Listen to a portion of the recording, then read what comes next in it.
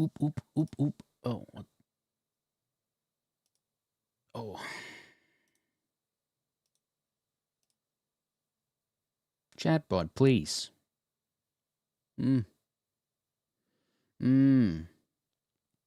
Although the chatbot is being funny, I hate it when software whine about updates. There we go. Hello. Good evening, Colt. How are you doing? Welcome.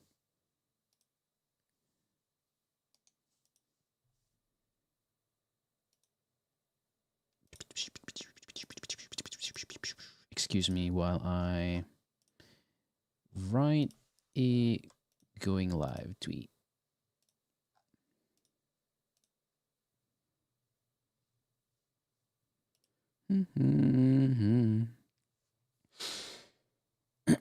I also need a little drink.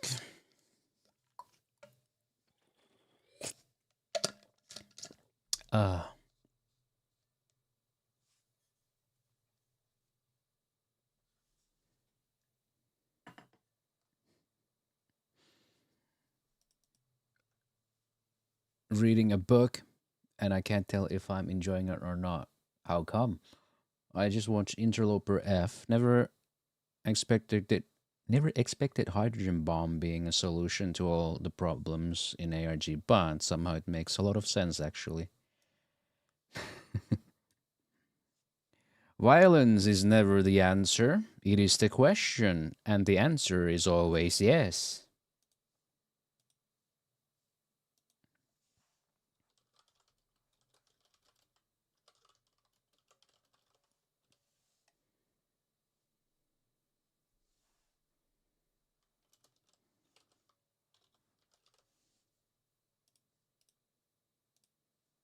Meow meow.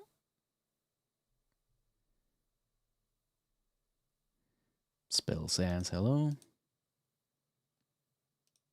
Welcome.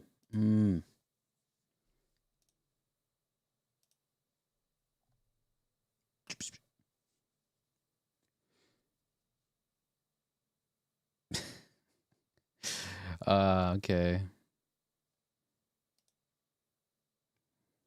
If it's always the same character, can get a bit stale.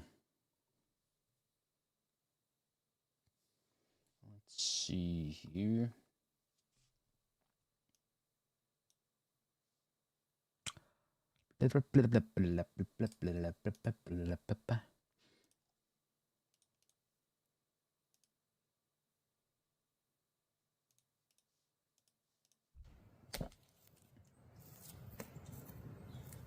See how the audio is tonight.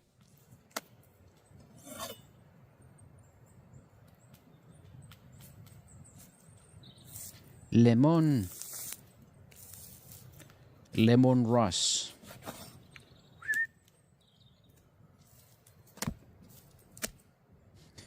Only the world building. Oh no.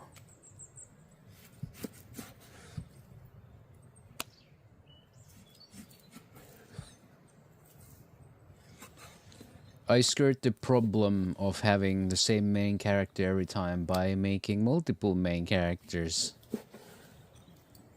Also, is something wrong with this recording? Why is there like a massive black bar here? Oh, it's the recording. Okay. I thought YouTube did something funny again.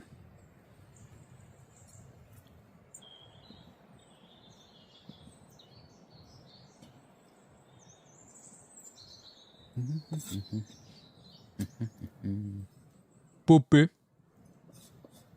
Kobe. Puppy. Meat.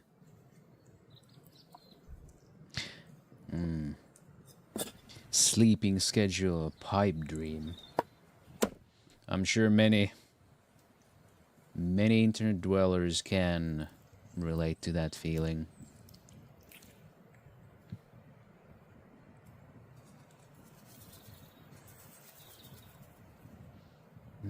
Hold on.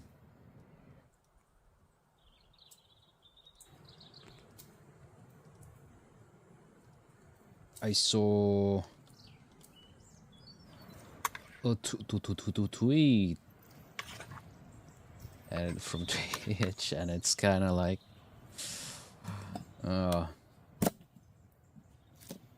Dan Clancy signed another apology, another one. First, I want to be upfront and take accountability for the security incident that occurred during Emiru's meet and greet. It wouldn't have happened, and we take that it shouldn't have happened, and we take that very seriously. We failed, both in allowing it to occur and in our response following. Yeah, no shit. We mismanaged our communication about the incident, and that includes the comments I made. I apologize to Emiru for all that took place.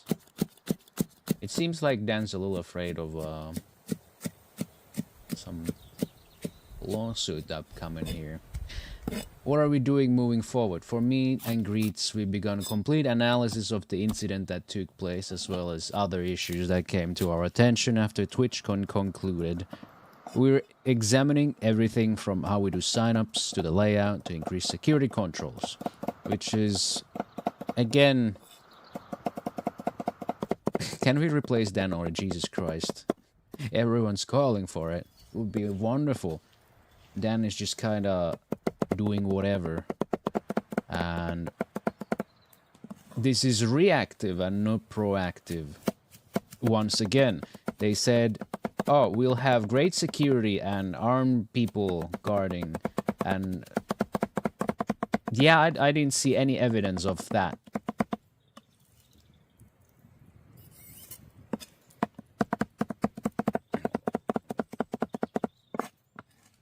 There we go.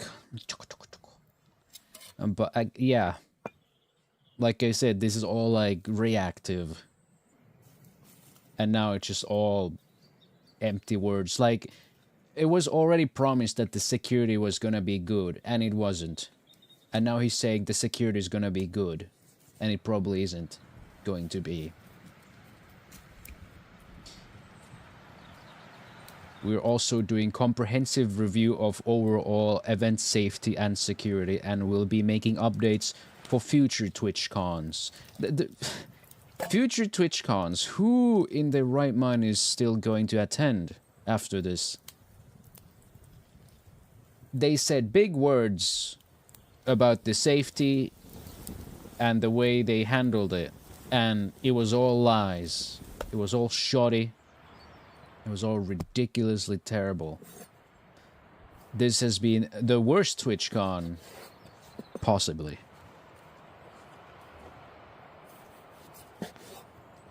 While we won't be sharing all security updates for privacy and safety reasons, we will keep our community informed about changes that directly impact attendees. We have heard concerns about IRL streaming at TwitchCon. Twitch has evolved over the years, and IRL streaming is part of Twitch, which is, I feel like it shouldn't have ever evolved in that direction and never should have become such a big part of Twitch. But we need to ensure that TwitchCon meets the needs of a variety of participants. We will be reviewing how we handle IRL streaming at TwitchCon, and we'll have more to share soon. The worst TwitchCon. Dan can and will make it worse next year. Dan seems like just a scapegoat, like he's sleazy and strange guy, of course, but it's like they keep him only to one day replace and start clean with same shit. I think replacing Dan Clancy isn't going to do anything. We would need to gut the entire management and people in charge. Just replacing Dan Clancy isn't enough, but he needs to be replaced, among other people. Finally, we got clear feedback on accessibility across the event. We're reviewing with our teams, including our production and venue staff, so that we're better equipped for future events. You gotta start somewhere. It's like this should have started ages ago. Like, this is already on a crash course, and you can't stop it. Like, people were already criticizing the security of TwitchCon, and it's just, this is the worst, but it was already bad previously. VTubers were drugged previously.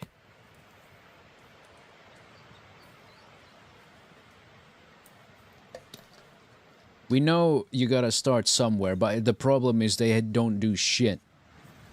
They haven't done anything, even after everything that's been said by people.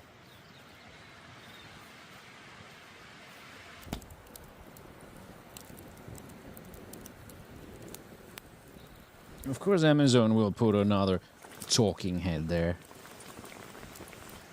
That's obvious, that's why I'm saying that more than Dan needs to go. Then maybe we'll see something. But some people are calling only for the replacement of Dan Clancy, which will do nothing. Because I'm fairly certain that Dan has no idea what's happening in the moderation in most cases. Like, obviously he knows what's happening at the top streamer level, but then there's a lot of, like, all these VTubers. The worst thing about this situation is they're denying and blaming others instead of taking responsibility at the moment the incident happened. Yeah, we had the whole victim blaming thing happen, basically. And only after the backlash, then we get this. So this feels very performative. Dan's response was hasty or terrible, possibly both.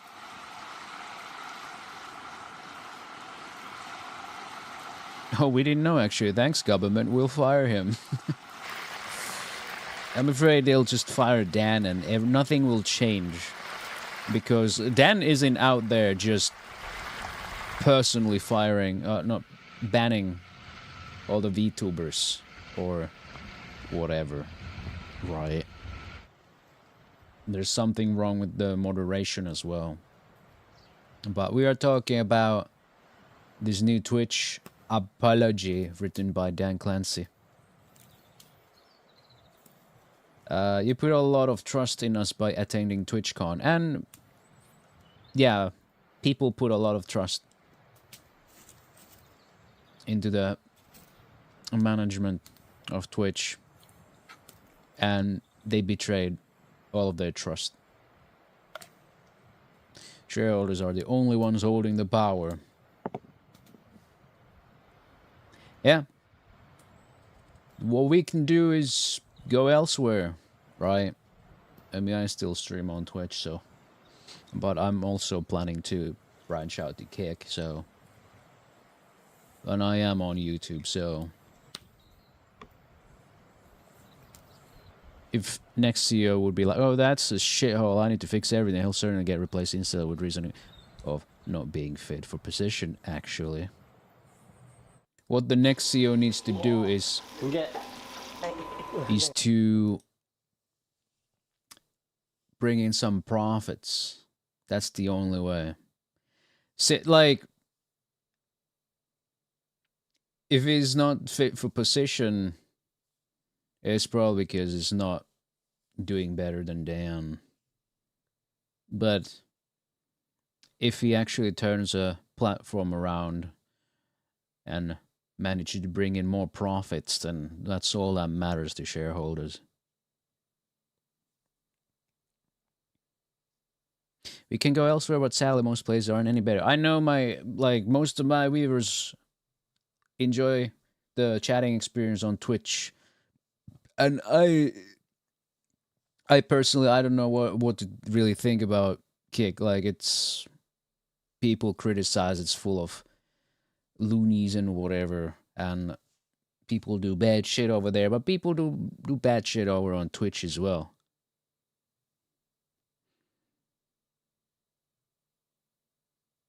If they cared in a straightforward way, Dan wouldn't be here. And there's some shadow play we can and won't know about. We will never. Right. But if Twitch goes so bad, I guess the most similar experience for you Twitch viewers would be Kick. I would rather watch you on YouTube, but then I can't No, but then I can't talk to John and finish and the rest, so it feels kind of bad to move on other side. Mm, mm, mm, mm, mm, mm, mm. It would be nice if I could somehow have like a combined chat website or something. Instead of relying on splitting people up like this. But it is what it is. More or less for the same reasons Tommy and... if something happens with Twitch, I feel like the closest thing for you guys would be Kick. I mean, I've been lurking over on Kick, or a VTuber over there. Yeah.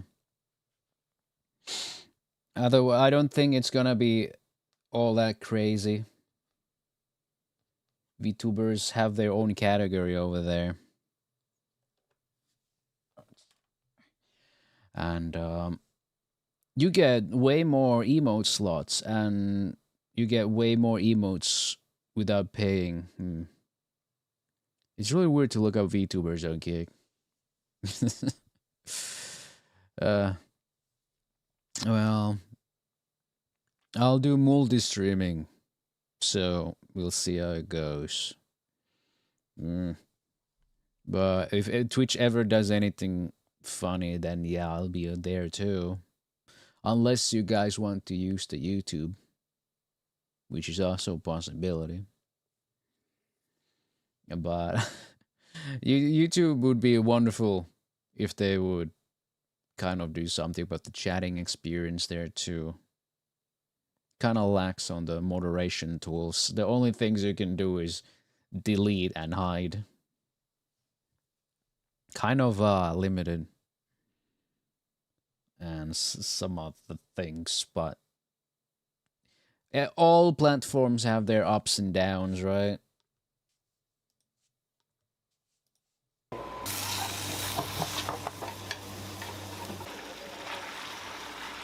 So I figured out why some videos were really quiet at one point. It's because my compressor settings changed, because I changed some names on the tracks, so...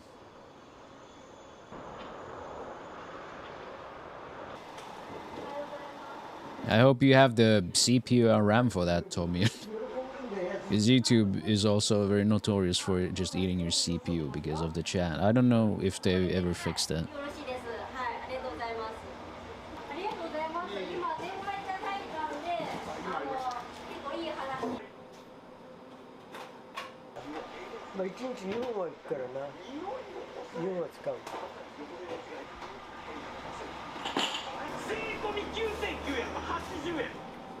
The prime Japanese TV going hard.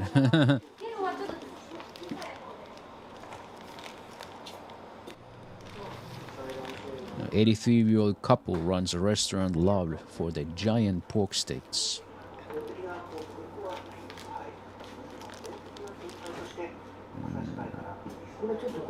Pumped.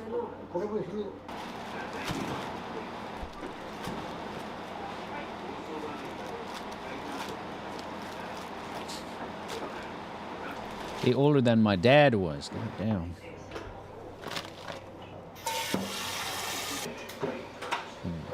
I always love how they prepare their cabbage. It looks so yum. It looks delicious.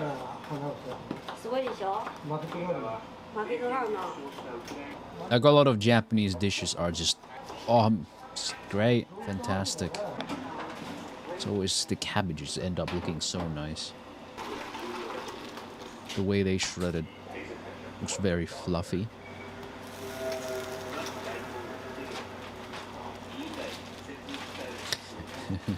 Speaking of Valve and having control over decisions and stuff, with the whole CS market crash debacle. I talked about it a little bit yesterday, and by a little bit I mean it was a whole segment.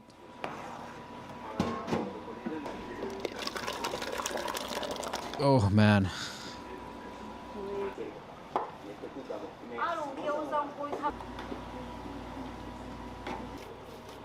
I wonder how much it's down. It was 3 billion down.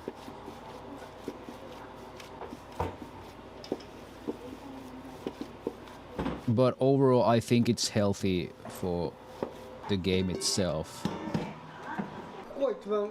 People will do less of pseudo stock market exchanging and more playing the video game.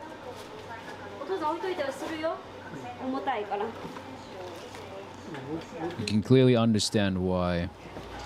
And it was always obvious that anything could have crashed it because it's unregulated, it's managed by one company only.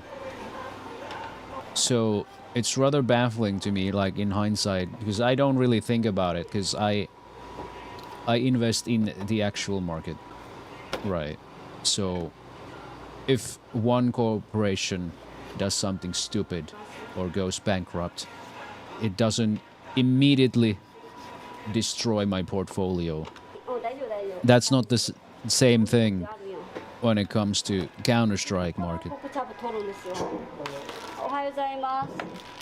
As you can see, it was one change that destroyed everything, and people lost life-changing amounts of money. But they should have known that was probably gonna happen at some point. Honestly, I feel like how it has never happened before is insane.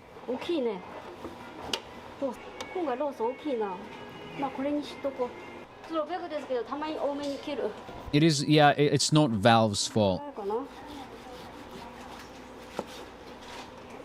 People took their own lives because of it. But it's also no one else's fault, unfortunately.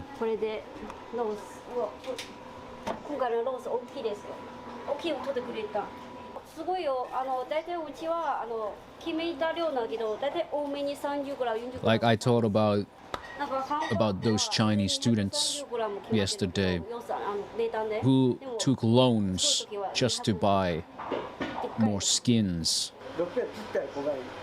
And when the market crashed, even if they would have sold them, panic sold them, they wouldn't have been able to pay back the loan. So they took their own lives instead. Unfortunately, that was what happened with Counter-Strike.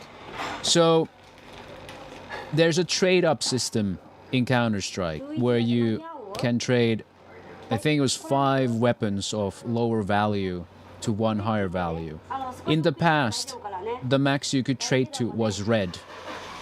But Valve changed it that you could now change reds to gold, which means you could trade red weapons to get knives and gloves, which naturally destroys the market value of knives and gloves. So from $6 billion market, it was down 3 billion yesterday.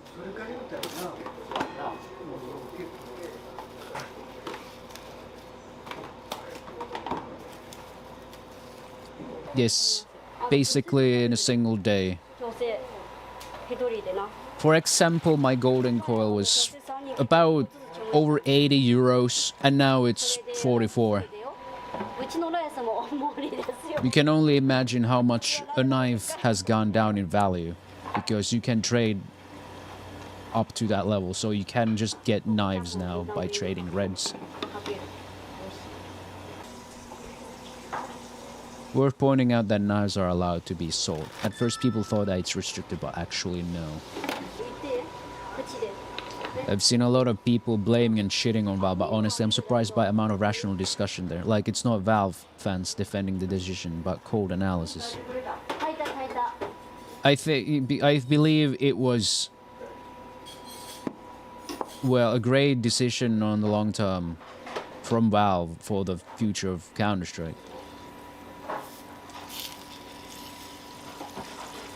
People started buying reds, and since there's a restriction for a week of trading, it was also translated to crafted knives. Yes, but it is absolutely insane. So a lot of people just took the rope, basically.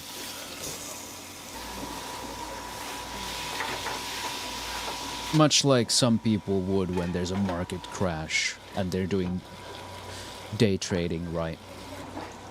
Which is why I don't do day trading. It's way too volatile.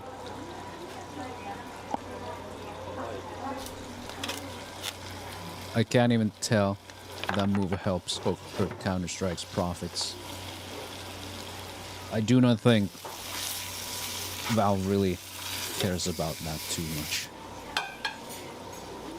If they did, they wouldn't have done something this drastic. I think they're thinking about the future of the game rather than what the market is doing.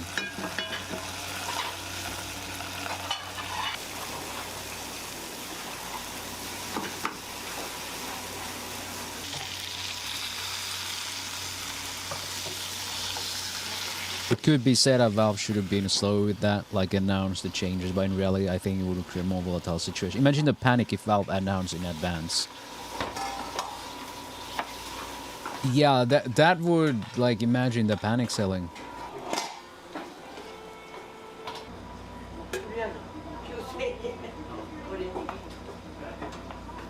A treat that sounds aggressively American. Whoa, deep fried butter.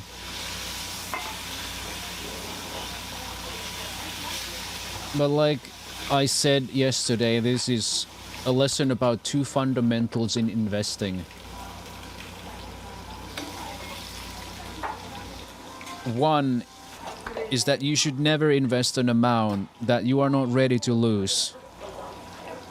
Even in the regular market, in the regulated market, you could lose it all. So you should not ever invest an amount that you are not ready to lose. Possibly overnight. Secondly, you should always diversify your portfolio. You should never buy stocks from one company. But in the case of Counter-Strike, where else would you diversify? You cannot. It's just Valve running the whole circus, right?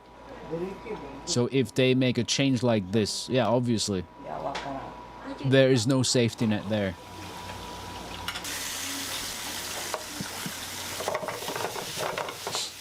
I remember one guy was keeping the knife, raising his price to millions, and didn't actually sold it, I think he feels kind of stupid now. I think I put my golden coil up for sale for like 420 euros for shits and giggles. Of course it never sold. But then again, I was never in it to win it.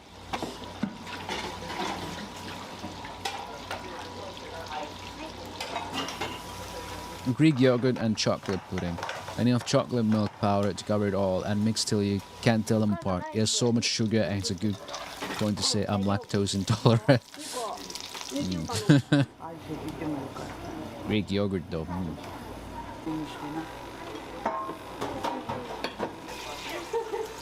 It's kind of similar with crypto. All it would take is one crash. Yeah. At least with crypto you can kind of buy multiple coins, right? But if you're really in it just for WoW stuff, like if you just invest in hats in TF2 or knives in CSGO, you're at the mercy of Valve.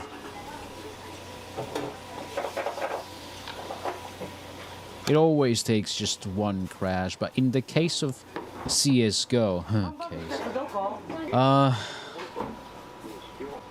if all you do is trade weapon skins and knives and gloves, it's just up to Valve if it survives.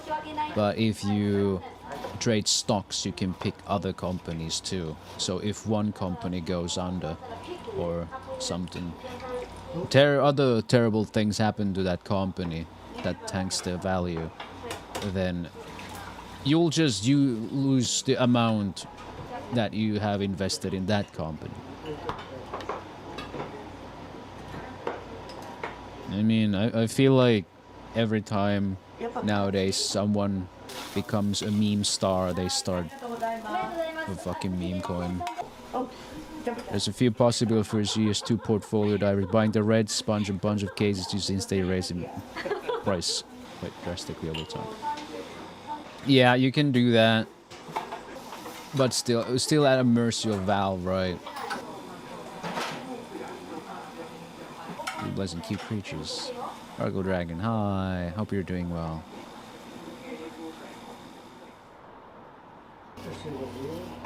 It's not the same kind of diversifying.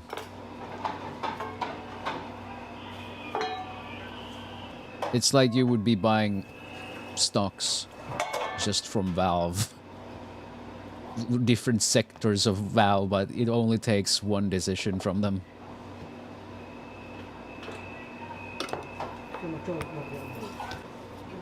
This conversation feels like learning the stock market dynamics.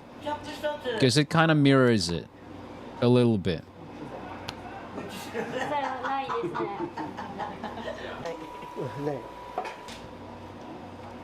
It was always kind of strange how much people would put in CSGO skins. Like, why not do index funds instead? Something way safer like that. Not the safest. It's never the safest when it comes to investing, but at least Valve is just not gonna nuke it all in one day.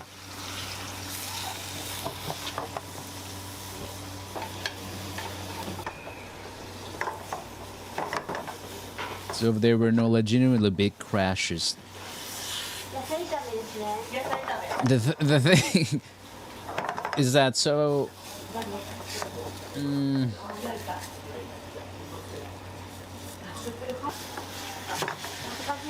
let me find the quote.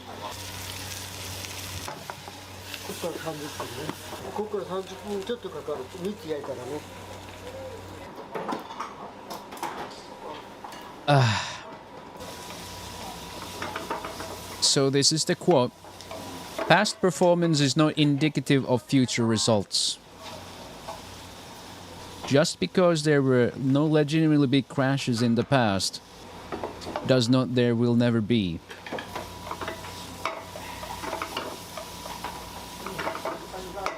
This is the same with regular investing. Which is why we say, don't invest an amount you are not ready to lose. That's what I'm saying. Right.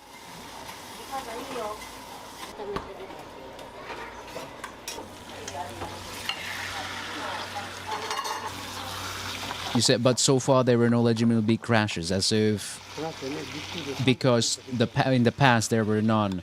It's a determining factor that there will never be in the future.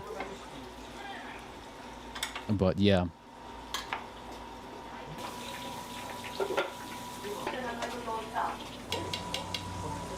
Because that always existed there in the background. Valve could have stayed dormant. That is entirely a possibility that they would have not changed anything at all ever. And everyone would have kept doing this. It wouldn't have changed the fact that it could have always happened and it was always risky.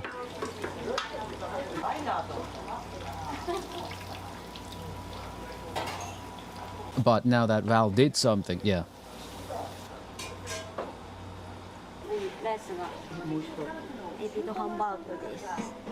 Can Valve just disable the market feature? Like, is it legal for them to do if they unplug CS2 skins altogether? I don't know. I don't know. I do not follow CS market skins. I do not know that accurately. I do not dabble in that. For a very good reason. And that very good reason is what we've seen happen. Played Baldur's Gate 3 for some 5 hours. Nice. Well, make new markets. Valve just makes new unregulated markets. That would be disgusting move. Disgusting, but if it would be in their right, it would be in their right. Much like this one was a very disgusting move, but within their right, and honestly healthy for the future of Counter-Strike. The game itself, not the market. These really are giant pork steaks. I would invest in these pork steaks.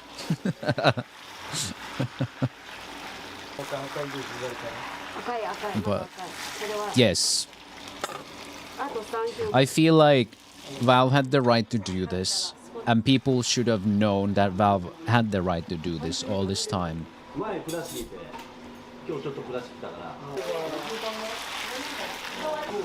What would they profit from if Valve did what you said? Well, Valve profit from Steam.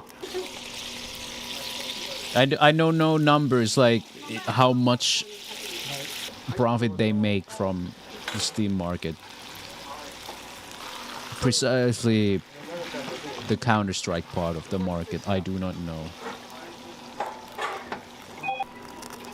What if Valve introduced Steam integration to be real stock market and people would just start just doing that?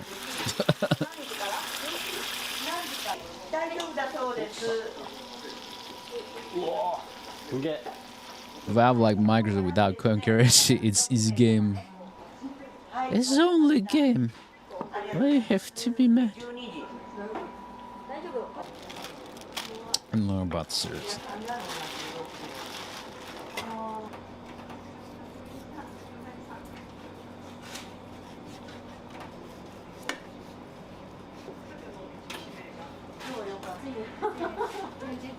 Steam integration to real stock market.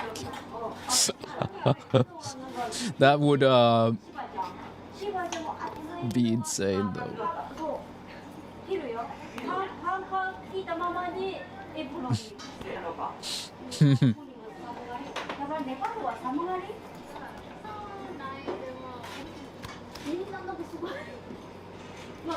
There's about 5 skills that come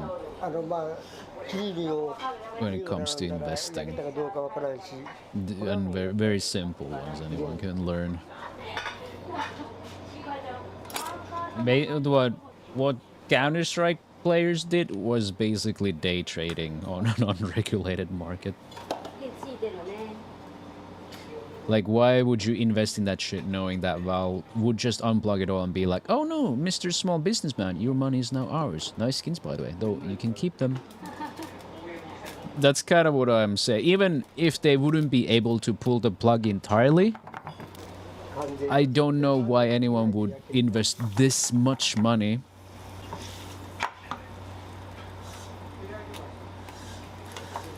Like, sure, something sold for $1 million.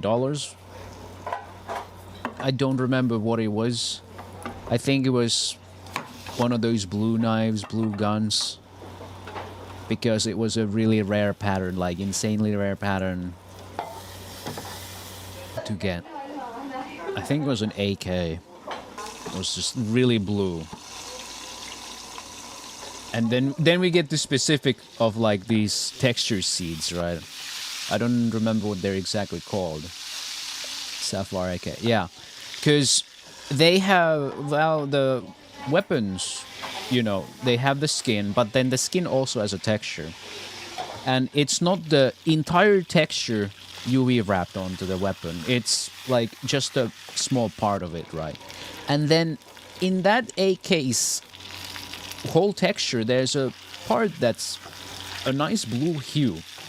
And this AK landed mostly on that blue section. So it's basically RNG on RNG. And you land on a specific part of the texture where it's mostly just blue. Like the weapon ends up being like a really beautiful color of blue. Like, it's a weapon of insane art, so yeah, I understand why it would sell for like $1 million dose. But I can understand why people would get so excited about trying it out themselves, you know. Probably blinded by the staggering, life-changing multi. They probably thought like, oh my god, I wanna try to do that exactly, and they get blinded.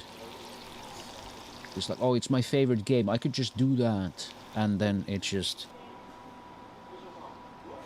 they just get lost in the sauce. A million goes beyond my understanding. Yeah, people do be like that.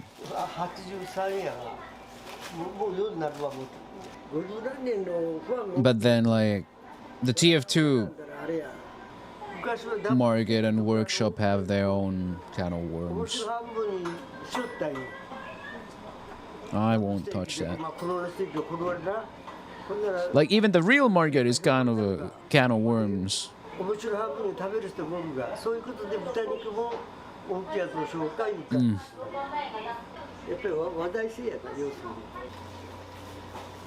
Oh no, we are swapping over to Daily Dose.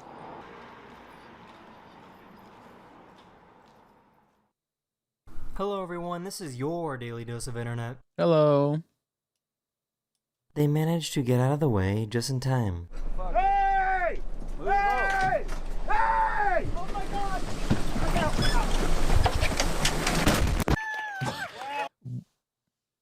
What? Why? Oh my god! What even led to this? Nobody's hurt apparently, but still, what?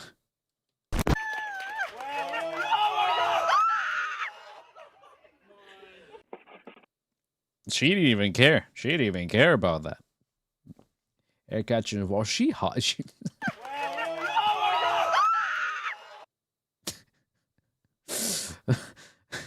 Oh my god, I wonder when she realizes that her hair was on fire. Lady, what are you doing? It's the middle of the night. Oh! My goodness. Should have not done that. Oh my goodness. Oh, that's gotta hurt like shit. Up to deliver a pizza.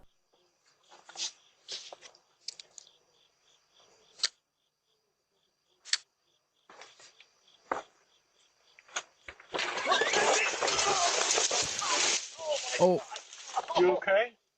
Oh, shit. Oh, yes, luckily. Oh. In Brazil, it is tradition to give the first piece of your birthday cake to the person you love the most. Para uma pessoa muito legal, muito querida, que é Mamãe. Antônio! Ah! Que foi, amor? Ficou emocionado. Oh, that is just too wholesome. What a nice tradition, but also imagine someone just gets pissed that they weren't given the first slice. It's like, I can't believe he didn't pick me. But still, very wholesome. So, how is this thing still drivable? Yo, where you blow? Which town you blow from? Mad Max City?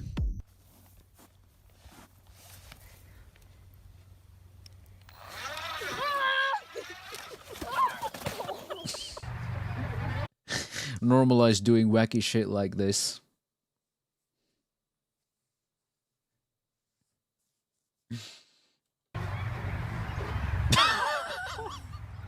This would be my last day on the job if this ever happened to me.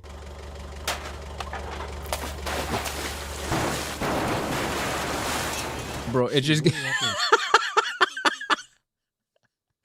It's like, just a little bit, then the entire container, and the whole container. Intrusive thoughts when? You're gonna eat it. No, Yep.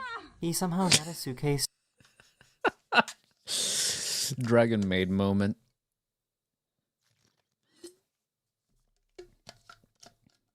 Just eats it. see a crab, just eat it. It's there, it's free, it's food, eat it. Stuck in the train door. La valise, elle va voyager, y a pas le choix. Elle prend l'air. On espère que ça va pas toucher. Bunui.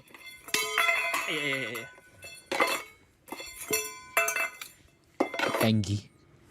They were hoping that nobody would notice if they stayed completely still. Except that one at the bottom, he's kind of weird. Oh my gosh. They're like, no one sees us. No one sees us. Don't move. This is a Spooked solid. Have you? sign. Like, this ain't no stop sign for real. This is the stop in that Lloyd song where he was like, stop. It's a femboy stop sign, all lowercase. Wait a minute. So why is this gorilla so mad at her?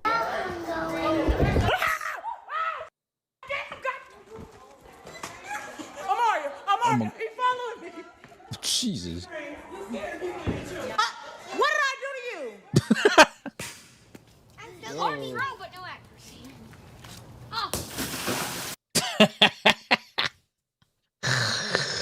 Oh. Dude throws like I do.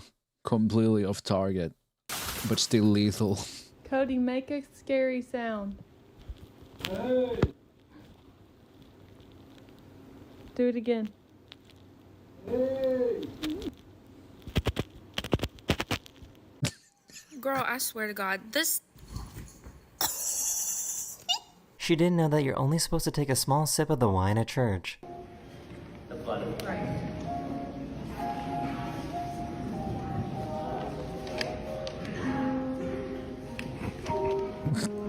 Is he just gonna let her?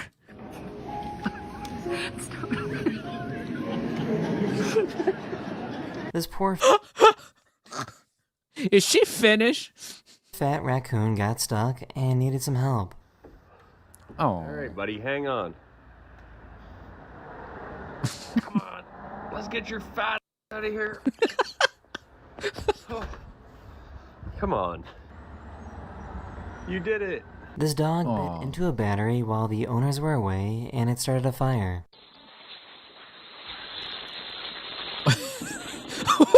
Oh no! Oh no! Oh no! Oh shit! The good news is that the fire didn't spread and only made a hole in the carpet.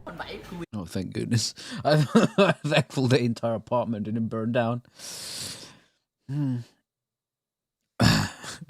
Arson, Dogson. I think we've seen this before. I know exactly what's going to fucking happen. Oh my god, what? Why is it always like in Southeast Asia or something?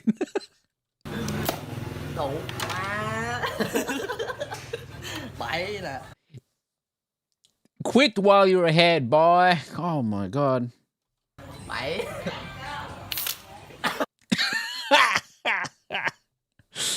Why do people use their phones to open bottle? Beats me.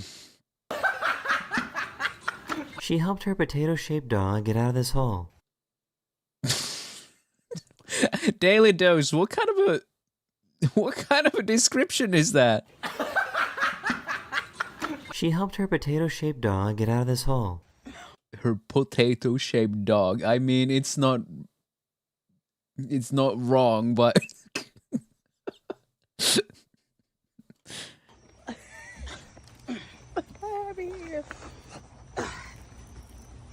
a big ass dog. I should go get another one. €3 bottle opener or €300 bottle opener, your choice. I think that was an iPhone, so it's at least a €700 bottle opener.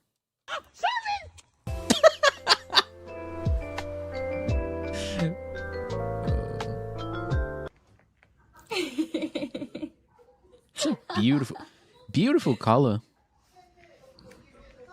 Yeah. Way too cute.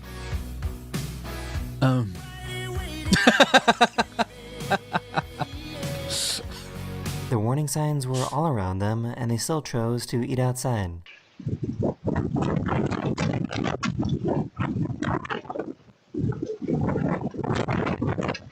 Bro. Oh my god. It looked like the fucking floor wanted to eat them.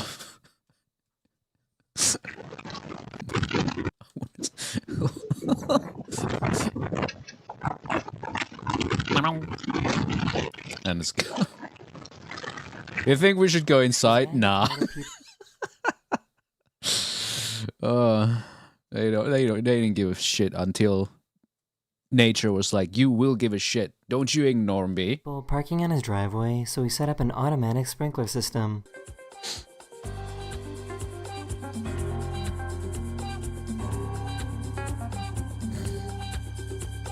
Oh, the window is...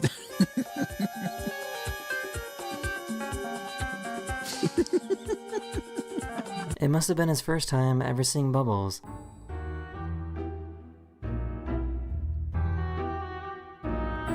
Ooh! Hell yeah, bubbles. What the hell? Закрою, чтобы никто не зашел.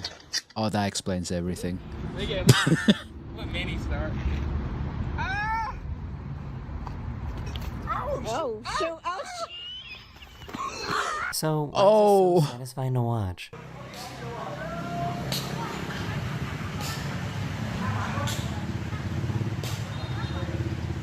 They pros. Oh yeah. I'm not. Well, who are you talking This guy's gonna get it in the balls. Ah, no.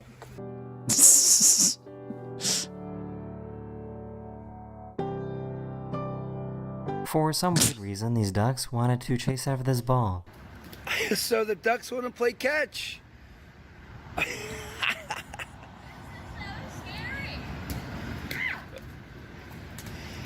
Dude.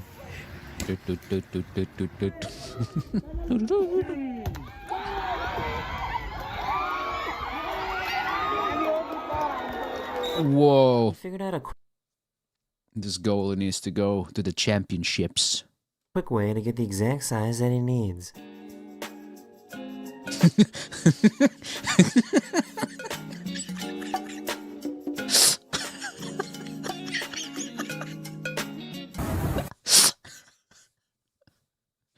Why work harder? Work smarter.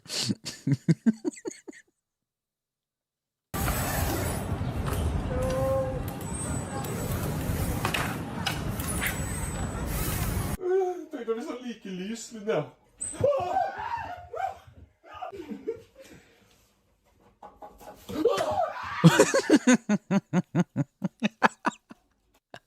The magpie of doom.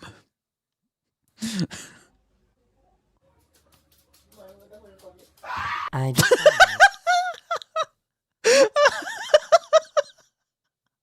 That was a perfect ending. I wanna watch that again.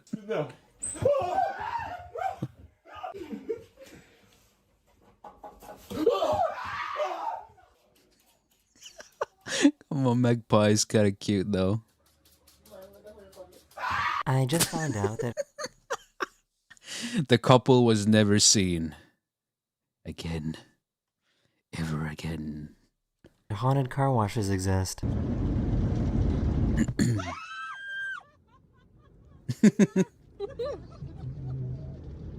Bye.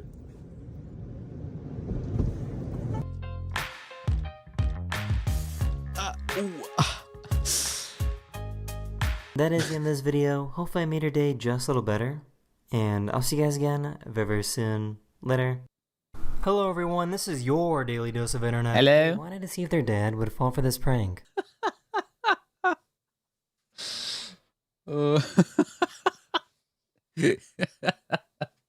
Outplayed. Yeah.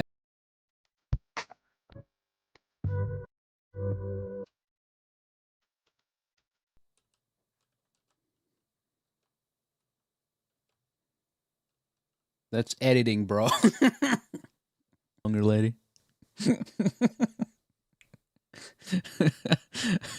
Fuck. The dog obliterated the goddamn gate. Jesus. Either that gate is made of like carton Oh, this dog was really, really fucking pissed that day and needed something to chew on. The pizza guy. They were not Do ready. you want me to open your cage for you? Okay, hold on, okay?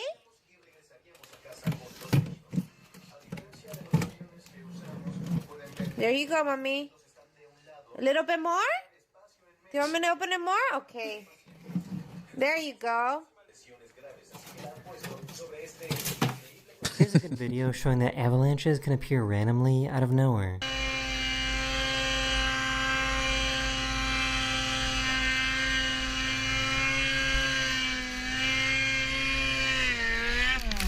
Jesus.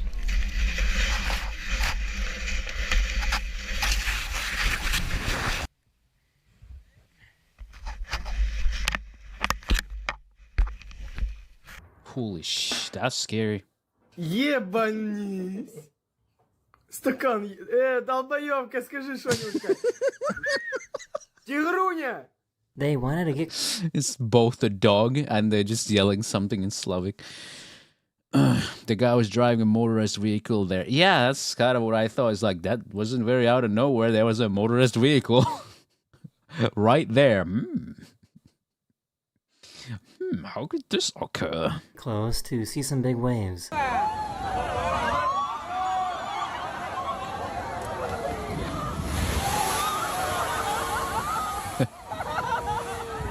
I would translate, but it's not friendly interaction. It's so evil. Brother, help me. Long live the king. A really weird way to design a bike.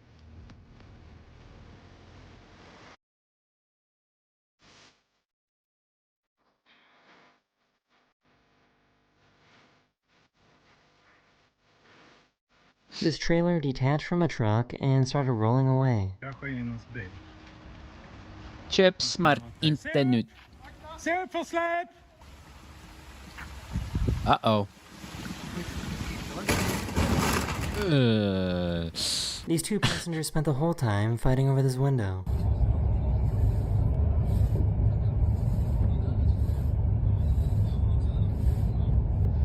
The guy managed to drink coffee out of a mug that is made of coffee.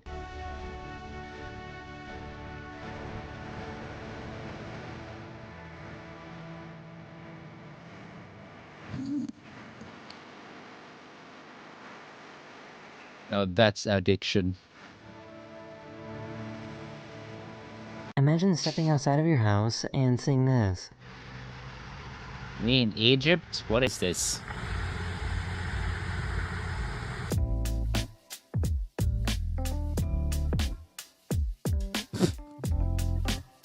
Folded into the Trying to basement. sneak in some medicine into this piece of chicken.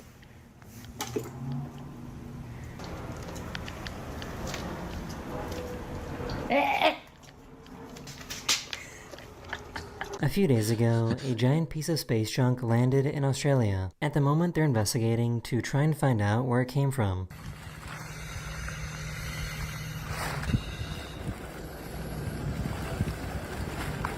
Imagine, someone said, imagine this landed in the Sentinel Island.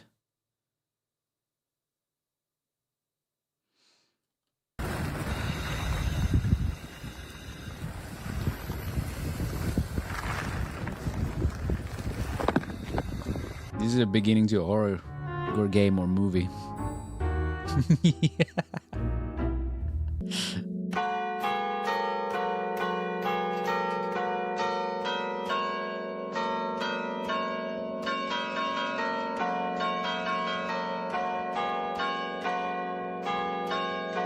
Their new kitten thought it would be a good idea to jump off the second floor. Perfect idea.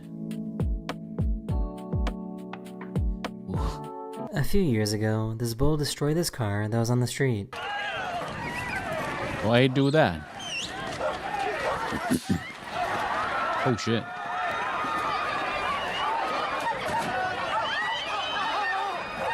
Damn. Yeah, fuck that car in particular. They were really confused because they have never seen a dog mermaid before.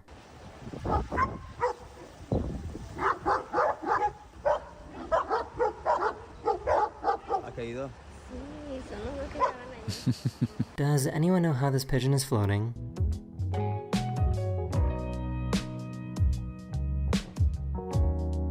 She decided to make a super realistic looking bug out of bread. Why? 你看，已经够恶心了吧？更恶心的还在后头。Why would you do that? This glass bottle that was under his desk randomly exploded during an exam. Wait, what? This glass bottle that was under his desk randomly exploded during an exam. Oh, glass bottle. You know, this sounds kind of familiar. Right, John?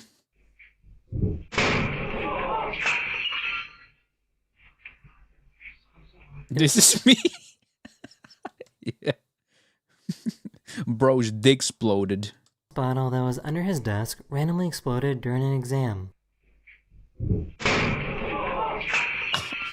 Jesus. It was Dad's birthday, but all three of his kids got Kai's very high pressure test. Peanut explosion. Take him to the penis explosion chamber. wanted to blow out the candles. Alright, Ellie, you go. Okay. Your turn, Jack. Good job. Alright, pee-pee girl. Blow it. Blow pee-pee. That is the end of this video. Hopefully you have a wonderful day. And I'll see you guys again very, very soon. Later. Very. Hello everyone, this is your Daily Dose of Internet. Hello. What the... Hey, if I fall, this is going on the world's funniest videos. Oh, Mama! She wasn't wrong.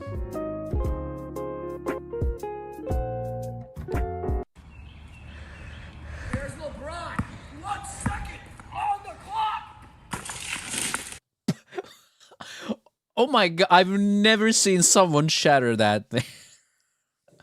I've never seen anyone shatter that thing. Wow, first time for everything.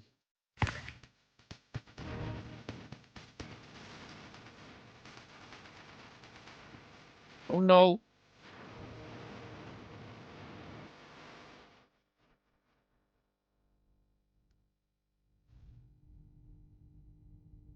This farmer was Holy moly. upset that they were on his land, so he sprayed them with manure.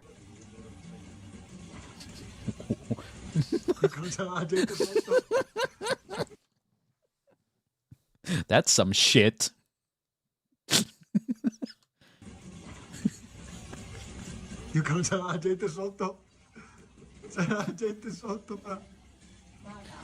lo giuro.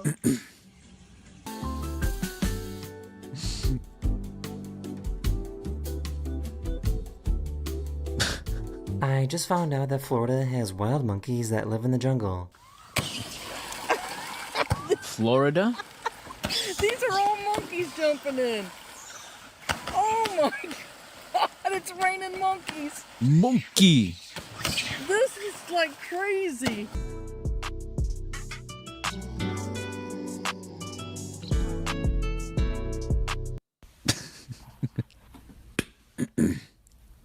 Look at me.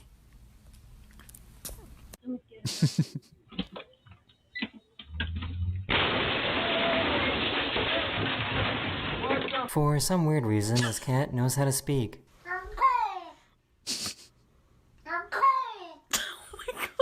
I found an artist that can make some crazy glass orbs. Orbs? Oh my god. Ooh. What the heck? That is cool. That looks... Ooh. Oh, that suck. Would have been kind of funny. That is a crazy ass orb. Crazy ass. That looks so nice. Dear horses. This is why you're not supposed to have any metal objects Okay. in the MRI room.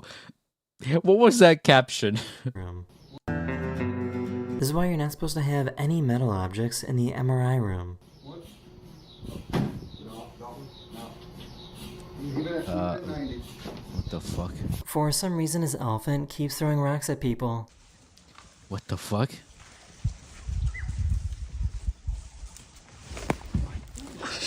It got super windy a few days ago in New Zealand. A little windy. For some reason, his hamster loves getting a butt scratch.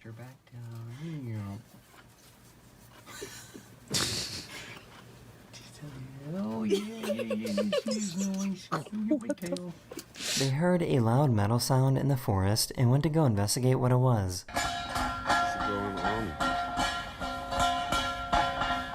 Are the pens stuck in the tree? What the hell? Close enough. You gotta be quicker than that. Oh, I've seen this. You gotta be quicker than that. Alright, babe. Alright, all you. Alright, for real this time. Here. Alright, one more. Quicker than that. One more time. This fire truck showed up. It didn't show the whole clip. He finally gives the dog the treat. The clip was way longer. This video makes me sad, but the title "Rage Baiting My Fat Dog" is funny. So, yeah, he did give the treat at the end. I'm not sure why it's cut off. To save the day. Also, that dog had only one voice line.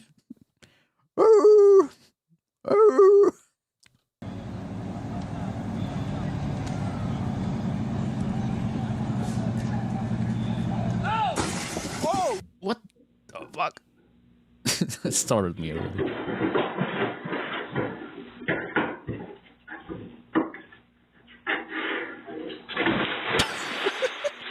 I got you now, bitch! What is this, a fighting game? This is my home turf now, bitch. You're in my domain now. It's like those fucking maps and fighting games. You just break through the barrier and you move into the next location. Is still driving this car.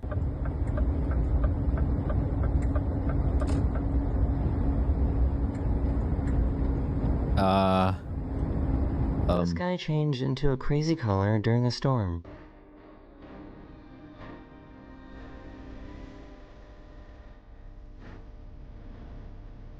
Color out of space, huh? So we just bought these headphones, and this cat is so scared of these headphones. Oh. Okay, I had it. Give me. It's okay, it's Papa. And I put it back on.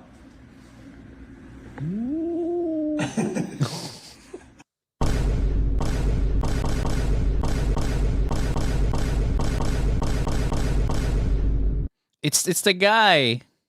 It's the guy, but gender bent. I can't believe it. I can't believe it.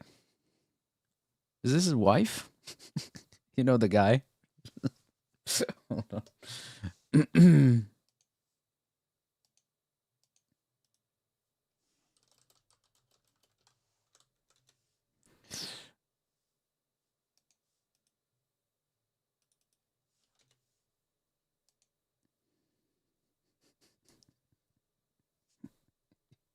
You know, this guy.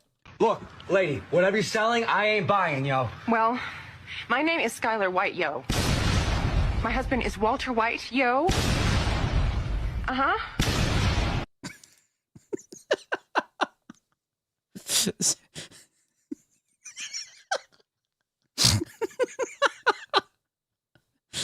He told me everything. So this is how they make the music for scary movies. God, I love Foley artists.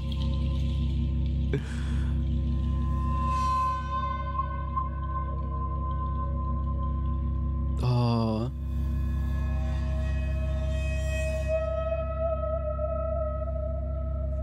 I guess this crow knows how to speak Arabic. Assalamualaikum.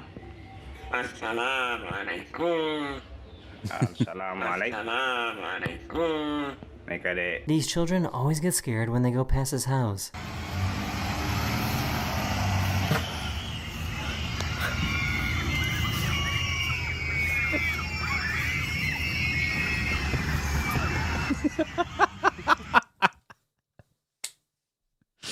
Scaring children, one school bus at a time. Imagine waking up every day knowing that you're gonna scare a fuck ton of kids twice a day. I can only dream of scaring children this much. Oh,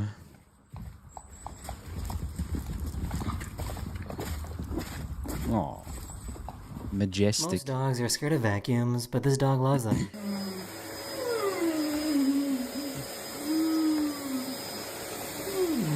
Come on. You can do it. Come on. You can do it. Come on. You can do it. What is he gonna do? Come on. Good boy. I'm really not sure what the goal was here. Oh my goodness. He thought the goal was in the moon. Look at me. Stand up. So I guess it's a good idea to not visit the Great Wall of China in winter. Oh my god. Me bumbuckle. Also, I've been at the Great Wall. It fucking sucks. Bros, never visit the Great Wall of China. It fucking sucks. Like, some sections are so hard to climb up because they're so steep. And now there's fucking snow and ice. It also smells like piss during the summer. Like, you know, these tower sections, yeah, people just go there and take a fucking piss in there. It smells. It's fucking awful, man. Never go to the Great Wall of China. Oh my goodness. Okay, bye. Why would you even visit in winter?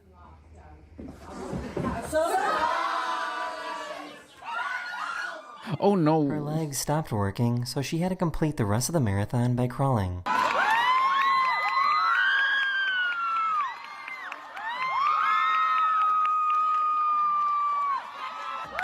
You can do it. What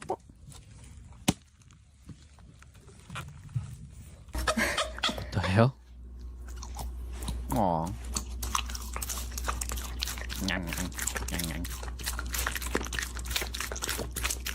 Goodness. How long are you gonna chew on that? For some weird reason, a bunch of kangaroos were following him. Is it the hat?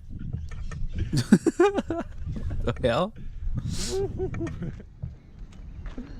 This random pickup truck stopped to help these people get over the flood that was in the road.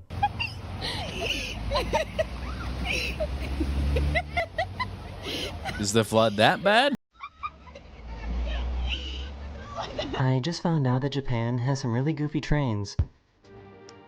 Oh yeah, they definitely do.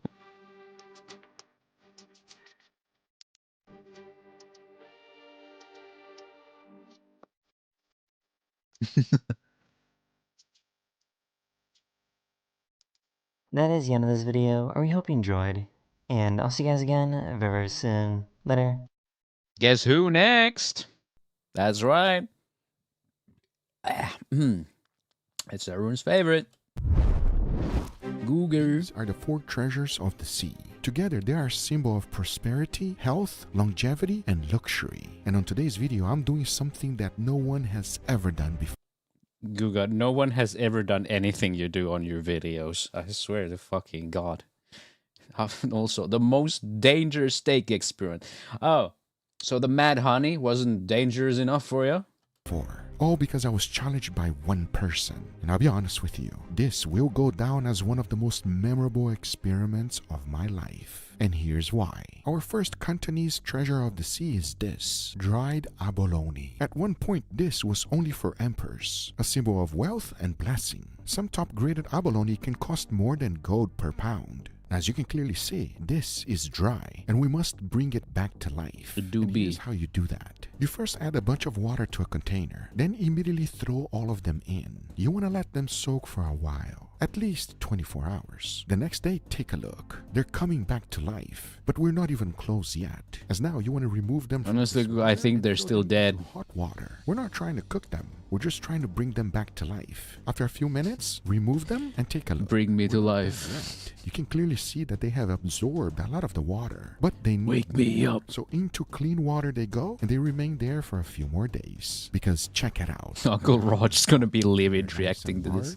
Plumped and ready to be used. There are many applications for it. A lot of chefs will use it to flavor broth and other things as well, but we're doing something different. To make sure it will work for me, I had to chop it in small pieces. Well, they're definitely dead now. The batter. However, I also needed some other textures. Some were chopped tiny, others a little bit larger, and of course I left one intact because the next thing I needed was the most important thing about this video, and that would be the beef. Since these are exquisite ingredients, I gotta go all out. So I got one entire rib roast from Riverbend Ranch. Riverbend. Grade, aged for 21 days, and exactly what I look for when I try to buy the best beef. In order to keep this entire experiment consistent, every steak will come from the same rib roast. This way, there will be no variations between the beef, only the ingredients. One, however, will be aged with nothing on it. It will just sit here and... His control steak as usual. I went ahead and got myself a tray and a parchment paper. Started spreading a nice bed. Then the beef goes right on top, and I made sure to cover the whole thing with it. Honestly, I have no idea what this will do to the steak. But if the steak is an indication of anything, this is about to be a really good I think the intact ones are just a little silly. Here we have the first treasure. And inside of my dry ager it goes. Now check out our second treasure. This one... Back a few days when me and John were playing Outlast Trials, and we saw a dude get turned to mulch, John said, "This is why we don't see that one guy in Google videos anymore," or something along the line. Is by far the most expensive ingredient we'll be using today. It's not a vegetable, even though the name is kind of funny. It's called sea cucumber, and depending on the quality and type you buy, they can go for as much as $10,000 a kilo. Yeah, this is an expensive cucumber, and we're gonna bring it back to life. Sea cucumber. The process of this one is quite similar to the previous one, but instead of using the fresh water first, you immediately heat it up. And let me tell you something, if you think it looks interesting right now, let me show you the next step. Because it is quite small now. After that's done, you cool it down in water, let it soak overnight, and repeat the whole process once again. In the end, you're left with this. Whoa. Yeah, it's a grower. It literally quadrupled in size. The texture is like soft jelly, but firm as jade. And honestly, it looks like it's from another world. It's also known for its healing. You could say the ocean is another world. But you must remove the inners. No one wants to eat this. As next up, I went ahead and did the same exact thing as the previous one. Creating two different textures. Poor sea cucumber. This ingredient with beef. And I have a feeling this one will be extremely memorable. Don't believe me? You just wait and see. I don't know how any of this is dangerous though. I've never seen or heard of this ingredient. It's not common. It's called fish maw. Basically, it's the swim bladder of a large fish, and it's used for buoyancy when the fish is alive. Now, if you think it looks interesting now, when you bring it back to life, which you already know exactly the process it goes to, something completely change. Check it out. They're much bigger, still a little bit hard, and I have no idea what this is going to taste like. At the same time, people even collect this as they treat it like edible gold. But nevertheless, we'll find out real shortly what this will do to the steak. Our next ingredient was supposed to be something else, but it is not legal here in the US. I'm talking about shark fin, but instead, a lot of people replace it with this, dried scallops. I'll be honest with you, this is the only one that had some type of smell. All of the others had no odor at all, but this one smells a little bit scallops. Fishy. I'm pretty sure you've eaten scallops before. Dry ones are just... Honestly, I've never eaten scallops.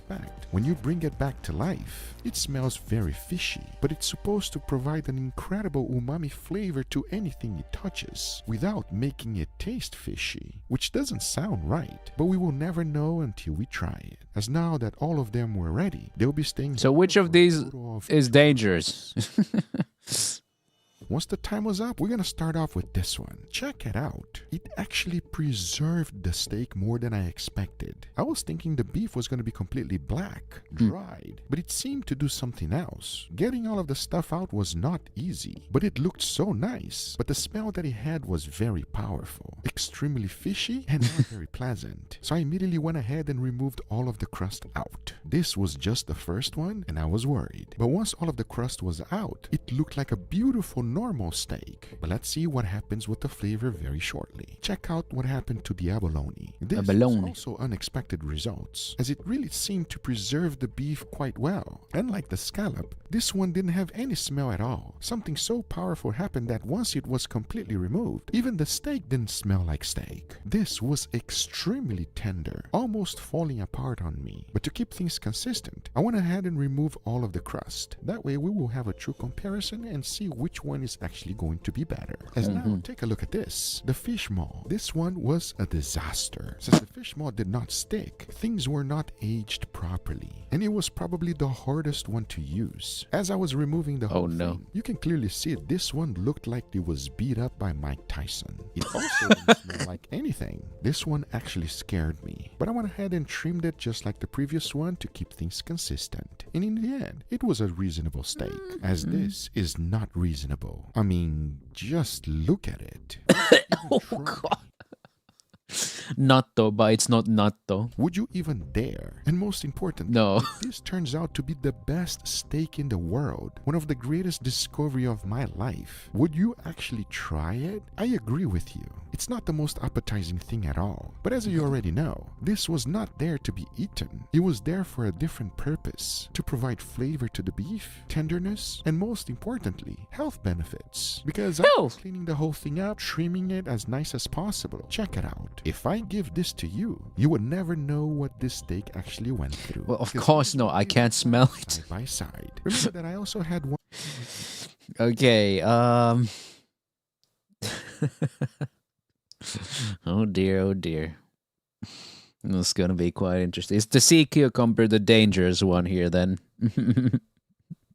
Health benefits and title big, most dangerous steak.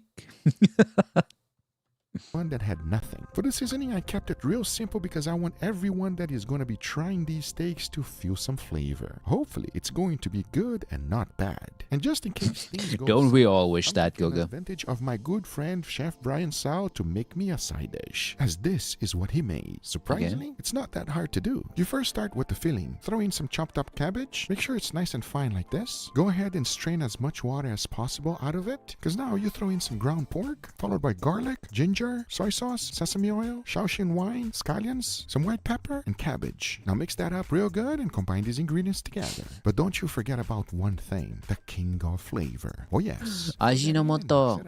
Next up, to put the whole thing together, grab yourself some wonton wrappers, and honestly, practice makes it perfect. Using a little bit of water will do the job. But I'll be honest with you, Brian is a master, because the next step is just to go ahead and boil them up. Is this why he got someone else to do it, because he can't wrap them up? White pepper, chili crisp, and of course what you just made. Now add a tiny bit of Sichuan peppercorn right on top. So this was not supposed to be difficult. This is today's side dish. Of course, once it's time to eat, you just mix everything together, add a tiny bit of chili oil, and get ready to be in heaven. But even though this looks delicious, don't forget what this video is all about. Doesn't this look delicious? But don't forget. But even though this looks delicious, don't forget about this abomination now. What this video is all about. Which Chinese treasure will come out on top? I have no idea, but I can tell you one thing. You are about to see us taste something that has never been done before, and I cannot wait to find out which one will be best. As now I say, it is enough talking and it is time to grill, so let's do it. Yeah. Oh my god. Royalty-free music that I do not have rights for is playing again. Can't wait to go back to my vault and remove this again.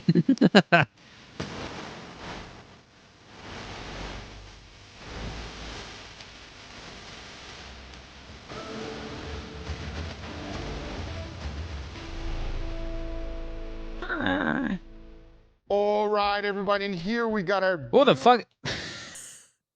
Oh yeah, is she the lady who requested these abominations? You know, Guga is just doing this because she asked, right?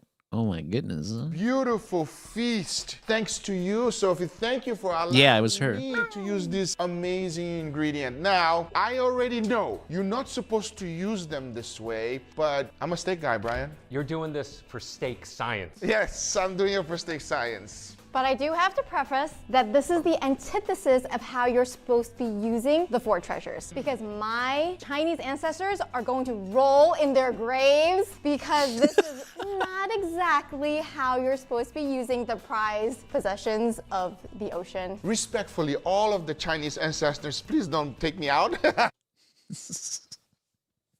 Start running, Guga. Don't take me out, because like a lot of different ingredients Like that I use, said, sometimes I learn boiling. videos. So if it's gonna be bad, I only ask, tell me it's bad. If it's gonna be good, tell me it's good. Let's just be honest, because if we can improve steaks, I'm in. That steak have fucking barnacles. Let's go. The sea cucumber one. We're gonna start right here, please, everybody. I really don't know what's going on here, Guga, but If we ever show Bam in a Guga video, it'd be this one. Oh yeah. Oh my goodness. Oh. Oh my god. I should remember. from everything you guys just Oh talked no. about, there's Chinese treasures on these steaks. Brian, we forgot to talk about something. Have you seen? I know. Leo's joined the Bald Club. Welcome. Thank you. It's very cold and very quick showers, I'll say. It's very Is Bam in Chinese or nice. What happened? You don't want to know. Bantonese? Cheers, everybody. Cheers. Ah, you're bald, Leo. Good old classic Guga steak. Yes, correct. Your first time having the steak, what do you? Bam is a cutie as far as I know. What's going on? Because that one is the control. Oh my god! She had no idea. Funky? Anything weird? No, it tastes amazing. It tastes like steak. So this is our baseline. If it's going to improve or degrade from here, now we'll know. Ready? Ready. Everything starts now. I'm nervous. Dry aged scallops. I'm kind of nervous. I will recommend you be extremely nervous. Okay. Cheers. Guga is threatening them.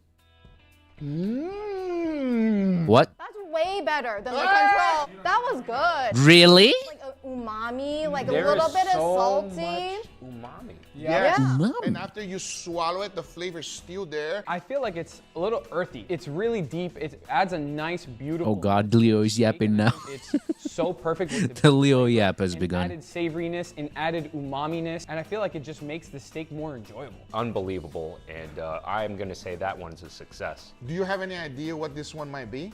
I know exactly what it can be. That has to be dried scallop. Wow. Is it? Yes, you are correct. Wow. How did you know it was this one? Out of the ingredients that I gave you, that one is the one that's used for braising the most. So like Really? exo sauce for all that is used to add Earthy. It came from the fucking sea. Do you understand now why I experiment? Yeah, yeah. Because I never know if it's going to be good or not, and that is absolutely phenomenal. I'm ready for the second. You guys ready? Down. I'm ready. First, give me a smell test. I wouldn't say weird, but it's definitely different. I don't smell anything. Well, I smell a lot of steak, and it smells quite unique for me. Cheers. Cheers. Dry aged abalone steak. Much more mild differences than the previous one. This one I get more of the beef flavor. I feel like that's what I get at the forefront. Like you said, very mild. I'm trying to detect what's going on there, and it's subtle. There is an aftertaste. It's almost like the salt is emphasized. Yes. It's definitely more intense than the control, but it's very subtle and it hits you at the end, and it's still going. What do you think? Can you tell this one or no? This one is hard to tell which one it It's really is. hard to tell. You know, for me, I feel like something's taking away from the steak flavor. I don't know if it's you, but like I feel like the steak I don't know if it's you. Guga took out the flavor. flavor is not as strong. I'm glad you said that because I have the complete opposite. I think it's just phenomenal. It is so much more than a steak to me than the previous one because the other one has so much umami. This one is a little bit more mild. I like this one better. What about you, Brian? Which one? I'm gonna give the scallop one. I'm still You're still going for the I'm still scallop? going with the scallop. I like the second steak more. Like the second steak I like more. the second steak more. Wow. So this one is abalone. Oh, it's abalone? Yeah. Abalone. Mild, very, very mild flavor. Now, I gotta ask you, since you're the expert, which one more expensive? The abalone is more expensive. Oh, so we're saving money with the scallop, everybody. So far, scallop is winning. Let's try the next one. Whoa. There's too much umami going on. I think it's time for a palate cleanser. Oh, the side. Oh, I even forgot. Okay, give credit to where credit is. So I'm not saying, what did you make? I made here a spicy wonton. It has a sweet soy, fresh garlic, Sichuan The shaking though. corn, some fresh cut scallion, and pork filling for the wonton. Love it. Can we eat it? Yeah. Make sure you mix it up. Mix it up, I know. right? Okay. I feel bad mixing it up. It's so pretty looking. Cheers. You're supposed to eat it. Oh, God. I need a description. The most important thing is how soft and tender everything is. That meatball What? inside What? is just as soft as the outer dumpling layer. Juicy because of all the chili oil, and that meatball also just bursts out. He said meatball. He called your dumpling meatball twice. Is that okay? I'll let it pass today. Yeah, it's okay. Good job, Brian. It tastes delicious. It basically is. Let's jump on to the next. Are we doing the smell test again? Yeah, tell me if you can detect which one it is. There's only 2 left, so you might be able Oh to, no. or you might not. It smells nothing. I mean, it smells like a great steak. It smells like, oh yeah, that's yes. Oh, you already went. Sorry. She already went. Cheers, everybody. cheers, everybody. Cheers. Wow. That's so tender. This is so soft. This one is literally falling apart in your mouth. You swallow it, it stays there, and just coats your entire mouth.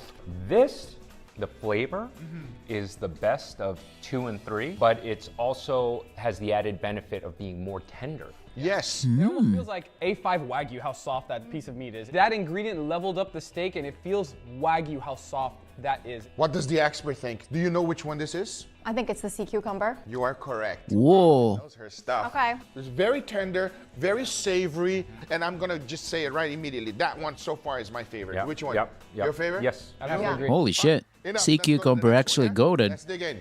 All right. That's Now, my there's no boy. guessing. You probably know already what it is. While you two know, because there's only one other ingredient. You have no idea. Was this saved for last because it's the craziest one? It looked the most sus. All right. Oh, this one has a smell. Good or Oh bad? yeah, there's a funk to this Yeah. one. Oh, really? Funk. Oh Let's give it a no. go. Cheers. Cheers. Fish maw. Oh, very different. When you compare to the previous one, The it's falling apart in your mouth. This one is not as tender. It is good. It's not my favorite. Actually, it's probably my second favorite because this feels like it's accentuating my favorite flavor profiles of a dry age. I feel like the saltiness has been revved up a lot, and to me, it's almost a little bit overpowering how salty it is. It's still lingering. Yes. There's something, All of them. and it's almost a little tingly. It sticks to your tongue. Like, Yes. I don't know what it That'd is. be funny, It is Shrub. no way. By the way, this is, well, she could tell you. It's fish maw. But you know, fish maw is supposed to have a lot of collagen. So I wonder if you eat this steak, whether... Wanna make my hair grow back? Final verdict. Brian, favorite one. I think it's going to be the sea cucumber. Wow. You. Wow. The scallops. You. I'm gonna go sea cucumber for that tenderness. I am also gonna go for the cucumber, even though it's the one that looked the craziest. I'm not gonna lie. It looks so funky, everybody. It looks a little bit like extraterrestrial. I hope Out you of guys this enjoyed world. Video. If you did, hit that thumbs up. If you're not a subscriber, be sure to subscribe. We'll see you guys on the next one. Take care, everybody. Bye-bye. Bye-bye. Thanks, Dow Strong, for sponsoring this video. Oh shit, the jongleur knives. Is it gonna be the jongleur knives again? Oh my goodness. Fettuccine Alfredo. It's the classic that everyone loves. The question is, who makes it better? Do we as Americans have the best version of this dish? What about the Italians? I tell you one thing.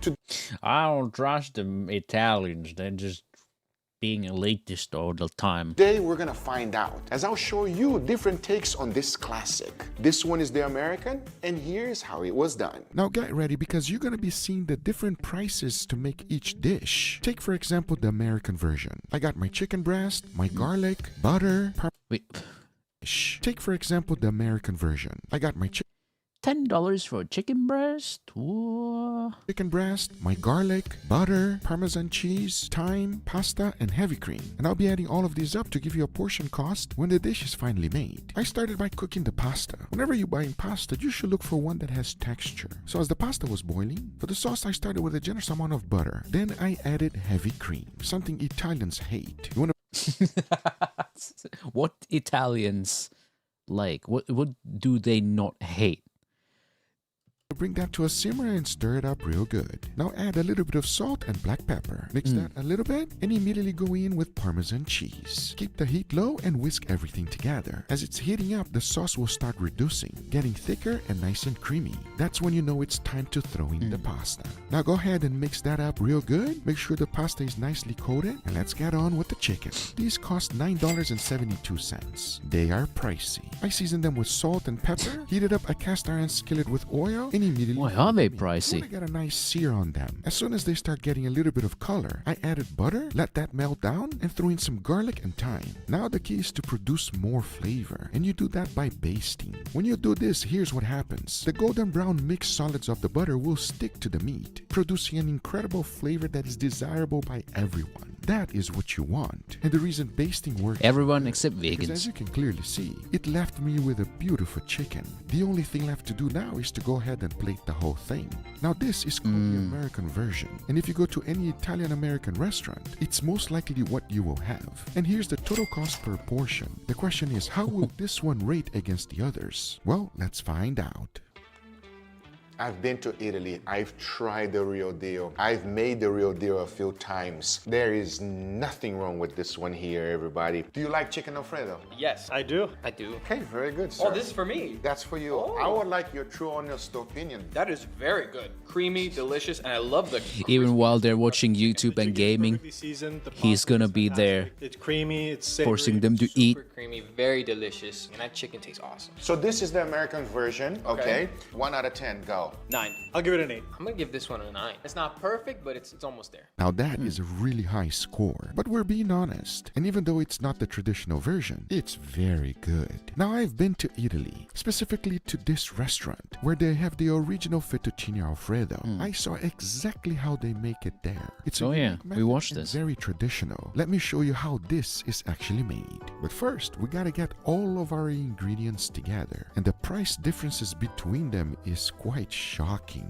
Because here's the deal. Italians don't eat their fettuccine Alfredo with chicken. It is 2 separate dishes. And my favorite way of making Italian chicken is chicken piccata. Let me show you. First, you want to flat them down. The easiest way I know how is like this. Just catch some clinch plastic so it doesn't stick and flatten them out as much as you can. Then you want to portion in different sizes. So you first want to coat them with all-purpose flour. Then throw in a generous amount of butter into a pan, melt that down, and start to cook them. The flour was there for 2 reasons. It will help get a nice golden brown color and also a little crust, which is always a good thing in my book. Now at this stage, notice that there was no seasoning because the next ingredient is quite salty, and that would be capers. So that is salty enough already. I don't like capers. But I like salt, so I added just a tiny bit, followed by freshly ground black pepper. Now go ahead and stir that around and cook the whole thing up. As the juices of the chicken are releasing, it will merge with the butter and start creating a beautiful sauce. When you reach that point, squeeze some lemon juice. Now mix everything together, avoid anything getting burned, because in the end you are left with this chicken piccata, one of the most flavorful and delicious chicken from Italy. But now for the fettuccine. When did you Alfredo. start liking Italians chicken, love Gugu? good pasta, and I agree that it is worth spending a little bit more. Take a look at this one, for example. It has even more texture than the previous one, so I went ahead and threw that in boiling water and let it cook. Next, grab yourself a big plate, followed by good quality butter, and smash the whole thing down. You're basically creating a bed of butter on the bottom of the pan, because now is where you're gonna bring everything together. Throw the pasta right There's on so the much butter, butter. followed by pasta water, mix everything just a little bit, and immediately go in with a generous amount of Parmigiano Reggiano, and keep mixing it and emulsifying the sauce as much as possible, because in the end, you're left with the original fettuccine Alfredo. And counting the chicken piccata and the fettuccine Alfredo, Looks good though. this is our total cost. Well, The question is, will it be better than the American version? We're about to find out right now.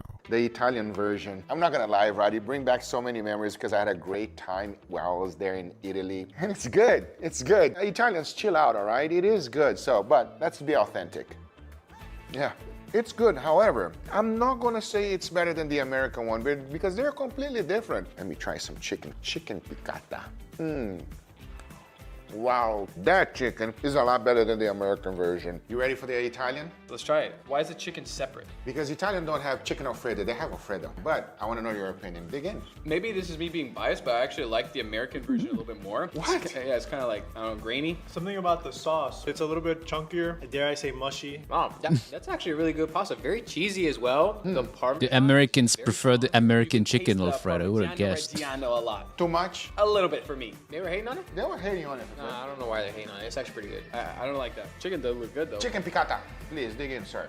Okay, Oh, chicken's good. Flavor on the chicken. the fuck? Chicken does look good though. Chicken piccata. Please, dig in, sir. What the fuck? Guga, why are you next to me? Okay, chicken's Get out of There's here. more flavor on the chicken. It has like an extra boost of flavor. Maybe a little bit acidic. I like it a lot. This chicken tastes like a fish. What? Yeah. What? Vizinho do Brasil, are you alright? My chicken tastes like a fish. That one tastes a bit fishy. Overall, give me a What? score. A 7. I'm gonna have to give it a 6. I think it's getting a 5. Damn. The guy's like, that tastes fishy. 7. Before moving forward, I want to thank today's sponsor, Dowstrong. For me, cooking is a lot more than just getting food on the table. I love to cook. It's about creating, sharing, experimenting, discovering, and enjoying every step. All right. I don't like boring stuff. And if you're watching this video, you probably All right, feel show the us same. the That's knives. why I only use tools. That makes cooking a lot more exciting. And it is the reason why I use Dowstrong. Because their knives makes the process just as enjoyable as the end result. Like this Obliterator XL. Okay, it's not the jongleur knife, but holy shit. Cleaver whenever I need to power through big cuts, or this Scorpion Venom series chef's knife when I need speed and precision. These are the kind of tools that make These me are think, so memey. let's go cook. But they're much more than just amazing designs. These are laser sharp, edge retaining, and seriously tough. And with their 70 days money back guarantee and a lifetime warranty, 70 days, and after that, immediately chips and breaks. you really got nothing to lose. If you want to feel the difference for yourself, just head over to dowstrong.com and go cook. Now let's go cook because these Alfredo pasta, one is coming out better than the other. Wait for you to see this very last one. You okay? Watch. Okay there, We Google. have the American version leading the way. Let's do the easy version, the one that will take minimum effort. Let me show you. Of course, the first thing to do is to get the ingredient. One that will take minimum effort. Let me show you. Of course, the Who got the Alfredo Prego? Okay, but what the fuck am I gonna cook with that beheading axe?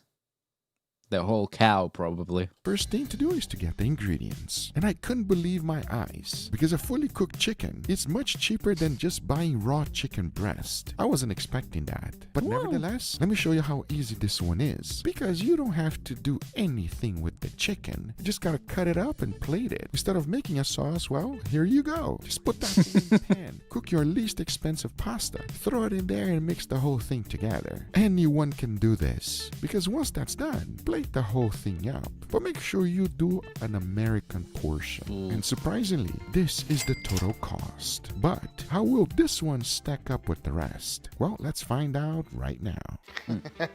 This is some That looks American hearty, though. portion right here, everybody. Say what you want, but I mean, it's not bad, man. Is it better than the other two? I'll be honest. No, it's not. Be honest. Better than the Italian version? Yo. What? Better than the American version. Doesn't taste very different from the American one in my opinion. Chicken's not as good as the American one, but it's the combo of the flavors. It's less flavorful than the American. I like the flavor of the sauce more. It was more in your face. But overall, I was more impressed with the American version. It's not better than. Fuck you guys, you just hate the Italians. What do you mean? Like, I don't know what you're saying. Speak properly. What do you mean? It's just good. The texture of the pasta is a little bit softer. It can't be that bad, man. I mean, Italians are very elitist about food, but it cannot be that bad. A 7. I'll give it a 7. An 8.5, honestly. I think this was a real wake-up call for me because no matter what it is that you do, everybody, in the end of the day, you're gonna like what you like. Today, the American one. Let me know in the comments down below if you guys agree or not. But either way, on this video, you have all 3 recipes. I want to see the comments then.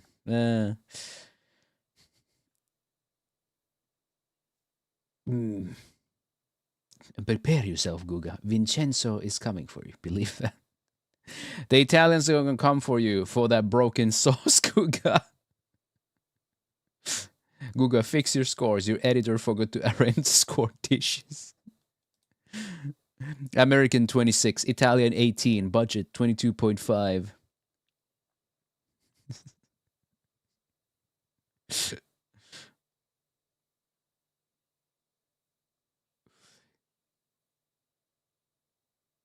Italian here, 35 years old. I've never seen or heard of this plate before. It may be the restaurant iconic plate, but I think that's it. I don't know for sure though. Even the Italians are confused. Which one do you like better? I'd love to know. I hope you enjoyed this video. If you did, hit that thumbs up. If you're not a subscriber, be sure to subscribe. And we'll see you guys on the next one. Take care, buddy. Bye-bye. Anyway, yep, there's 2 men with the pot today. Ooh. Yeah. Jesse. Do we need to cook? Why are you blue?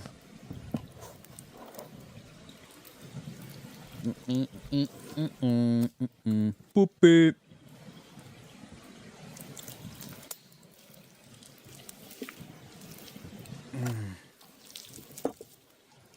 Jesus, look at that bone. Give that dog the bone. Is he gonna use the bone marrow? Oh, he actually, the dog is like, nah, that's way too much. I'm over my caloric intake.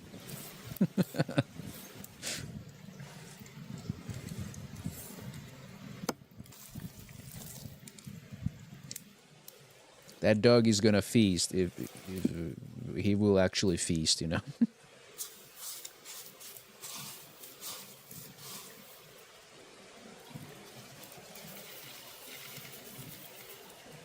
Some seasoning, some oil.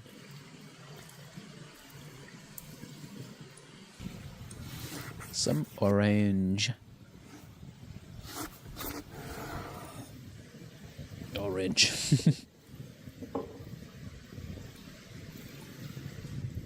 The juniper berries. I used to be sweet on a girl in this town. Blah, blah, blah, blah. The Talmor love their damn lists.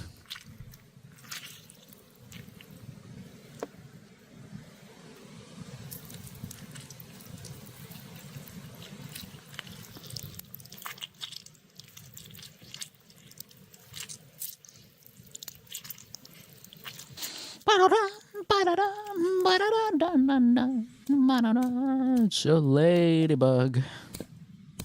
Now it's here.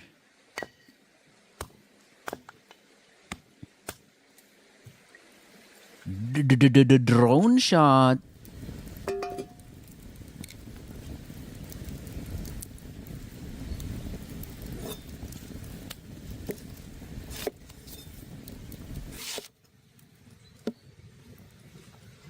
Onion.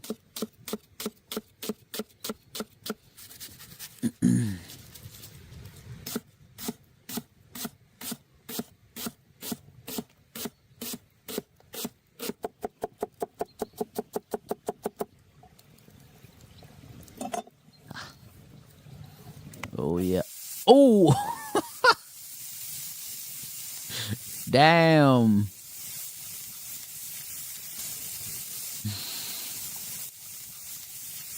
I was not expecting him to do that.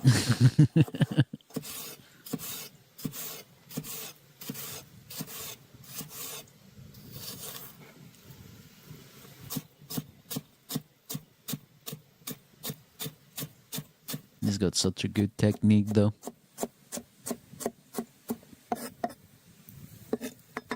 That's why he's the GOAT. And that dog is the GOAT. And we're out here. And I just remembered we're in there. What I want to know is where's the caveman?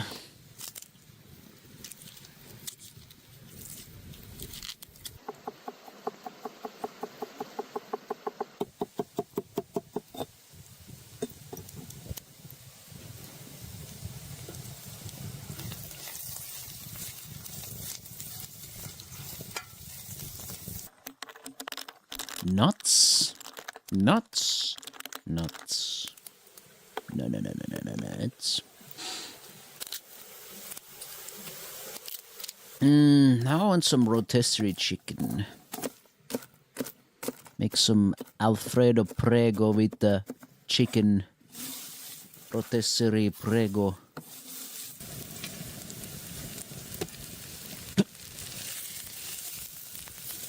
Butter.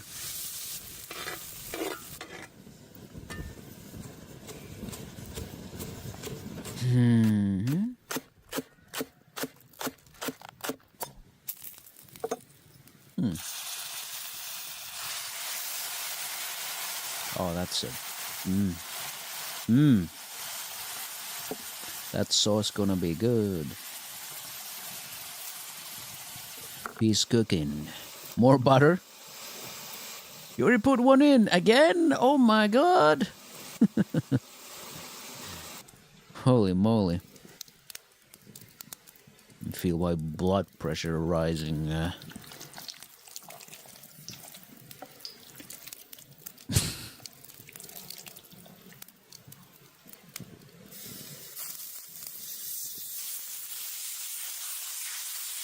Woo! Can only imagine how good everything smells when this guy cooks.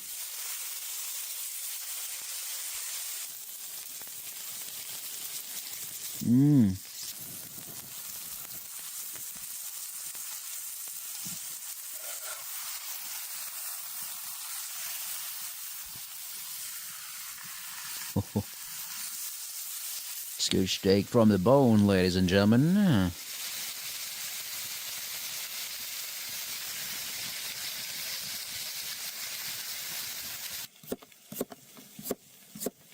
Putinto.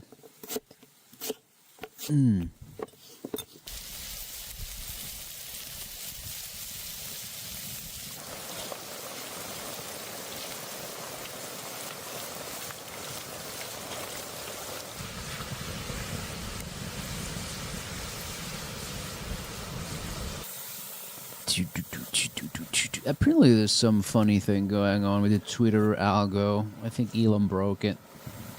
And next week they're gonna do some new thing with the algo, and it's gonna be up to the AI. I wonder how that's gonna go. Let's see.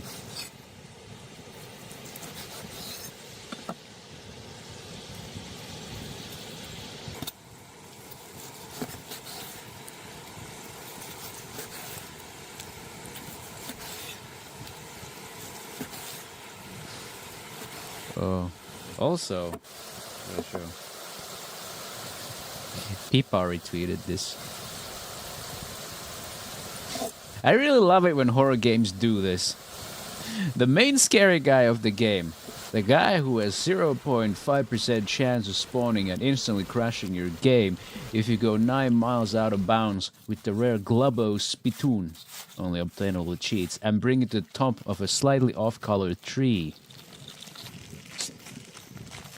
Real. Literally, the interloper umbrella man.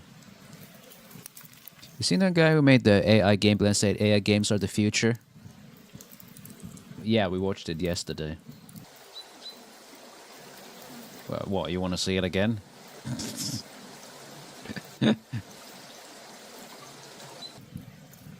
You want to see it again?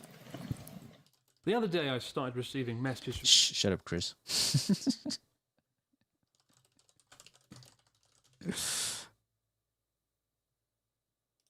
Could I even fucking find it anymore?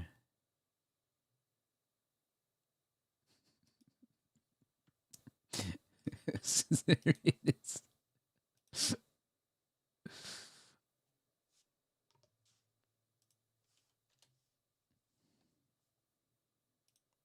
Yeah, let's watch it again. There's gonna be a short tomorrow morning too, so enjoy.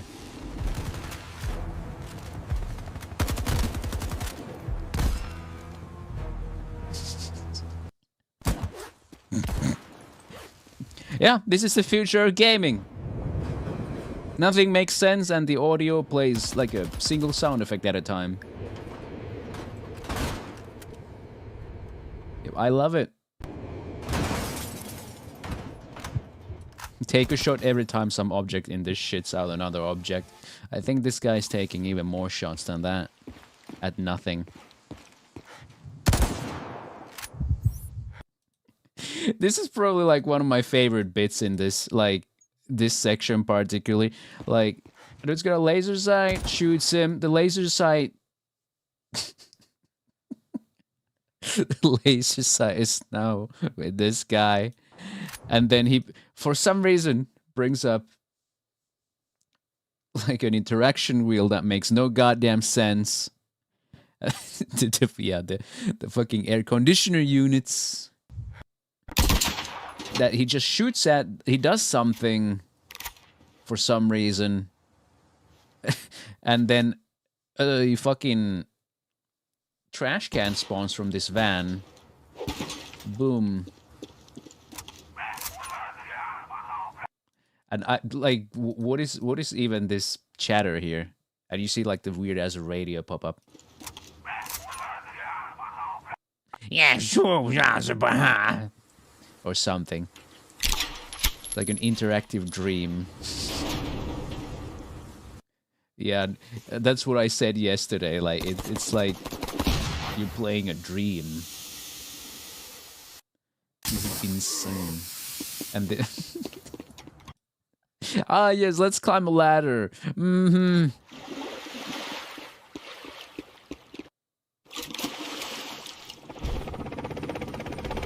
They've got a chopper on us. Wow, they got a chopper on you. What is it gonna do? You're in the fucking sewers. Find some cover now. You are all in the cover. Also love these untextured cylinders. Guys, we found the cylinder sewers. And of course the minimap making no goddamn sense whatsoever. And I guess that's the new one. Yep, sure. Part 2, sound on. Like, this guy has to be fucking trolling. I haven't seen this one, so live react time.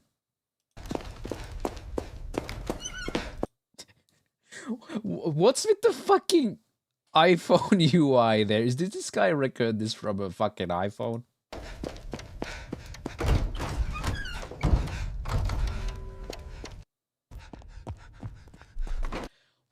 What? First of all, why is that clock so fucking huge? Also...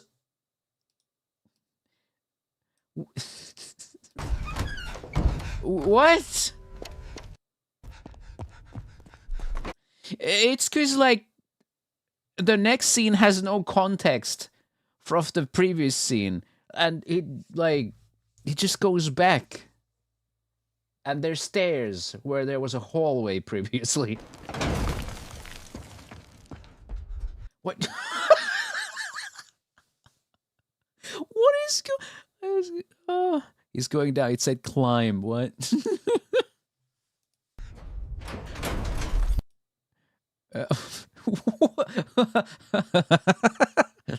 Hot wire elevator, rappel with chain, or crawl into vent. Okay, he's gonna rappel, right?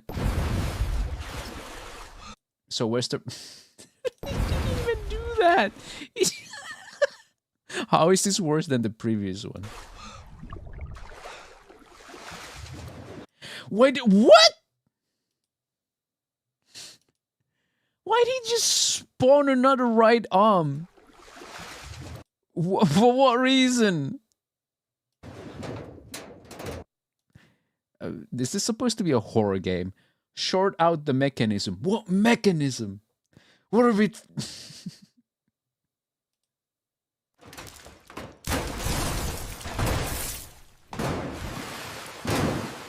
What? He has done like nothing. Like, this is all like nothing. Climb the maintenance cables, which are somewhere in this scene. Oh, they just spawn out of... And he didn't even climb anything. Like This would be the most maddening choose your own adventure type of game, because you choose an option and it does something completely different. It's like choosing dialogue options in Fallout 4 without a mod that shows the entire dialogue. Traverse to event. And he just does... Why did he need to even open that? He could have just crouched under. Oh my god. I'll be making this public soon. Completely open source and community driven. Oh my god.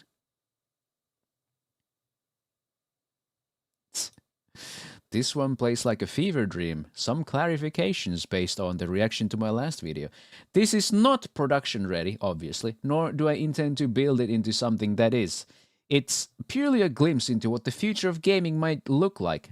It is not great today, I know that, but in a few years it will be. The problem is, even if it is great in a few years, I don't want it. I do not want this. I don't want games to be like this.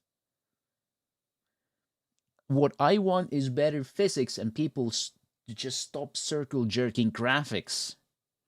This is not, and future games will not be, entirely generative autonomous. The engine I built that powers this is just like Unity, Unreal, but based on newer tech. It still requires people to use it creatively to make great games. In fact, I think more people will be able to build great livelihoods by making games as they'll become somewhat easier to create. The best content will require a ton of care and effort. Did you just wipe code all this? Answer me honestly, man. Did you just wipe code this shit? Yeah. But anyway, let's go back to Chris, because Chris Broad has been in a little bit of a kerfuffle with another Japanese, like outside of a Japanese creator. Because this creator, which Chris and I will not name, but we both know who it is, made a video basically fear-mongering, doom posting how Japan is going to shite. But yeah, Chris will explain that. It's been a bit ridiculous. The other day I started receiving messages from people asking me if Japan is okay, linking a rather ominous sounding video called What is Happening to Japan? It wasn't just the title and thumbnail that were ominous, but the description reading, Is Japan cooked? I've seen a lot of changes and things seem to be getting worse. In an era where I'm now being sent daily AI videos and photos that sorely misrepresent Japan from bizarre and questionable accounts, it made an almost refreshing change to be sent something produced by a human being. And more crucially, a creator who is one of the biggest foreign content creators living in Japan, with 1.4 million subscribers on YouTube alone and hundreds of thousands more across other social media platforms. In fact, the same video had been chopped up into half a dozen videos without dialogue and that grind though to spread misinformation. Shared on Instagram and TikTok, amassing over 3 million views in just a matter of days. Now I was especially concerned, not just as somebody living in Japan or Tokyo, but actually this street where the thumbnail's taken is somewhere I walk down once or twice a week in Nakameguro. One of my favourite coffee shops is just around the corner, and in fact this video I made earlier in the year was filmed on the same street, albeit at a different angle, not showing the abandoned house. And not to mention, I've actually been living in the neighbourhood myself for the last 3 years. And when I went to take the thumbnail for my video, I quickly noticed a few interesting differences between my original ungraded photos and the thumbnail of her video.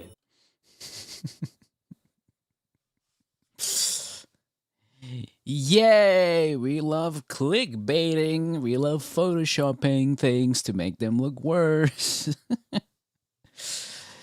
But of course, it could have been clean, but honestly, I think this and this are exactly the same graffiti. They look very similar. Could probably be more in this. I don't know. It could be over dramatization, but it's still kind of It is a rather fascinating game of spot the difference. So naturally I was a bit concerned to find out what is happening. He censors her fate, but quick search will probably show who this is. Yeah, but it's more about courtesy, right? Right. I mean, everyone who is up to speed with this know who he's talking about, right? That he's doing it out of courtesy. Unlike her, she just called Chris a cunt. Like, Chris just came up to her and said, like, this is a little disingenuous, and she's just been blowing up about this. And she was on a stream or a video with Sora the Troll, who's a Japanese content creator, and apparently she was being very disingenuous in that video about things. To Japan, especially as over 3 million people had seen this message. For half of the runtime of the video, the creator in question walks through Kabukicho in Shinjuku, Japan's biggest nightlife district, with a reputation for being dirty and gritty, filming bin bags, litter, and homeless people. In the short-form content, the same videos show the litter being intercut at times with foreign tourists, who are queuing unremarkably to take a photo of the Toho Godzilla statue, although the angle of the statue was left out of the footage. And it's at this point I need to reiterate, if you don't know Japan, Kabukicho or Shinjuku can be a bit of a shock. It's the equivalent of walking through downtown LA or Soho in London. And in recent years, it's been gentrified more than perhaps anywhere in Tokyo. It used to be genuinely quite dangerous. I remember 10 years ago, I made a hotel reservation there and had to cancel it after there was a Yakuza shootout quite literally across the road from the hotel. Yeah, that's exactly what Chris is kind of criticizing here. Like, look at all the trash and homeless, this country is going to shit, right? The area is also synonymous with Tokyo's homeless population as far back as 2003, when the film Tokyo Godfathers shone a spotlight on the long-standing homeless population, which, according to the statistics... You know what, I should watch Tokyo Godfathers. Satoshi Kon. According to the statistics, is thankfully going down. And if you walk around there today, compared to 10 years... Statistics. Well, that looks like those numbers are real good. What else has Satoshi Kon made? Hold on. Satoshi Kon, I think. Yeah, Satoshi Kon has made Perfect Blue, Paprika, Millennium Actress, Paranoia Agent, and something in Memories as well. I've seen Paranoia Agent and Memories. Both I can recommend. Memories is like 3 movies in one movie. It's a great compilation. It's really cool. I showed a couple of clips one time. Paranoia Agent is a great show. And I think Paranoia Agent's opening is the oldest opening uploaded to YouTube that is still available. Let me see. I'm gonna show you. Paranoia Agent opening. Yep. Still there. Whoa. Shit. There we go. 19 years ago. It's a pretty wild opening. Yeah. But, I can't probably show... Oh, fuck it. I'll show it.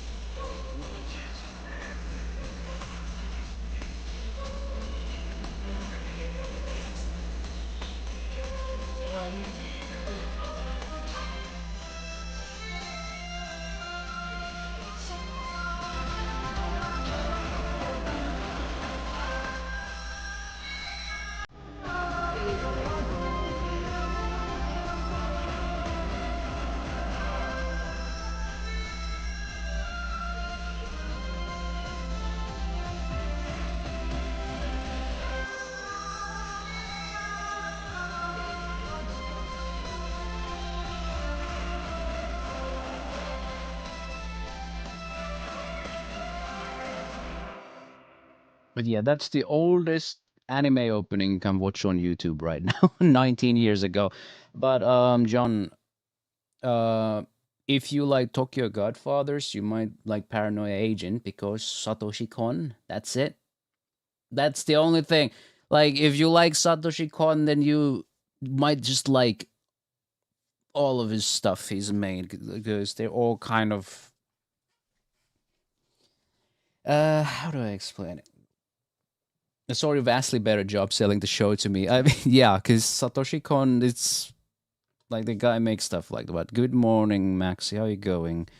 I was just like, yeah, we were watching Chris's video. He was talking about homeless people, and Tokyo Godfather came up because it showed a little bit about the homelessness thing. I've never seen Tokyo Godfathers, but I have seen Paranoia Agent and Memories, of which both have Satoshi Kon's hands on it. So, yeah. I think it's fair to say that if you like Tokyo Godfathers, you might like other things by Satoshi Kon, which includes Paranoia Agent. But Paranoia Agent is not a movie, so yeah, it's a series. And I've seen it, but it's been a little while. It gets quite psychedelic at times, and it's one of those. It can be interpreted in many ways. The opening can be interpreted in many ways, and some people even call the opening a little creepy. Once you get into the show, it's one of those. It makes sense once you watch it. Years ago, there are far less homeless people. But crucially, Kabukicho and Shinjuku doesn't represent Tokyo, it doesn't represent Japan, but if you wanted to make Japan look cooked, it would be the first place you would go. This is like going to Helsinki and fucking filming the drunk people at the railway station. Oh, yeah. Pull out your camera and hit record. The other half of the runtime in these videos was dedicated to Nakameguro, a trendy district that's historically one of Tokyo's most artistic neighbourhoods, and with a recent history of graffiti, both artistic and just tagging, where people just spray paint their name. A few years ago, I think it was 2019, there was quite a lot of graffiti, and the local schools got together to paint over it, and then the graffiti came back again. But when Japanese TV made a video on it, interviewing locals, interestingly, they didn't intercut it with shots of Asia's biggest nightlife district and call it What is Happening to Japan. They called it Residents Express Discomfort at 37 graffiti sites found around. Thank fuck it wasn't 67. Actually, add Turku to the first part and maybe Tampere. What was that one city also that looks so bleak and brutalist as well? I forgot. Was it Kouvola?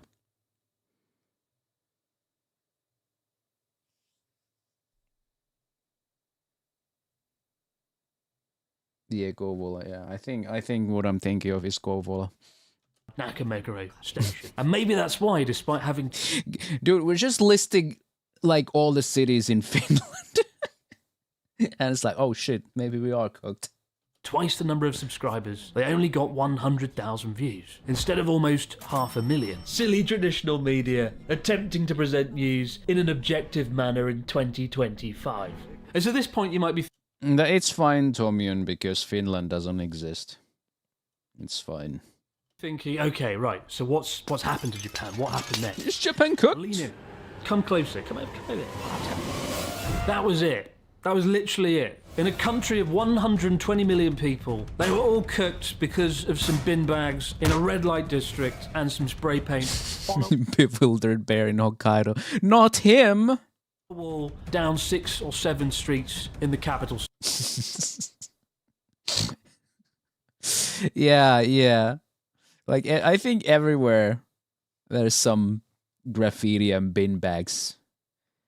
While some places do get rid of the bin bags and clean up the graffiti, that's not unique to Japan, man.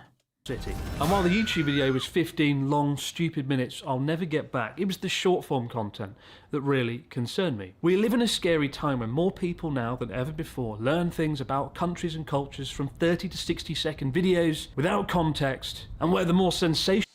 I still think he should have added a black bar sensor instead of blurring. Or at least pixel blurring is it's not destructive enough. List the videos are, the more you will be rewarded for it. People are angry, both in Japan and around the world at the moment, and this video, or these videos, seem to be exceptional rage bait that made a lot of people angry. Without any exposition on TikTok, Instagram, YouTube Shorts, they showed a series of awful images in a densely populated area, and if you look at the comment sections, particularly on those shorts, you will see the most vile, hateful, angry comments that you can find. What's happening is that Japan is being enriched. Looks like Japan is enjoying the benefits of diversity. A creator isn't foreigners, immigrants, simple globalization. People comment on their the barbarian gaijin do the graffitis is Akihabara. Don't you know that's called cultural enrichment?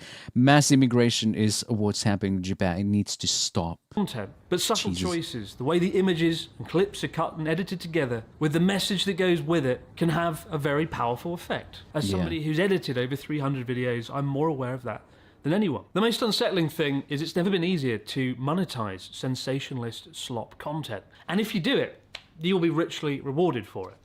Case in point, this video, the creator pointed out, made $1,500, which is a serious amount of money for going around filming some bin bags. Why would you do this? Stop sharing your revenue. And some spray paint in a video that would have taken a matter of hours to record. And this is one of the things that worries me the most, the monetization of slop sensationalist content. That's one thing I want to discuss a little bit later on. It's at this point I thought, look, just don't say anything, bite your tongue, move on. But when I saw millions upon millions of views, people angry, I don't quite get that globalization point. Like, if the immigrants were such a problem, Japan would have done something about it, since they're not as politically divided as the West anyway.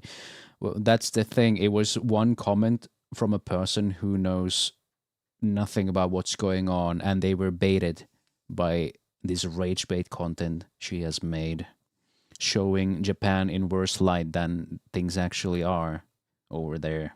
Like, things are not bad. She just showed some graffiti in random places and said that entire Japan is like this. a current backdrop of sensationalist slop content taking over, and a rise in anti-foreign sentiment here in Japan. I snapped. I had to say something. I chose to bring attention to. Yeah, I saw this tweet and he called her out, you know. Yeah, the sensationalist Japan content is getting out of hand. A wall with some graffiti on in Shibuya doesn't mean Japan is at an end. There was a graffiti in Shibuya 10 years ago. There is graffiti in Shibuya today. Look for the bad things and you'll find them. Look for the good things and you'll find them too. But unfortunately, positivity doesn't drive clicks. To it publicly. And I quickly received 2 replies. The first was from a guy who posted a photo of some graffiti he saw in 1993, pointing out graffiti has always been around in Tokyo. And the other comment was from the content creator herself, who told me to... Yeah, I'd appreciate if this post was taken down. It only leads to creator-on-creator harassment. It's fine to have a different opinion on things than me, Chris, but I've lived in Asia just as long as you, and I'm also allowed to have an opinion on Japan. Also, why does it matter if I film this video with a GoPro? I don't have a film crew as you do. I don't know where the GoPro thing came from, but like, creator-on-creator harassment.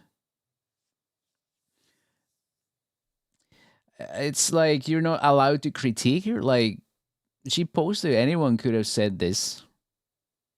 And I think it's good that it was Chris who said it, because, I mean, it feels disingenuous the way she went about it. Like, she made it very sensationalist.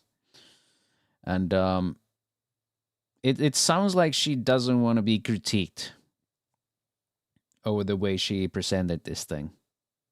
It's my opinion, so you can't criticize me. Come the fuck. It's my opinion, and because you are a bigger creator, this is harassment. You cannot do this.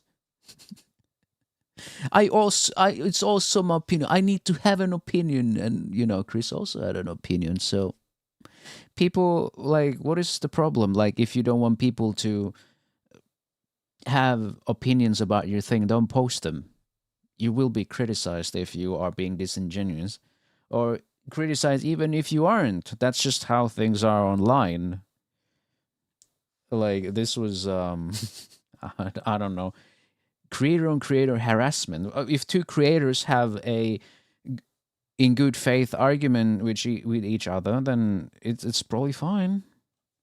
To take it down. This was now a creator on creator matter, and they were just a humble creator with a GoPro, somehow conveniently forgetting they were one of the biggest foreign content creators in Japan. Now, I think if you are a large content creator, both literally and metaphorically, you should be willing to accept a degree of scrutiny. I know Exactly. I do every time I release a video, people attack me for various things. And if I see something that I believe misconstrues reality, then I'm going to call it out as well. Impressively, no less than 6 hours later.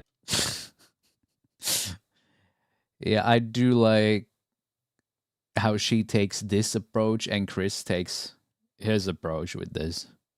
She'd shot, edited, and released an entire video about what she'd called an attack, calling me a gatekeeper. I was accused of painting Japan as a utopia. I was accused of excluding her from my friendship group, somebody I've never met, never spoken to. I was accused of being grumpy, maybe because her viewers had claimed that she was more attractive than me and less grumpy. And no, I'm not making this up. This is actually a real video. And finally, I was called. And like, it's the fucking. It's like Chris does a bit where he's like grumpy and sarcastic, right? But I don't. Yeah, he's not like that. It's just for entertainment value. So in her opinion, Japan is fucked because a place known to have a lot of trash and homeless in it have a lot of trash and homeless in it. Don't forget the graffiti. I mean, she must think the USA is on the verge of collapse. that's just how US is. Called the C word, just to add. And yeah, she just called Chris a cunt on that video for whatever reason. I feel like that was uncalled for. I don't think Chris has been especially disrespectful. Like, he gave criticism, but yeah. I wish he wouldn't censor her channel. Why? Like, people who know, it's not that hard to find. He just does it out of courtesy. So this is actually a real video. And finally, because this is a problem that's bigger than her, right? I was called the C word, just to add the cherry on top. It is, ironically, one of the most bizarre, personal, rambling attacks that I've ever had. And I think it is really pointless. It degrades any sort of debate. Some people deserve respect, some people don't. This is also like not giving her more attention. That is the ultimate form of disrespect, right? You know, like, if we bring attention to her, she gets, you know, the Streisand effect, right? She gets more views. Like, there are people who don't like Chris and would see Chris's video and would rather agree with her. She gets also exposure from this. So sometimes it's better to kind of minimize the amount of exposure someone gets. And I mean, this is already showing that she doesn't deserve it as much. She's trying to get attention out of this. Like, this video already kind of proves it. Conversation, and it's the least important thing that I want to talk about today. And for some clarity, I really don't dislike this person. I dislike their content, not just this video, but some other videos, which I'll discuss. I know I can be sarcastic and silly, but I'm genuinely not a malicious person. I quite honestly wish her well. And I ask you, if you disagree with her, if you disagree with me, that you always comment in a respectful manner and don't share any hatred online. There's already enough of that going around. And I'm making this video for two reasons. Number one, there are much bigger issues in play here around content creation, around Japan, and I want to discuss those. And second of all, some people see it as me bullying another creator because they don't understand why I would bring this up. And honestly, I don't do this sort of thing lightly. The only time I think I've ever called out a creator was Mr. Beast last year when he partnered with Logan Paul, a man who did awful things in Japan, which I had to discuss publicly on Japanese national television. I didn't enjoy making that video or the attention or scrutiny it brought me. I hate myself sometimes, that I can't keep my mouth shut on certain things. But when you feel something is profoundly wrong in here, you have to talk about it. I've held my tongue previously on other content that this creator has produced. A few years ago, a friend showed me a clip of a video in which the same person walked through an economically deprived part of Tokyo filming homeless people. Oh my gosh, this is a rough area. Under the guise of showing the real Japan, filming the most vulnerable people in society and posting it online. Like, I've had Japanese friends tell me this sort of stuff makes them feel uncomfortable. Beyond that, it sort of portrays Japan as this magical place where there's a barrier between us, where if you speak Japanese, they will bounce around, they will scream and shout, it will cure depression. As if the entire country is one big social experiment waiting to be exploited. And I worry in an era of nuisance content creators coming to Japan doing things that are unspeakably bad. They might see this sort of content and go, wow, you get $1,500 for that. Maybe start to wave cameras around in the faces of homeless people, potentially leading to even more nuisance content.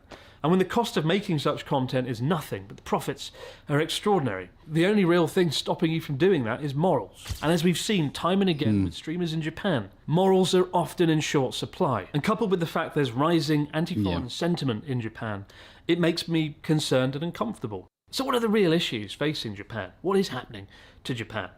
In the last few weeks, I've been travelling around the country, filming videos. I've been to Sendai, Nagano, Nagoya, Gifu, Okinawa, and spending time with the locals out there, talking with them, hearing their concerns. I can assure you, none of them care about a fucking bin bag in Shinjuku or some spray paint on a wall in Nakameguro.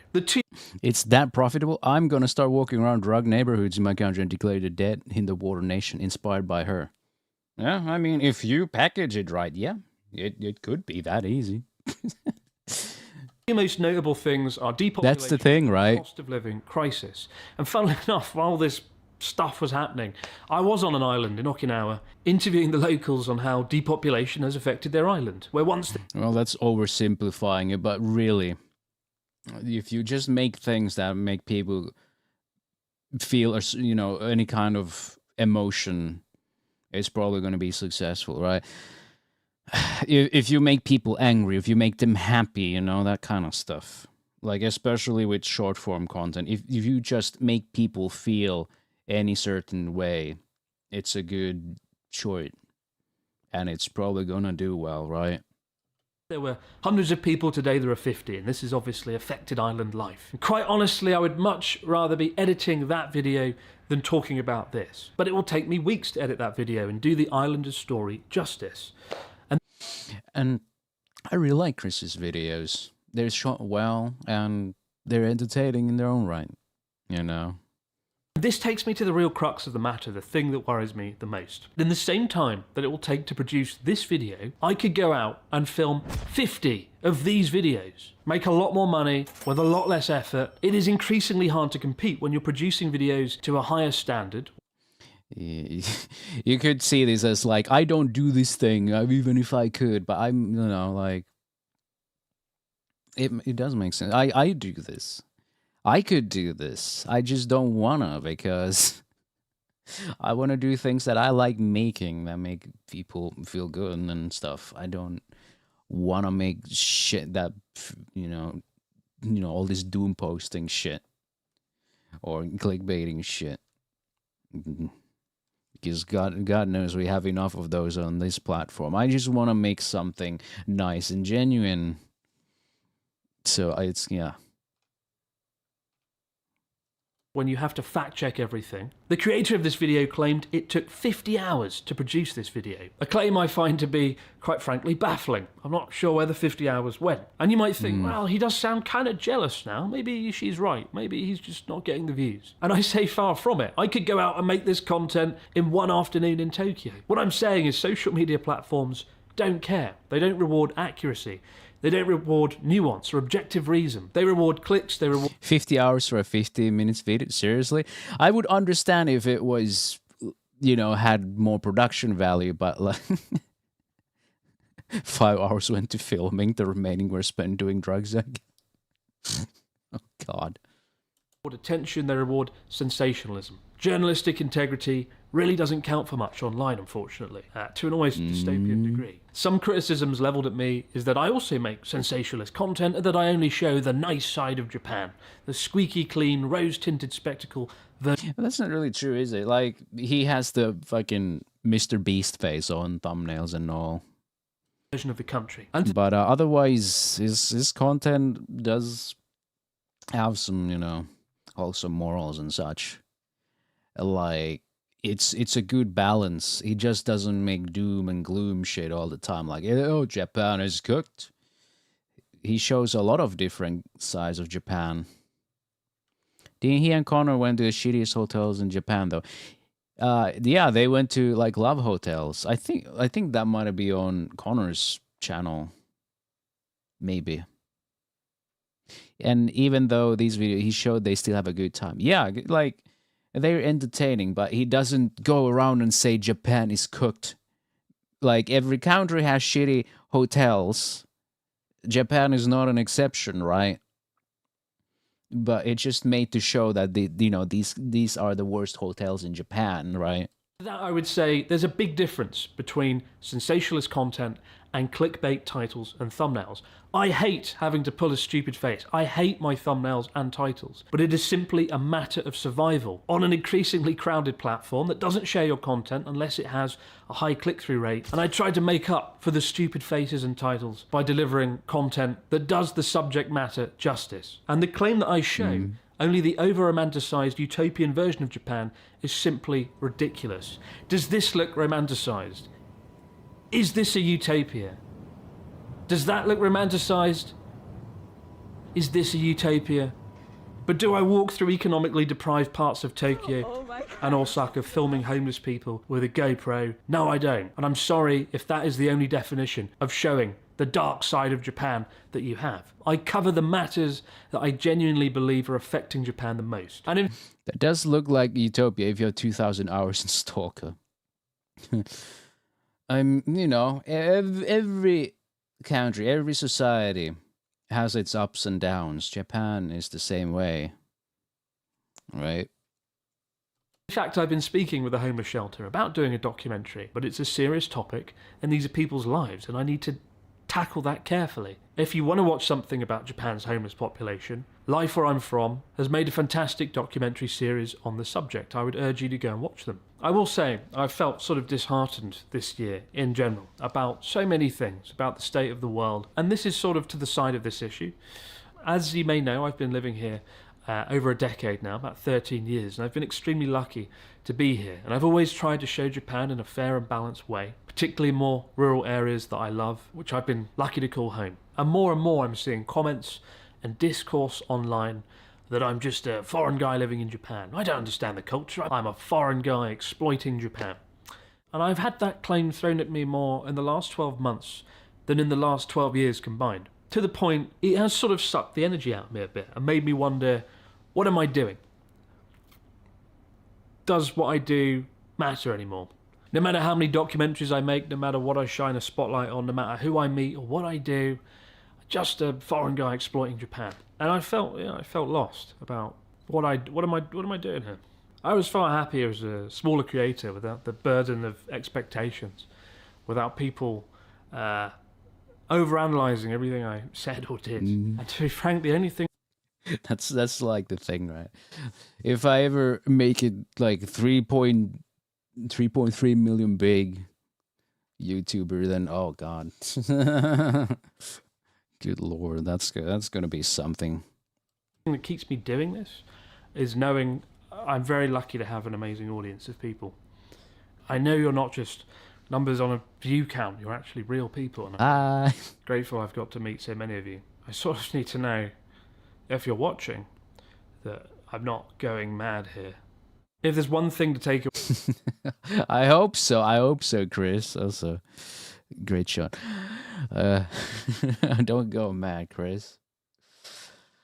Go mad with love by filming more cool stuff in Japan, or or even the real stuff in Japan. I also enjoy that side.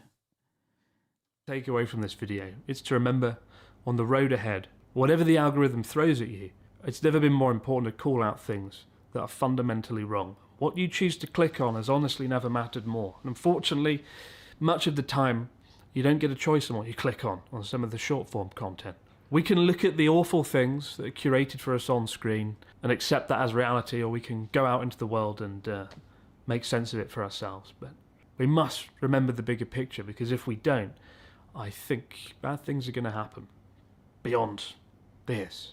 I don't want to be negative, but I have to speak my mind, otherwise what's the point of it all, right? And the good news is I'm looking forward to getting back to many wonderful videos that I've shot in the last few days on an island with Natsuki.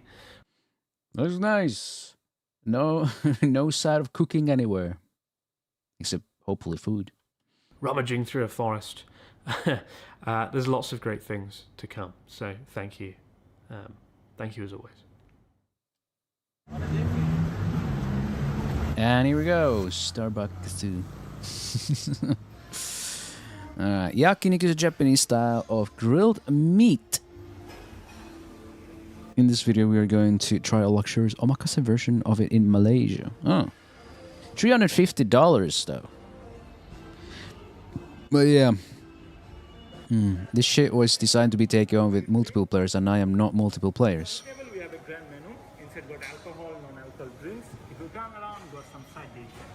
Ah yeah, I got some dancing bacon. Some food stuff for the rest of the stream. Nigori umeshu. Ginger ale. I don't know what is with like Japanese content creators and their subtitles going by so fast sometimes. Well, how you should do it is you type out the subtitle, give it length, and you play it out and you read it. You should be able to read it twice before it goes away. That's like a rule of thumb. Beef tartare.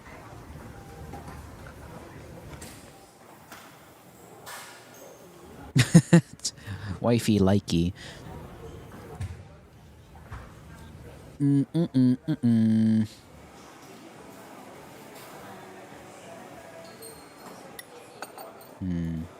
October's almost over. Thank you for ordering crate omakase. Here will be first 2 cut on your crate omakase. Can you imagine? This is like the last media night of October. So I'm gonna be grilled. Next media night is already on November. It's gonna be November 1st. The second one is marushin. Shoulder clock part also, but if you didn't Halloween. You're gonna enjoy it with soya sauce.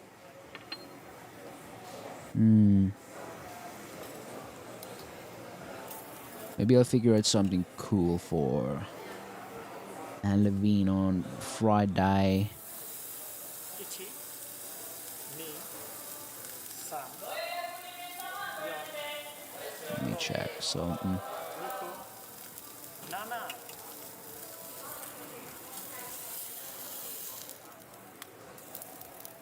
Jesus. Yeah. You go into the Steam store page and it still remembers the last page I had opened, which was Siege. Play John Carpenter Halloween theme in the background of the host stream, just barely audible. I'd like to keep my VOD intact, thank you. Let's see.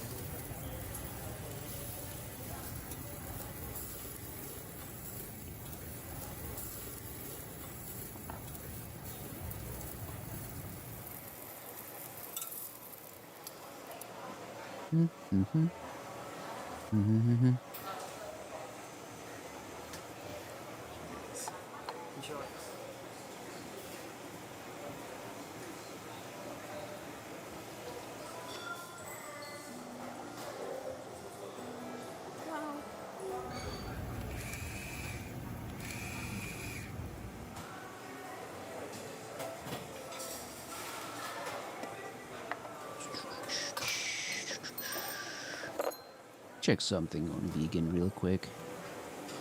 I got a small idea.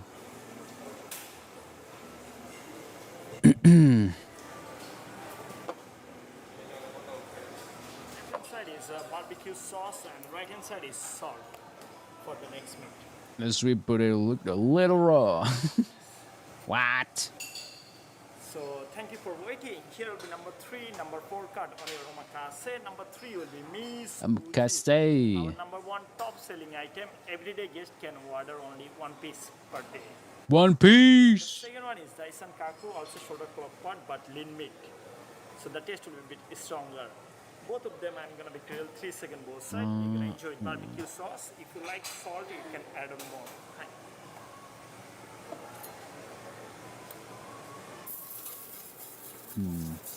Oh, I could still do this. Okay. Yeah. Ichi, me, san, another side. He, her, san. Here it is.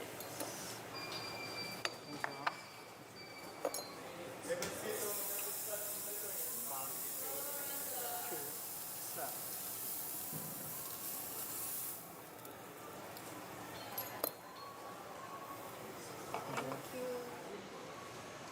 It seems I know what I'm doing next Friday. Halloween.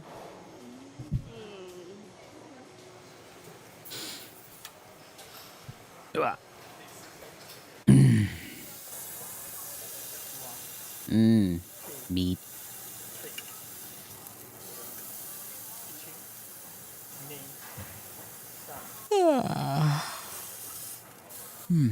Today was chill.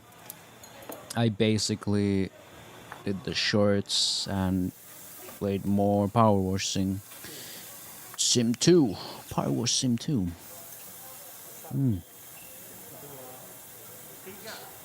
I'm running out of puzzle games. I'm beating them too fast.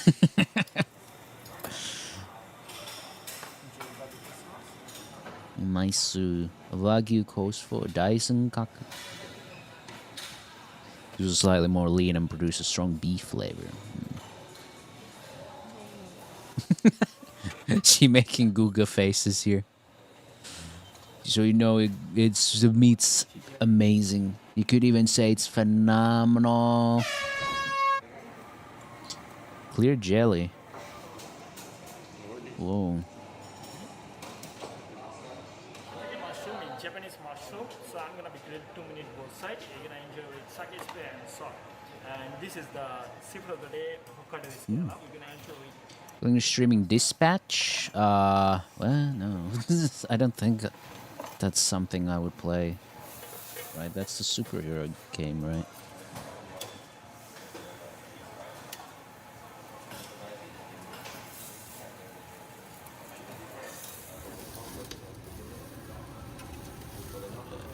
From the people of Wolf Among Us. Decision-making game. Nah, I played Walking Dead. That was enough Telltale for me.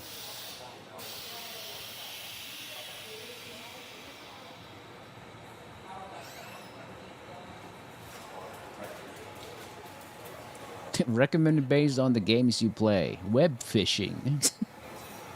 Night Rain. Risk of Rain returns. Dude, I hated the first Risk of Rain. Why they show you more Risk of Rain? I don't want to play more Risk of Rain. I remember when everyone's playing web fishing. It's only €5. Fishing multiplayer casual. Cute. Oh yeah. Call up next week. I need to do a little bit preparing for that. I'll post more about it when the yeah. Also, what the hell is Midnight Heist? Horror heist hacking psychological horror. €7, 7.80. Is this like slop? Slots and daggers. Why does this look like mildly AI generated? The colors kind of look that way. Becoming a king. Sexual content? Oh, hell yeah. This is the one I'll play before bed. Misery. Online co-op. Survival multiplayer post-apocalyptic. Also like 7. What's with these like €7 games these days? Wow. Fresh Women Season 2. Oh, more sexo. Mm.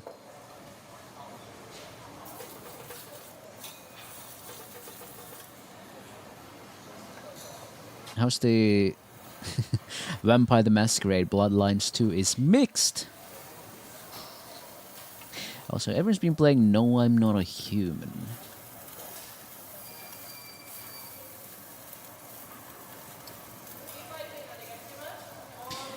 Maybe I should get the Yufu Teiraden's Guide for Pixel Museum because puzzle. From all I've heard, Vampire Masquerade 2 should be -1% positive reviews. So I've heard.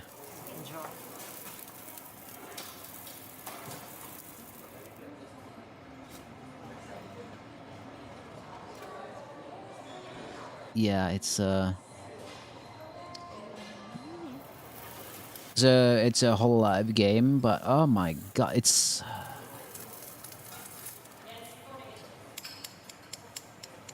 I really want to play this. Hold on.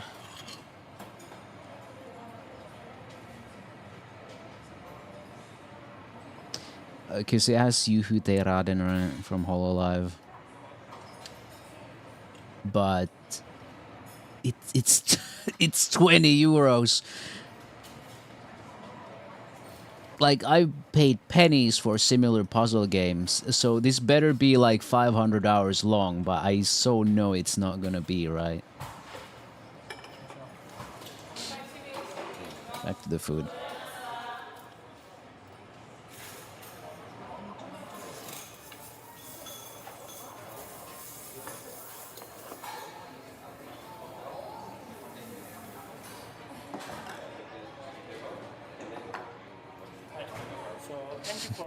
Someone gave a negative review saying, great game, but they got the information about Holland wrong, so I can't recommend it. Holland is 2 provinces, not 1. Shaking my head.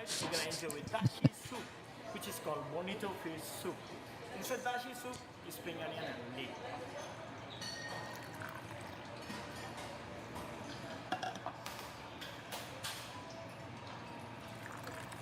Oh my god. I was wondering what the hell happened, and it's auto-playing videos again on YouTube.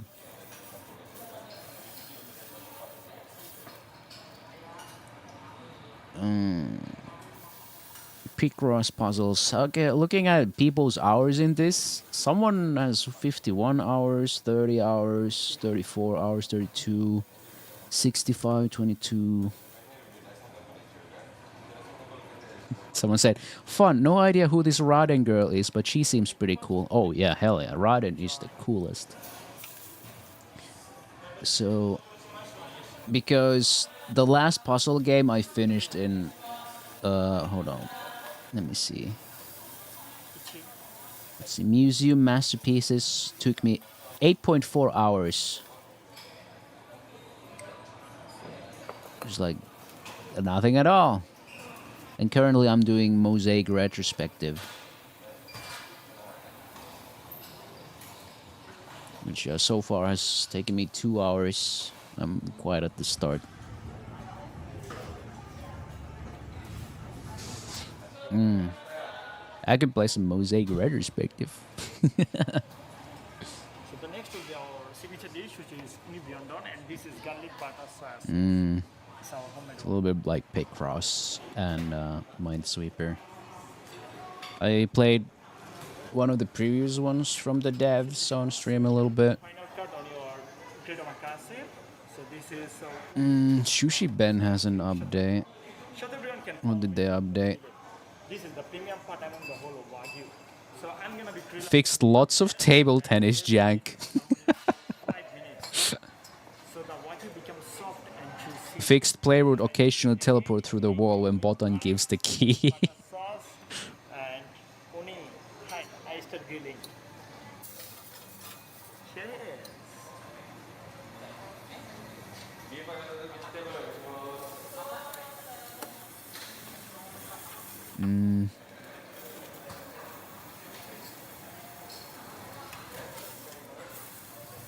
Improved Hyakumaru hints are much more helpful.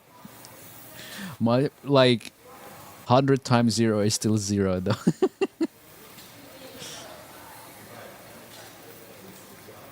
Waypoint should always be present so you won't get lost.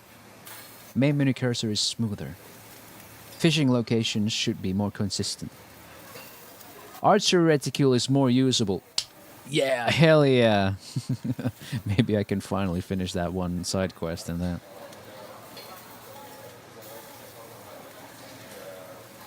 Junko doesn't hang out on the pier like a weirdo during the sweeping quest. Dialog boxes appear from better locations. World collisions update to be more uniform. Yeah.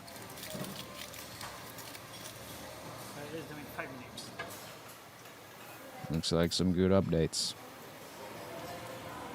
But I gotta wait until they release more story content for Sushi Ben.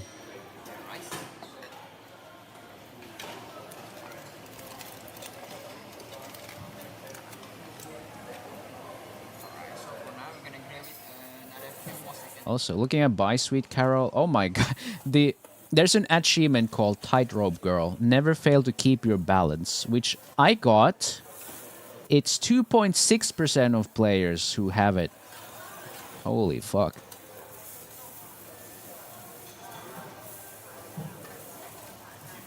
I gotta say that's quite something. 2.9%.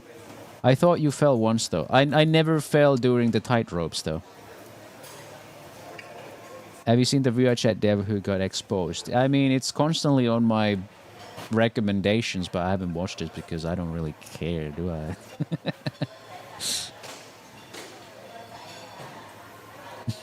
There's an achievement called Girl with 2 left feet. Fail every dance.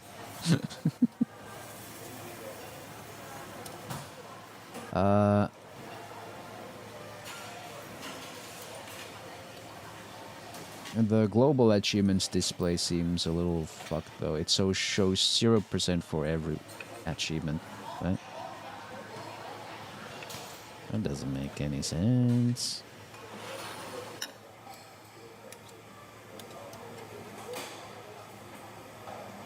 What did our lovely VR chat dev do though?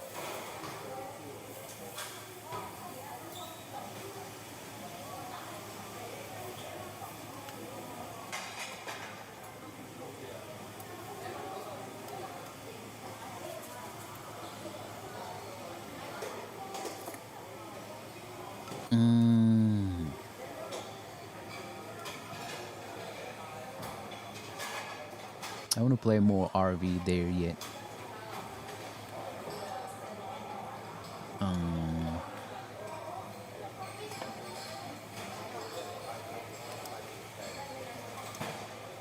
I gotta wait until Kaizen gets a sale. I just want to play it out on my own.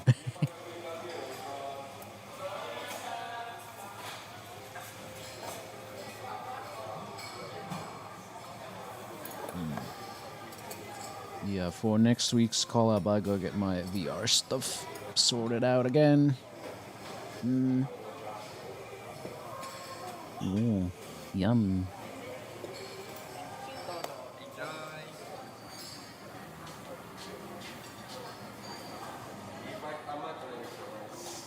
Chateaubriand steak. And it's gone.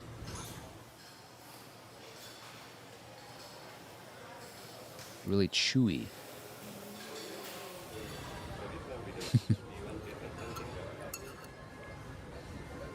An interesting tasty dish.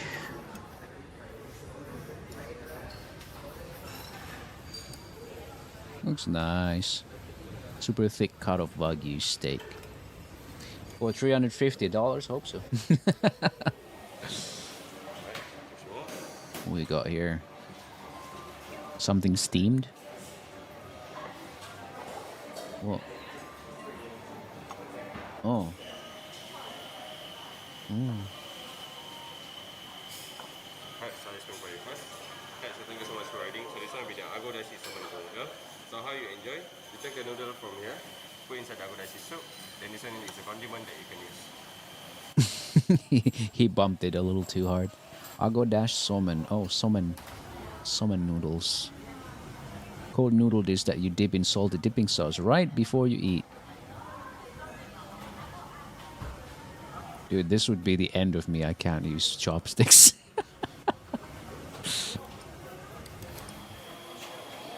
Oh. Ooh. Tasty. Is this pudding?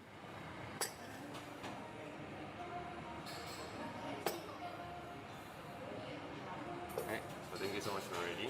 So this one will be the dessert, is a coffee pudding. And this one will be the confit, is a complimentary from us. And it's a good for digestion. And finally we have genmaicha. Oh. My mom loves genmaicha. Roasted brown rice tea.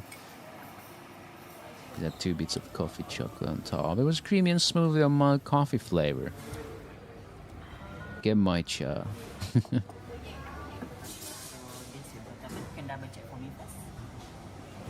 Yakiniku omakase? Omakase as well. 2 people for $352. I mean, man, Dancing Bacon is like 3.36 mil subs, so.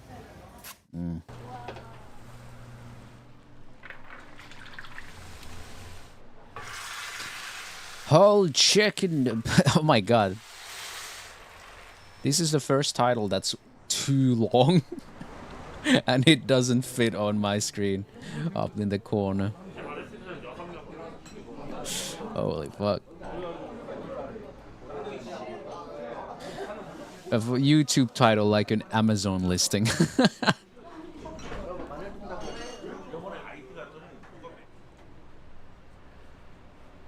Speaking of Amazon listings, people like those really big streamers like to do those. I gave my chat $10,000 to buy shit from Amazon. Always so amusing.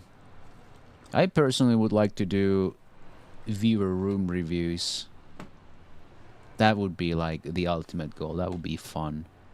I want to see people's rooms and rate them. Although I'd be way nicer than most people tend to be. Like people roast them hard as fuck.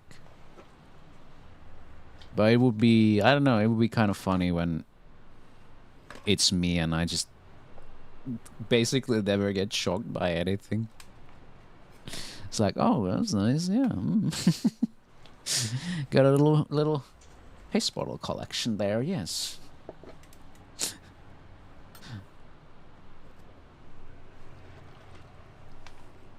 Be nicer than most people. Be especially brutal against Funkos. It'd be funny. It's like I see Funko and I give like a 0-point rating immediately. I'd start like, yeah, this looks like a pretty solid 7. Yeah, pretty nice room. Oh, Funko Pop 0. Next.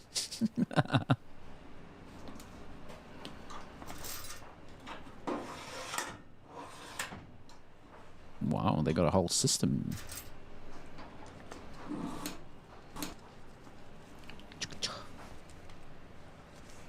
All hands aboard.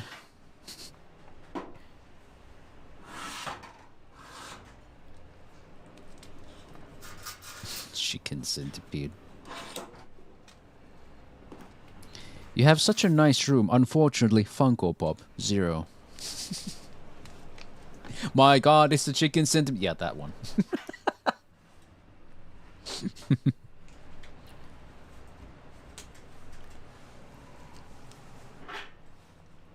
That's a lot of chicken.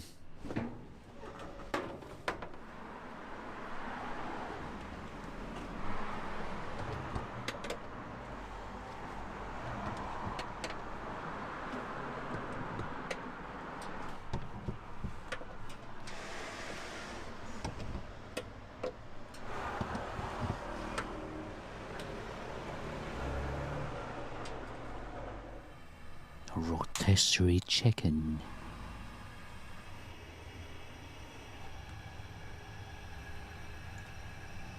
You want this cake?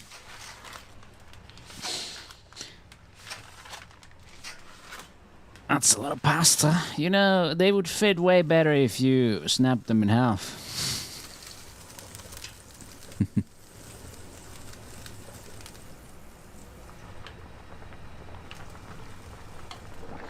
I was saving because I got nauseated by that minimal rotisserie chicken. Give me that cake. I want that cake.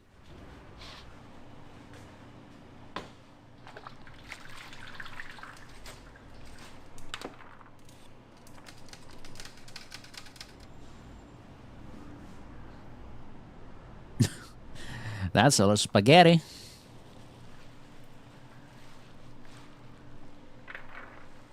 Oh, yeah, I'm having pasta tomorrow.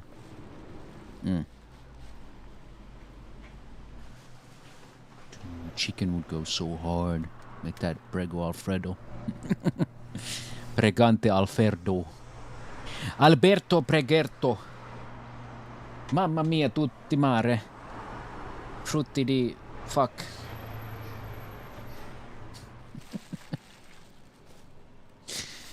Alberto mi papà.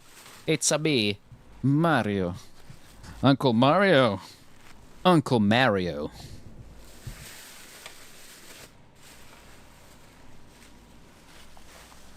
That's the only Assassin's Creed I have played at least a little bit. I don't know why I never got around finishing it, but I feel like I will never finish it, seeing how fucking pee-pee-poo-poo Ubisoft is.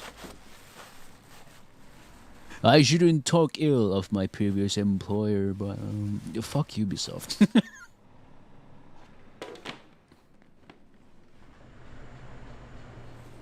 Well, technically, you know, I was employed by the contracting company, and they contracted us to run QA. So technically, they were not my direct employers. But hey, they employed us indirectly. This counts for something.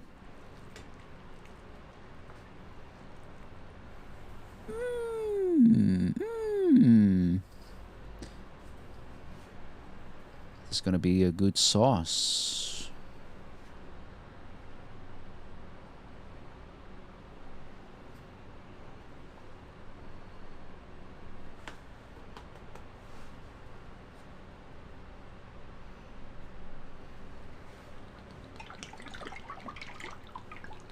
Do the tornado.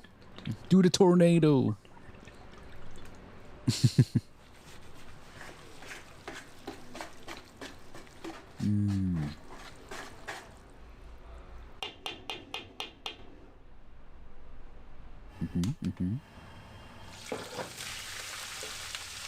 Onion. Ah, that's gonna smell heavenly. Oh.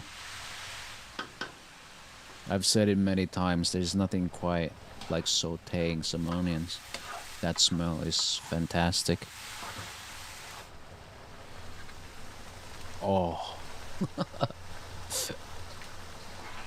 It's gonna be good.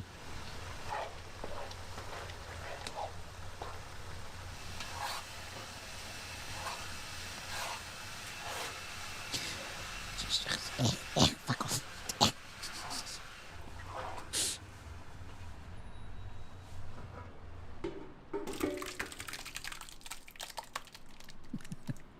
It never sounds different. It always sounds like this.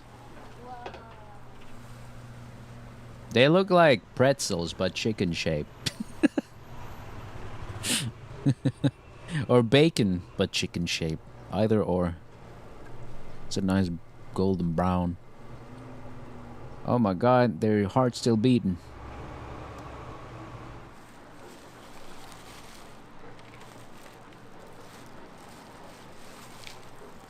Cabbage.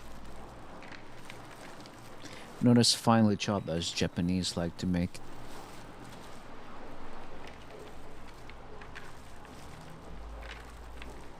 I wouldn't say no. Is it weird to think all of those were living, breathing, shitting beings at some point in history? I mean, that's literally what I thought when he was preparing them. It's like, man, these used to be cute little fuckers. Now they're food.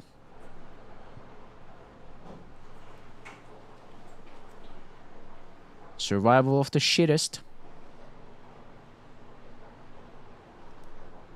He has the triple nozzle mayo. Man. He's got hours in Power Wash Simulator.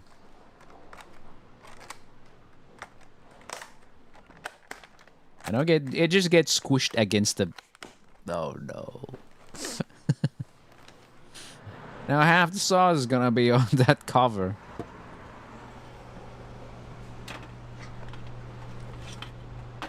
Easy removal. That is genius, man. They don't get stuck on the skewer.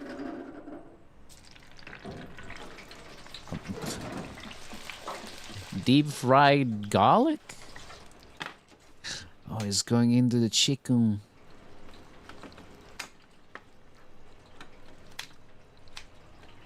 Where is it? Oh.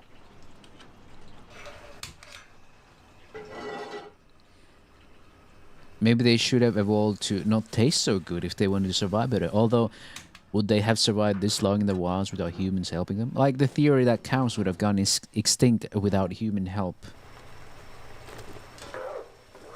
Yeah, that'll show ya. Take that, PETA. PETA. The horse is here. Yo, what is this? We're grilling, like...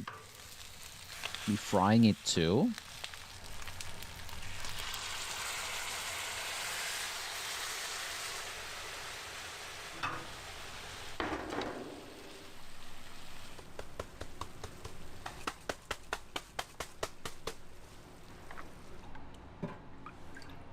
I did not expect that.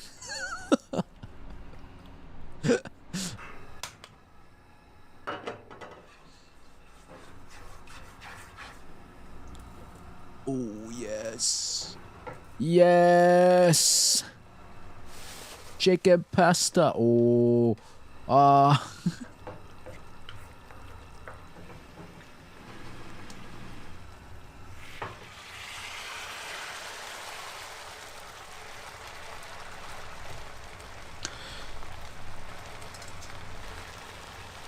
This is amazing.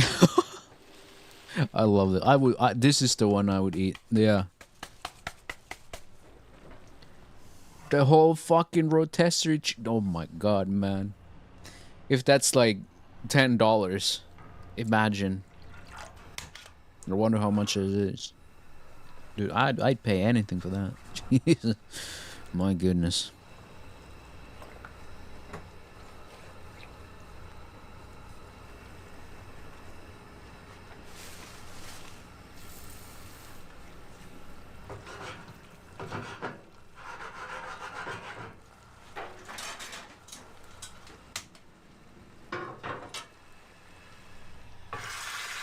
Hello, Washama. Hope you're doing well. Welcome. Oh, there's... Oh, I don't like that ringing noise. What is that fucking machine? Someone turn that off. Jesus. You can feel how heavy that plate is. It just comes in like... Oh, that's a meal. Oh, shit. We're at 10. 10 away. 9 sacrifices. Oh.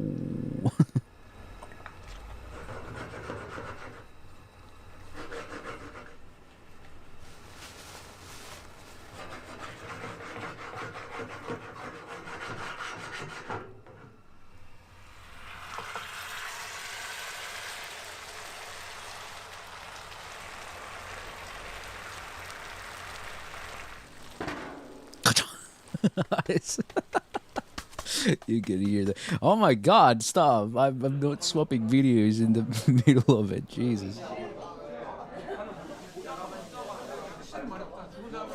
So what the hell is playing on the projector? They're just playing YouTube videos. Now I know why a logged out account sees all those music playlist videos on their homepage. It's because this restaurant placed them and they get shat on the algo. Wow.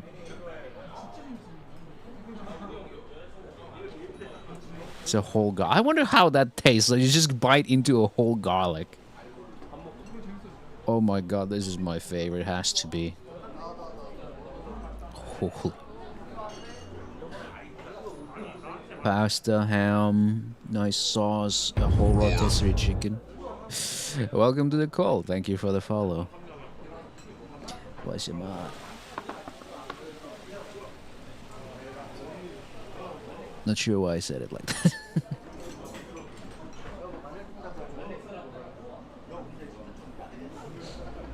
That was great.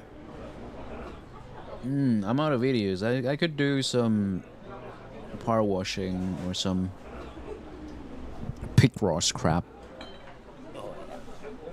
Oh yeah, I can do that. I can just yap, but we can do that while also do Picross shit. Yeah.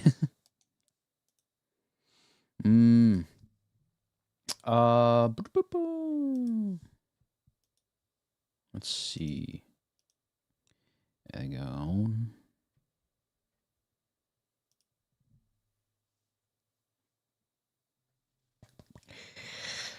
Oh.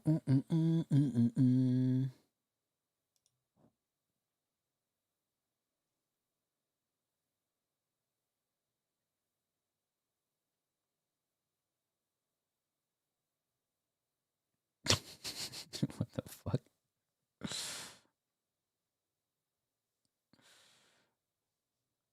Some Borland Skid Show shit happening in my YouTube comments. What the fuck?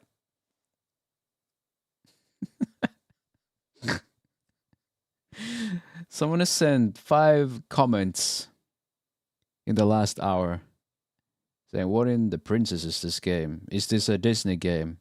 So the name of the game is Hipsway. Gotcha. What's your game's name? If you have a riddle, I must piddle. Have you played a thick song? What? This is like make less sense the more he comments. I'll probably I'll tell him the game names later. But like, what is this? Whoa. Underage or high? I don't know.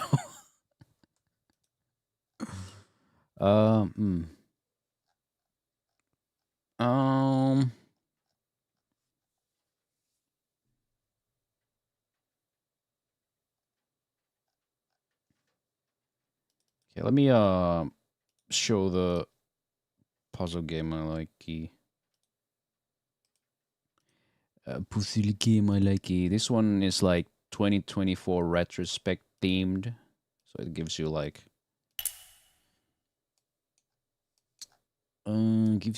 2024 related things as you solve it. Here we go. I played this at one point. I like these. Oh,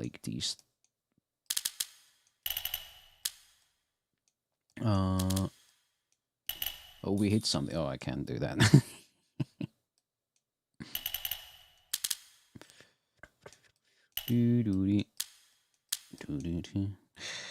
But yeah, Minesweeper. It's like Picross and Minesweeper.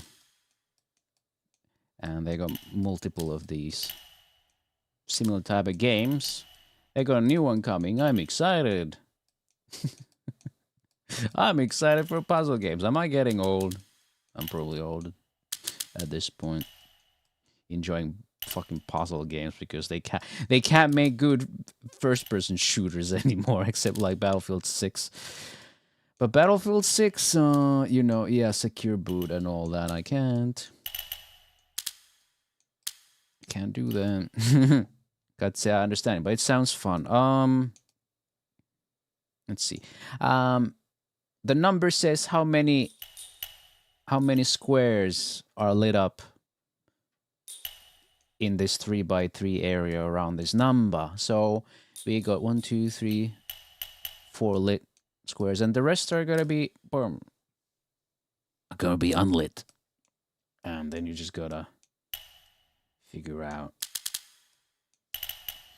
And it's kind of like pattern recognition puzzle. So once you do get it, it's over. The squares ain't got no chance anymore. But yeah, I've been playing these. Wow, there was nothing there. If I have this one that I didn't finish. It's like I kind of stuck at this corner. I was like, eh. Let's see what also here. So that is like 9. So 9 squares out of the 9 squares are lit. So it's everything. Another one that would be nice is like 0, which means no squares are lit around. But this is a great game if you if I want to listen to YouTube, because fucking my attention span is so fried. Then again, it's not like this is something new. It's always been fried. Even before TikTok existed or was even conceptualized, I had no ability to concentrate on things, which is lovely. I love not being able to concentrate.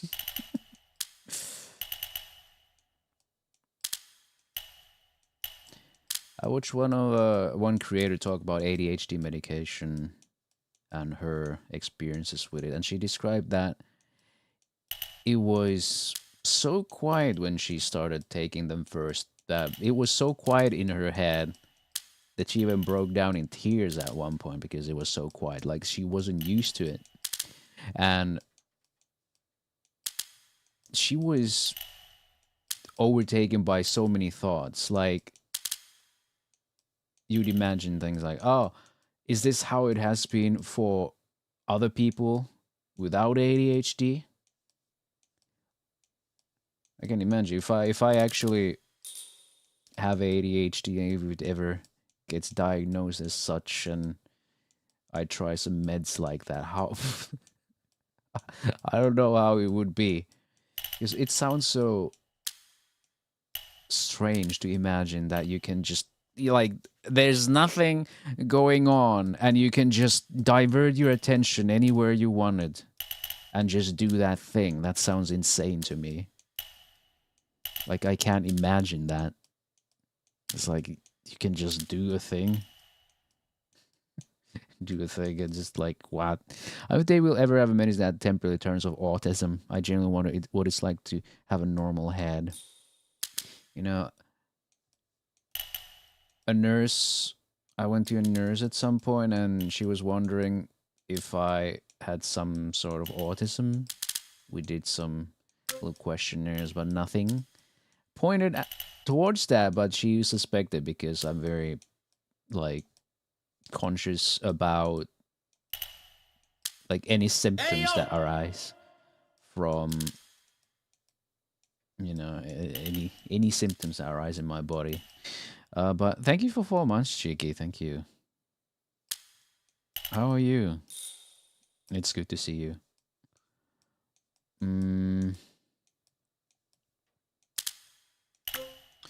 But yeah, I can't really imagine what it's like to be able to just divert your attention to anything and also keep it there for as long as you need it. Busy day. Something you can't probably talk about too much, but yeah. I hope things are going well, though. When were you coming back? Like, when were you out of your hiatus? It was pretty soon, right? You know, you mentioned it, but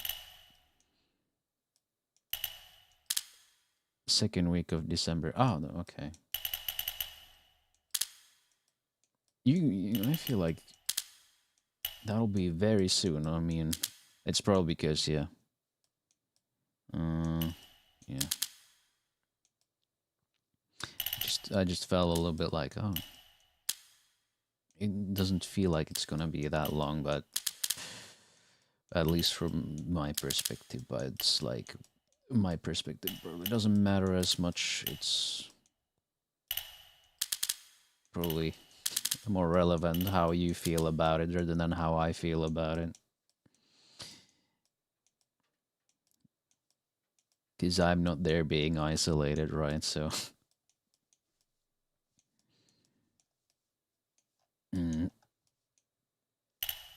So it's probably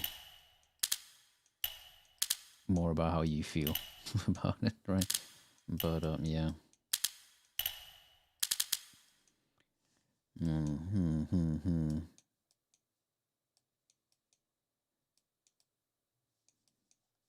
But we'll do collabs again and all that stuff. Oh wait, that's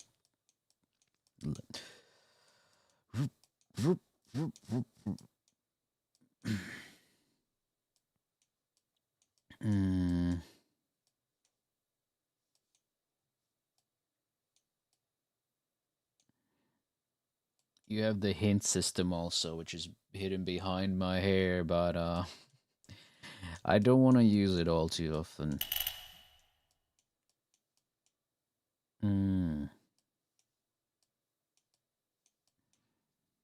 Like, I remember using it quite a bit when I started, but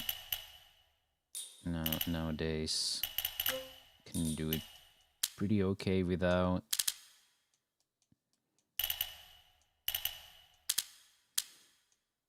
It's nicer this way.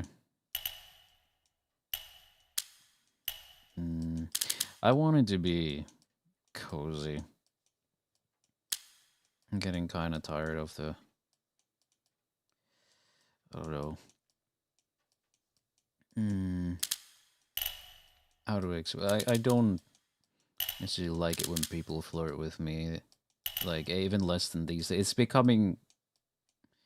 I don't know, like... less tolerable because it's happening so often now.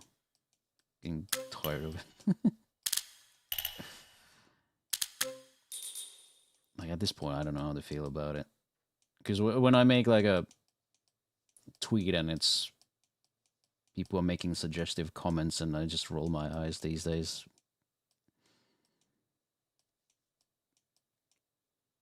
In short, it kind of makes me uncomfortable these days. Because I don't know where it's coming from. Basically.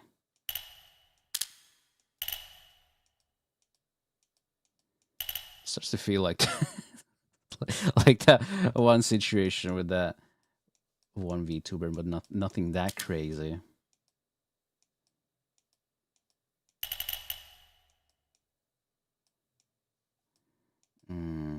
I feel maybe I'm just growing too jaded. I cannot see the whimsy in life. Just getting fucking tired. And I don't know what to do.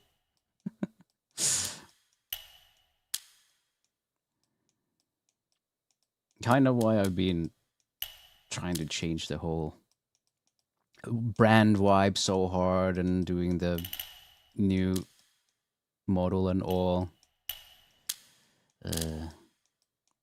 The world is kind of fucked and all. There was a point in time where I would get really pissed when people would flirt with me out of the blue. But at some point, I just kind of mellowed to it, and now it's going back to again like, what the fuck is happening? At least I don't just explode on people about that. Like, I just don't tell people, shut the fuck up. Shut the fuck up, bro. I remember when we talked about it. Yeah. I feel like my mind has changed a little bit. I'm just getting kind of tired of the looter kind of back and forth. Because I just want to do wholesome things.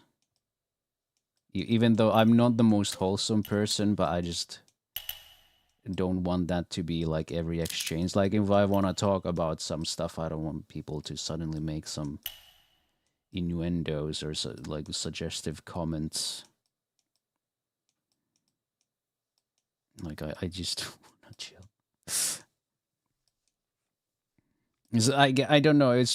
Does it come because from the fact that I identify as a femboy, and the usual thing with femboys is the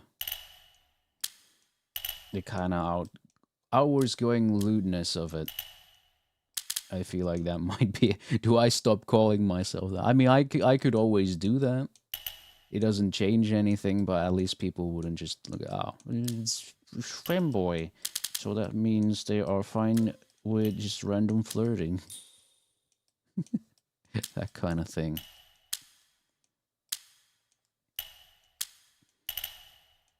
I get confused sometimes.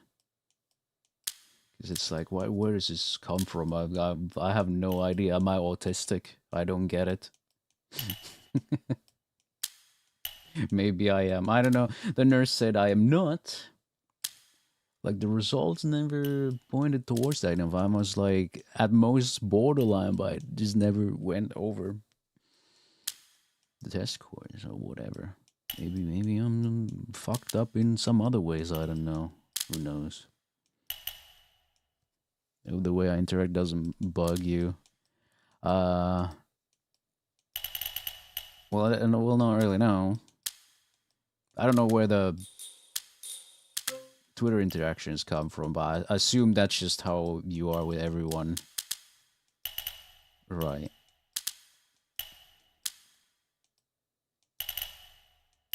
I just don't want other peoples to get the idea that this is so everyone gets to do. This is normal for everyone.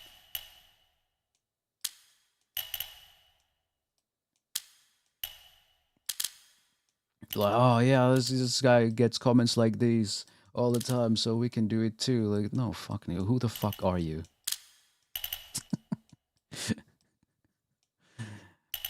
We exchange like a couple words, and suddenly it's like, you know, I get called like the dumbest fucking shit. Like, I don't want to be called stinky. I don't think that's funny. I don't want to be called an idiot. I don't find it endearing. In fact, I find it rather insulting. I don't think it's very funny. That's the thing. And I sometimes feel like, well, does that make me humorless? Yeah. That's why I always think, like, is this fucking normal? Is this how people talk? I don't like it very much. It just feels kind of tiresome.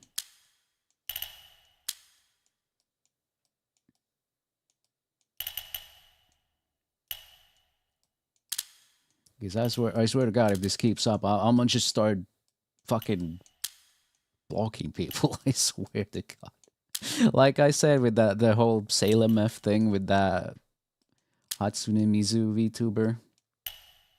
Like I thought, wow, she was like very courteous by reaching out to the guy and asking him to remove that comment and not just fucking block him.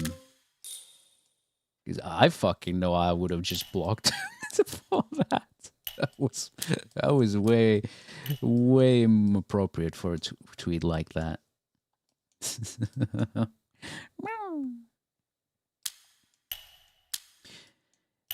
Maybe things will change when the whole branding thing changes, right? But oh yeah, Japanese Slim lander lands on moon.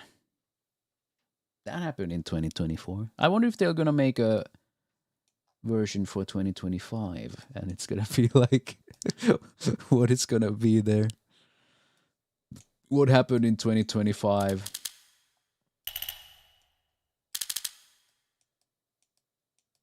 Do I want to remember what happened in 2025? Oh yeah, TwitchCon happened in 2025, and it was great. Yeah.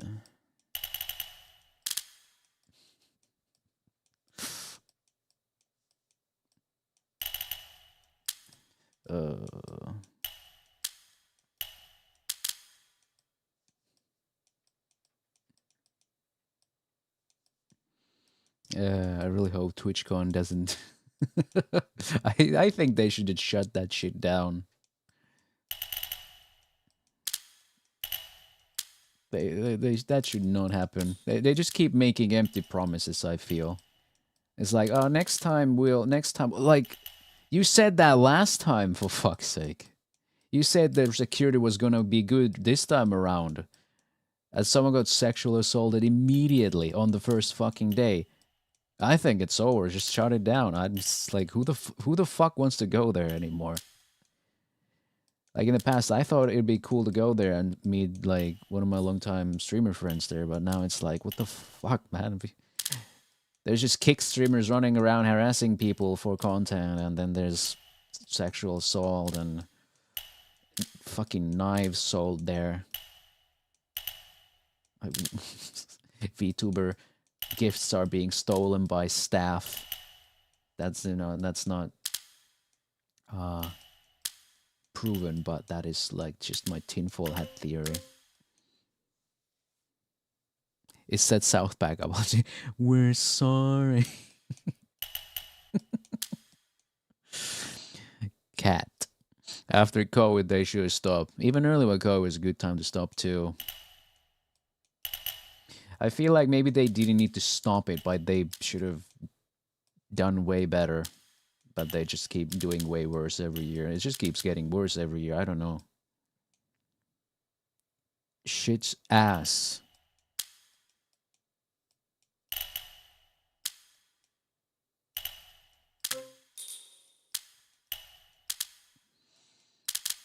Oh, shit's like prime ass. Prime cut.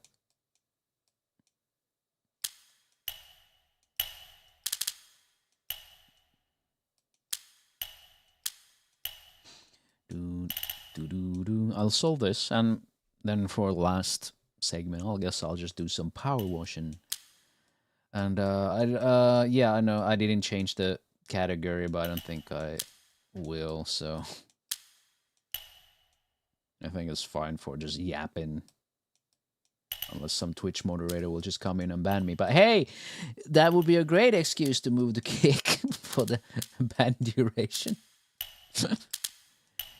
I think Kick wouldn't be so asinine with like the multi-streaming rules too. I could combine chats and whatever.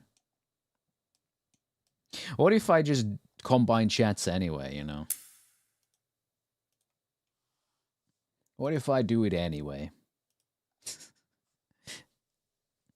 At what point Twitch is gonna be like, oh wow, you've been doing this, we're gonna give you a ban now.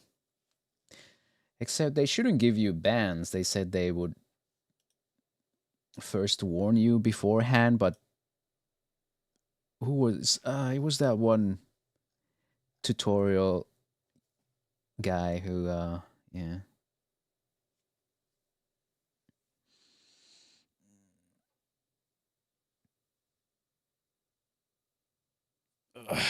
Hello, John. Welcome. Hope you're doing well.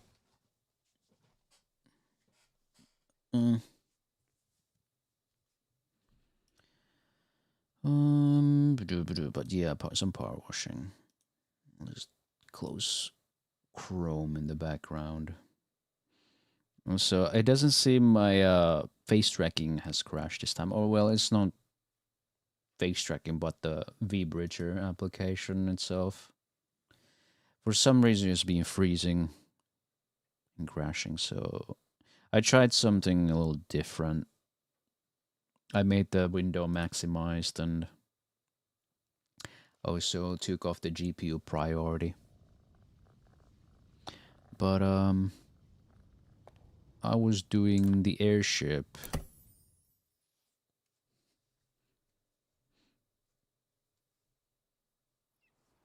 But yeah, Twitch needs to change.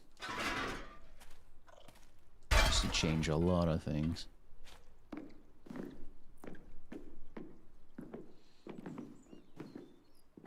The goodwill is gone, man. So change the audio settings a little bit. I noticed you can change the say, what did they say? It's in this game. The tone, you can change that. Yeah, 69. Hello.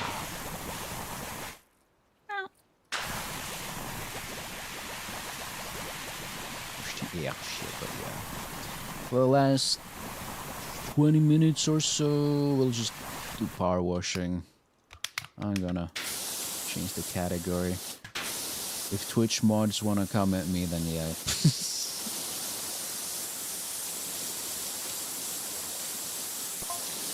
I'm sure they would love that. You know, because we know that they don't like VTubers all that much.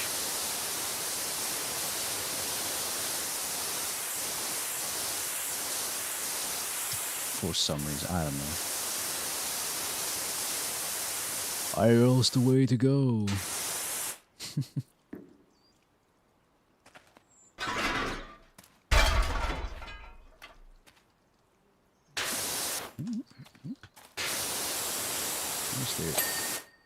Okay. Can't wait to get the triple nozzle again, see if it's any good in this game. Oh.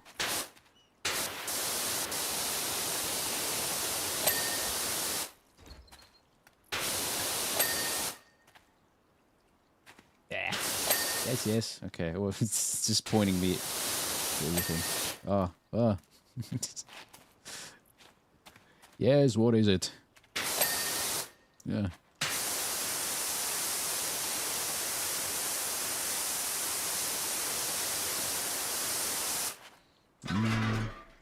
Get 2 scaffolding. Yeah. So I decided maybe for next Friday on the Halloween, I could finally play some mouth washing, because I've never played it actually.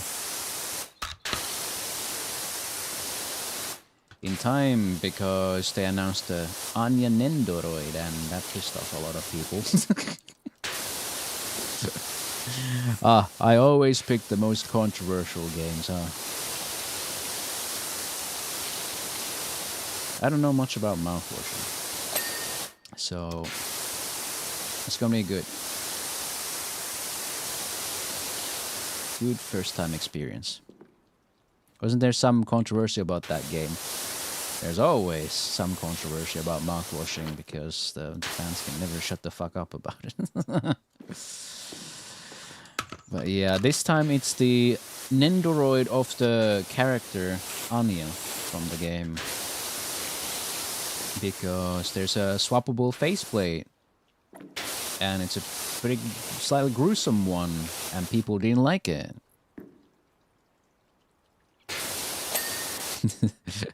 That's the TLDR, right?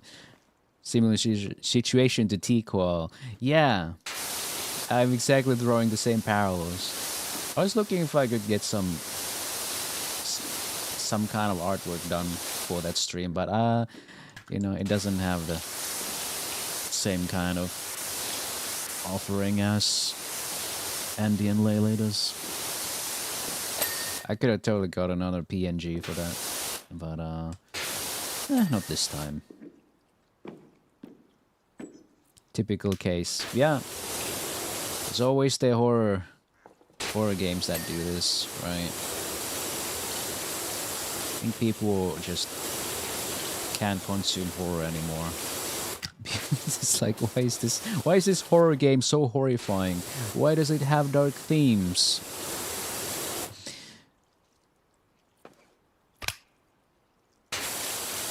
Everything else in yeah. I can't wait, because everything I know is that one girl got abused, and that's her entire personality, nothing else. But I don't want to get too spoiled into that. I want to go into it blind because I have the opportunity to do so. So it'll be nice. I have I don't even know what the gameplay is. All I've seen is the graphics. Like, I don't know anything. I don't know what the story is. I just know someone was fucking assaulted, and that's it. But it'll be nice, you. And Nendo looks nice. I feel like by the time I get to play, I probably don't even have time to pre-order it, but whatever. I mean, I have other things to buy. I pre-ordered this wonderful resin statue of the smiling professor.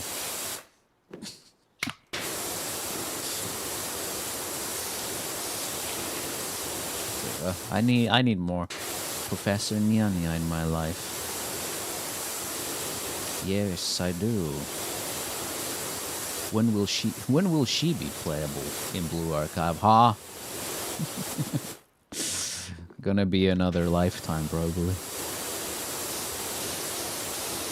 But I waited for the Shupogakis for God knows how long. Be fine.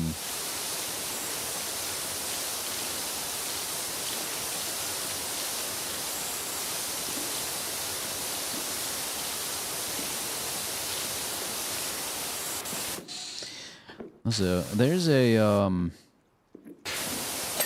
VTuber Minecraft SMP, and they're looking for VTubers. I don't think I know anyone there, but I thought maybe it's a baller move from me if I apply. What do you think? Should I try that? Like, just apply, because they got a fucking Google Docky, Google form. I'm thinking to myself, you know, what if I do this one ballsy thing, right? Maybe I'll meet some great people. Maybe I will be ostracized in that circle. Who knows? Could give it a go. The one who's organizing it does seem to have some of my mutuals following, so that seems to be fine, I suppose. But, you know, it's that time again where I could be playing Minecraft. Feeling like, yeah, Minecraft sounds about okay.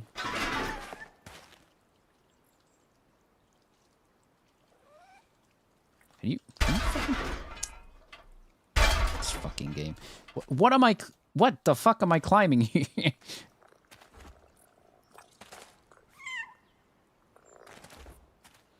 Two-Fave fin streaming on. Peak. Peak.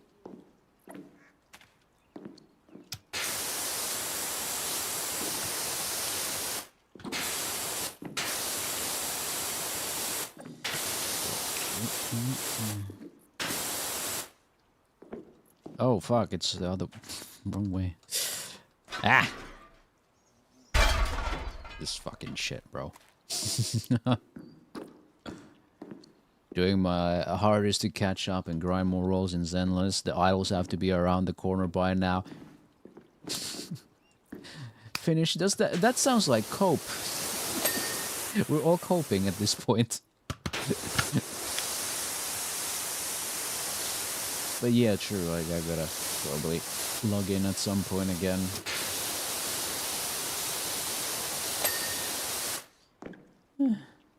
It's just that I'm kind of disappointed with the characters that have been coming out. Like Lucia and Yidari, like... Yeah, there's so much a cleavage and large tits can do.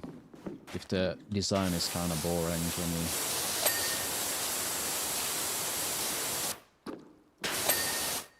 Like, it's like designs I've already seen with, like, Yishuan. It's like, oh, we're doing this again. Like, the characters are also so fantasy design oriented that I don't want to play gachas with fantasy designs in them. Like, I like the urban stuff, like how Zenless was in first season. And Blue Archive is, you know, just contemporary urban settings. Like I've been saying, like, give me those. There's so many, like, fantasy things. Outfits ain't in the new characters. Yeah. The story was good, like, no problem with that. But like, man, I don't know. The big robot dude looks promising though. It was interesting, but I feel not sure who designed them. Well, what was the other girl's name? Delia something? You know, the black and white panda colored girl. The weird rings and stuff. She's at least slightly more interesting, but still probably gonna skip her too.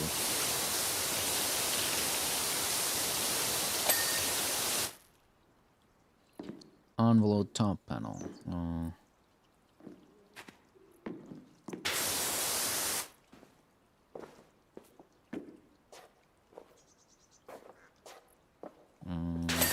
Oh, gee.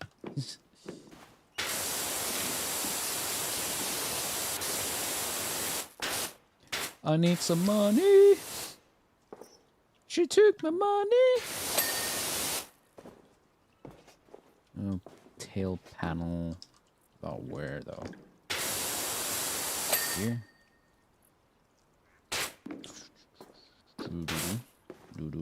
Ah, let's see. I see. Oh, this stayed this dirty. There we go. You've reached the power wash point cap. What?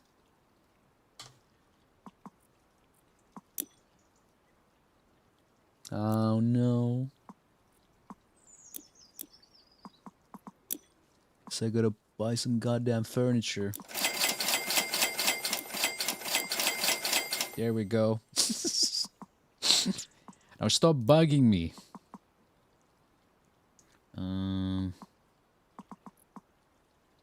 If I get the Urban X Max, I could probably be cool. So that need this and long range and yeah. Yeppers. Cement mixer. I probably have enough time to do a vehicle. Nice. Okay. Soapy time.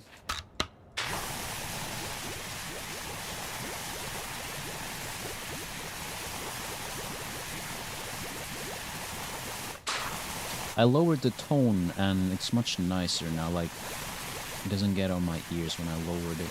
It's more bassy now.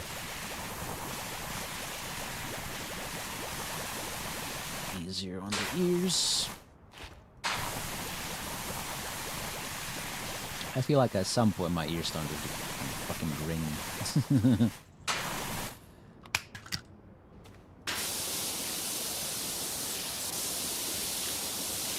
Why are there so many white colored surfaces? Kind of clashes with the soap. It's hard to tell what I've already cleaned up from soap and what I haven't. Can always do this. Feels a little excessive. Just good enough to just... Oh, okay. Just gets rid of rust just like that. At least mostly. Where's the bear just... Wow, brutal. That's pretty metal.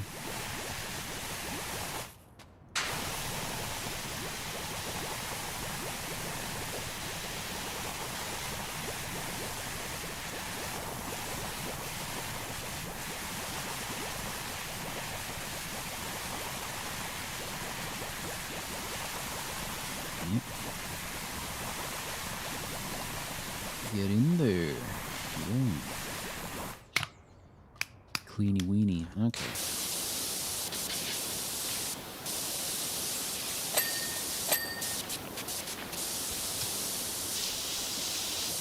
See, Unreal Engine 5 is well optimized. Look at this game. It runs perfectly at 120 FPS.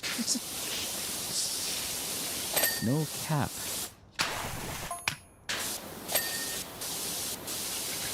You only need a 4070 Super.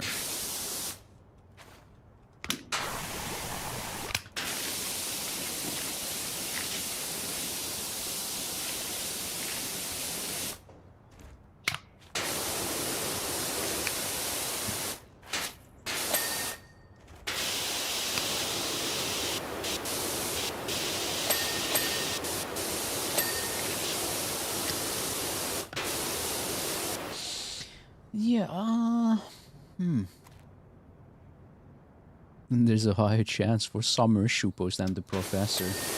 I mean, we don't know much about the professor, so of course there's a much higher chance for alt shupos.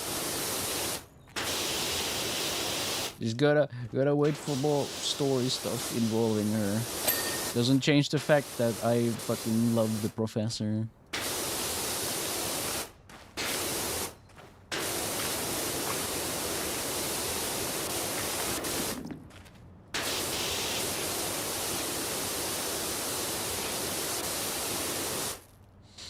Wait.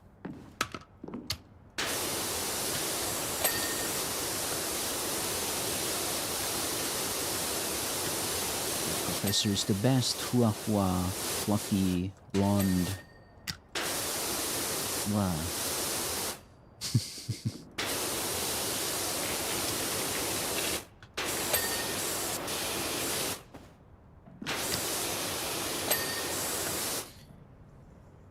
You know what? Bet if she ever comes out, I bet they're just gonna have like her feet out or something. You know, it's gonna be one of those feet live 2Ds. I just know it. They're just gonna do that.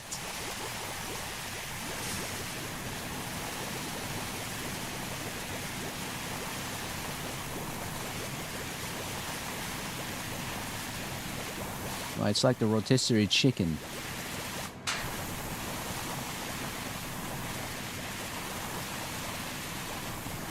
I wonder if it can do full revolution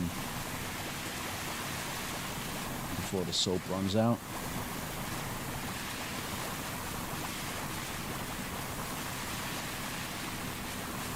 Oh, yeah, it can. Okay.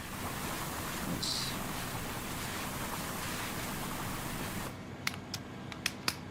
Now we can do these. Ooh.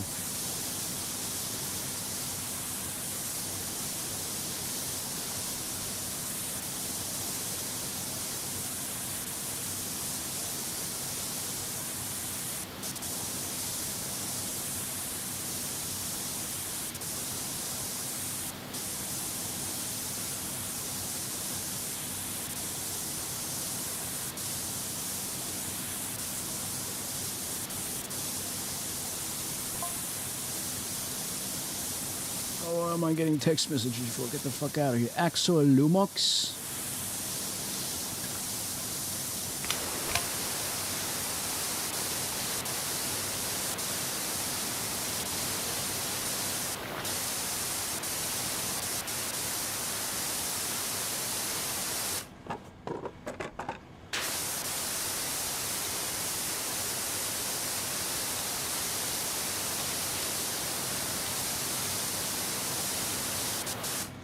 Cemento.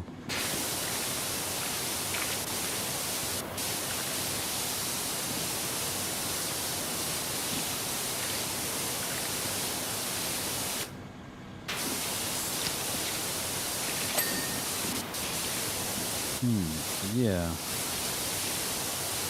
Maybe I should tempt fate and risk it and try to apply some random VTuber SMP. I probably know no one in there. The worst case scenario, I know I won't be around those people. And the best case scenario, yeah, what's SMP? Survival multiplayer, Minecraft. Minecraft SMP.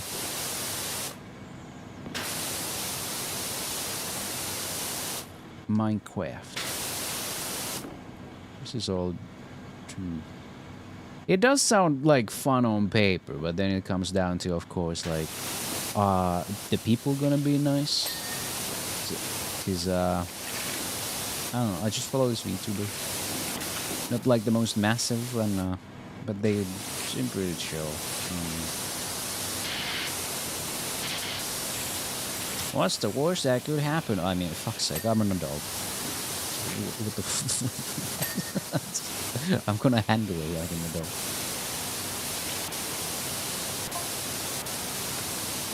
Worst thing that could happen. They're gonna try to cancel me when they find out I'm a lolicon.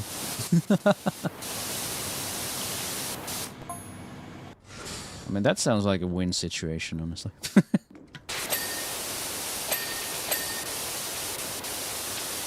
It's probably tiring for the few. It's fine if we cancel them back.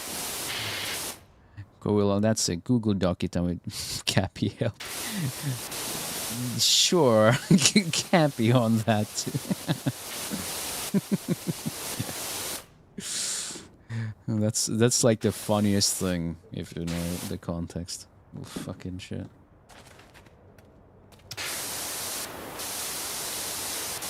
I think it's fine because some of mutuals who are lolicons follow the organizer, so presumably it's gonna be fine.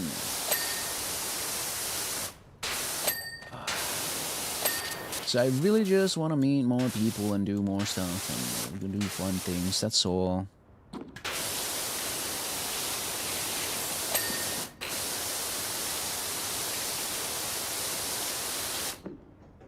Maybe I'll do some VTuber awards things. Still wondering how the VTuber awards gonna go this year, if they're like... It doesn't seem like there's anything going on about it, so I don't know if it's even gonna happen, what's been going on with Fillion and the producer. That just kinda... I don't know, it just kinda went like, oh, you collab with a Russian VTuber? No, okay, we're done. Can't have this. We are gilding by association.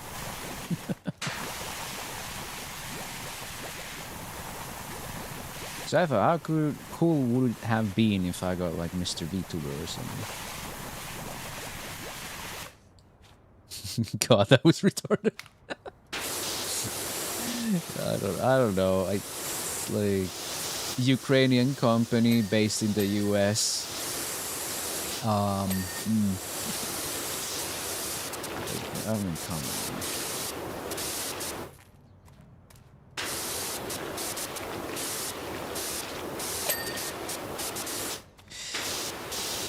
I still do want to see the VTuber awards happening. Even if it's kind of a... I wouldn't call it a shit show, but like... It's hilarious, like last year with the fucking... Was it Fansly that was sponsoring them? It was funny as hell. Yeah, that's what I thought. Fillion can probably find someone else. But... There's not been any news. Last time it happened, it was in December, so if something would be going on, I feel like it's gonna cut kind of close if they leave it any further, right? Maybe they're gonna just hold it after Christmas.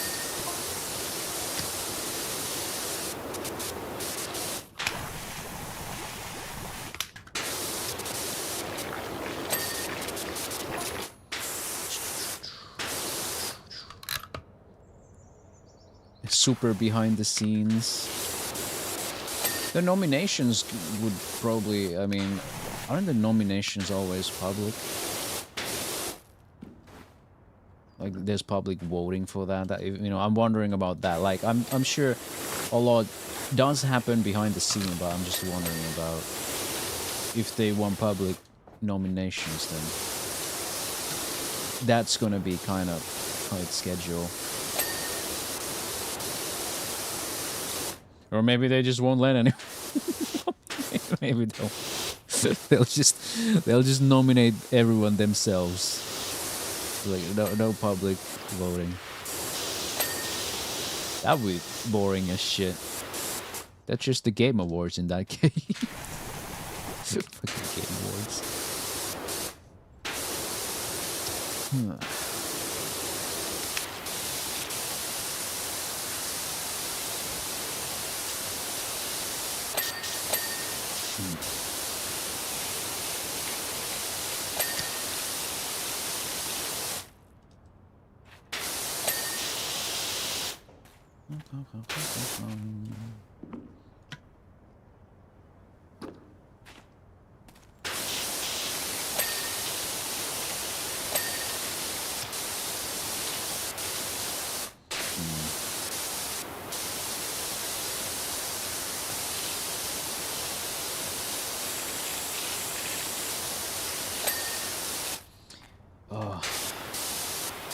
Whenever I get more time, I don't know if this is gonna be after my 2.0 debut or before that, but at some point when I'm less occupied with my projects, I'm gonna see if I can hit up Batman and ask for a Yap collab of the century.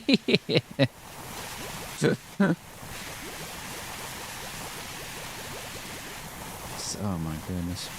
Because those who don't know, Banmin likes her fanfic writing, and I like my regular writing. Imagine if we just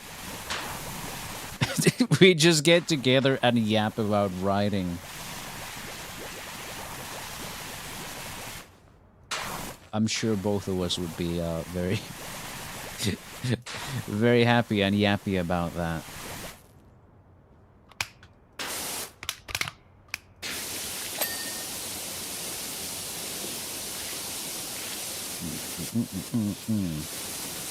Also, so many first videos to just show Banman.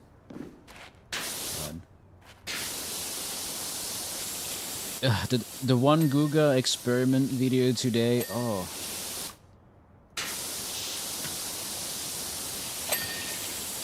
Goodness, that would be 3 absolutely cursed videos for Banman. My writings are all shitposts meant to be donated to Artos' streams to be played by text-to-speech, mainly Mario Erotica. Oh yeah.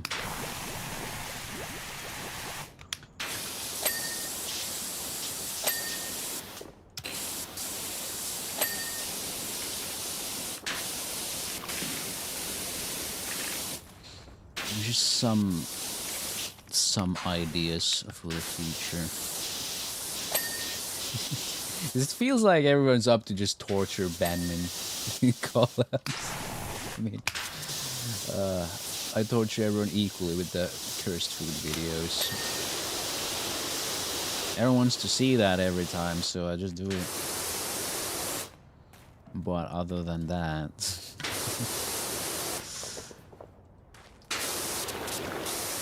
it's usually pretty nice yaps with me.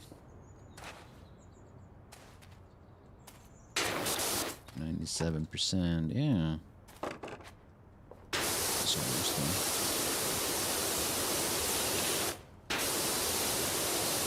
Playing something with Banman would also be something, but it's also like the geographical location. It's like kind of disadvantageous.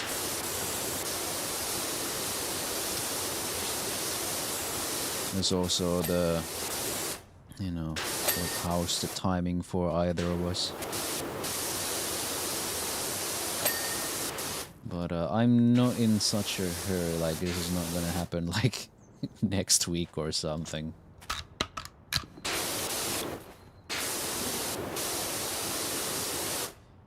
I think this, if I would hit up Banman, this would probably be the first time I'm actually asking someone first. Be the first time I ask someone to collab. And funny enough, it's like the largest VTuber I know. You know.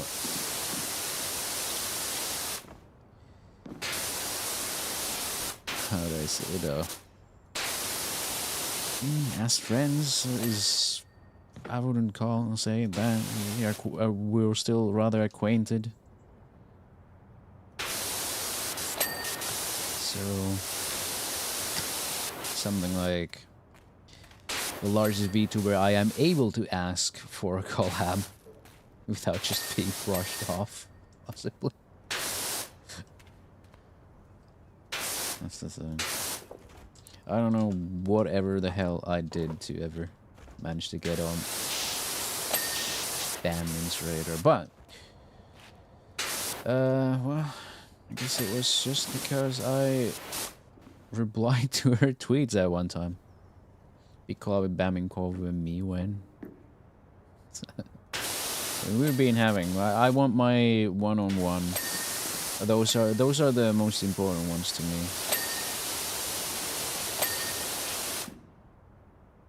the ones where I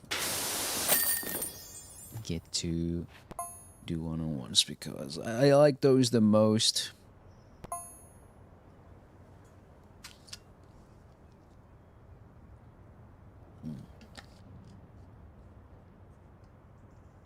Yeah. Easily my favorites when it's just like a one-on-one collab.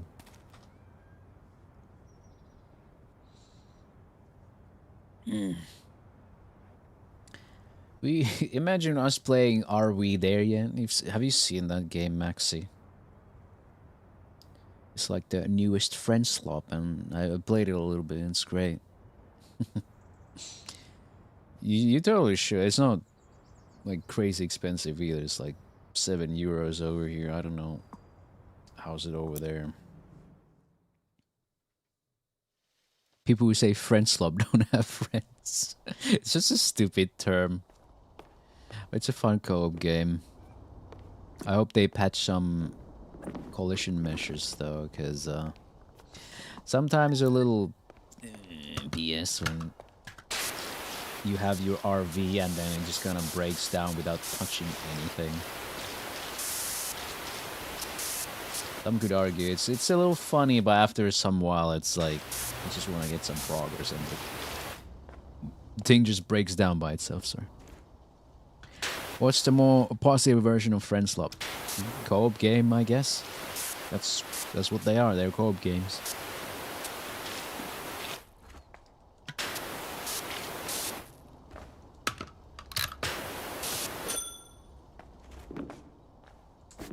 But yeah, I don't. It's not like I have that many friends.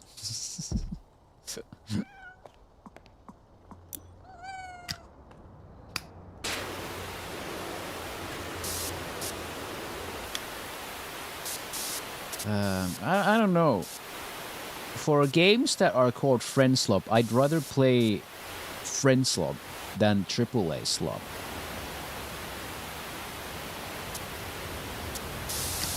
Like everyone likes them. Everyone likes those co-op games.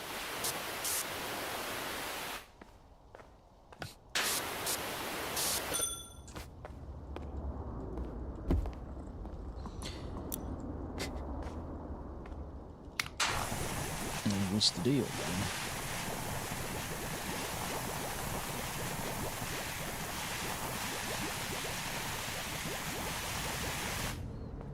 Multiplayer games?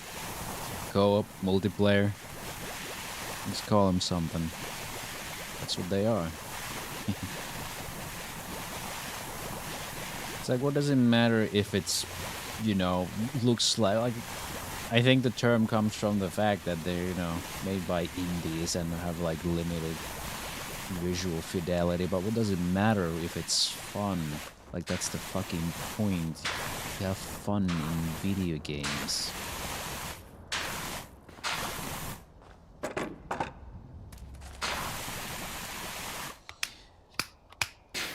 Like, ironically, that makes it less slop. Because they're doing their job well of entertaining you. And usually they got great performance. They run well on any hardware, usually. Is this also Friend Slop? Is like, would this game be Friend Slop? There's co-op in this?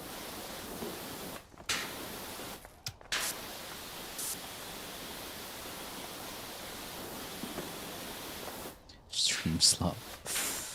Man, everything's just slop. I'm blaming Pyro.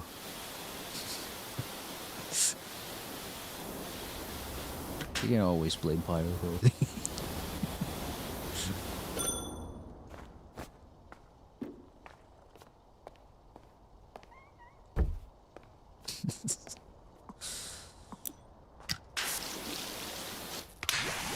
It sounds so slimy. What the hell? Is this Jason's table? What is this? Why is it so slimy? Grey slop. Grey slime. I just keep saying slop. Oh my god.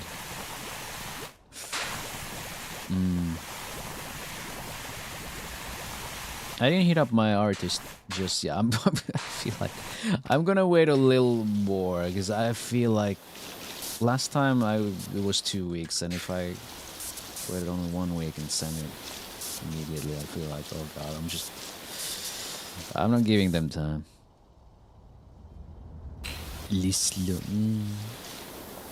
Slop. Item cleaned. Here goes.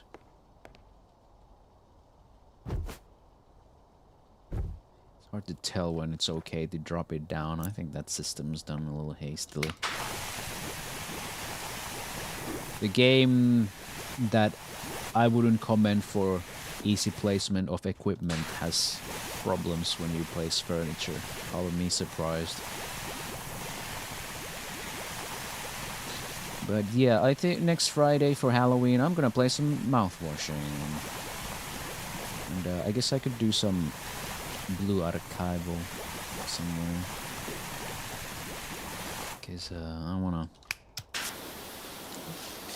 don't know, read out some story stuff again. It's always fun.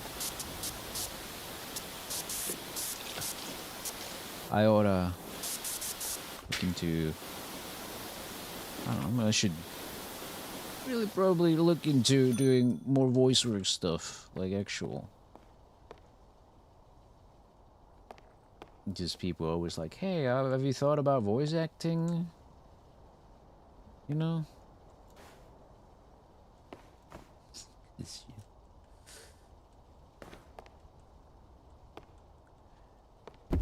they're fucking always placing things like pain in this.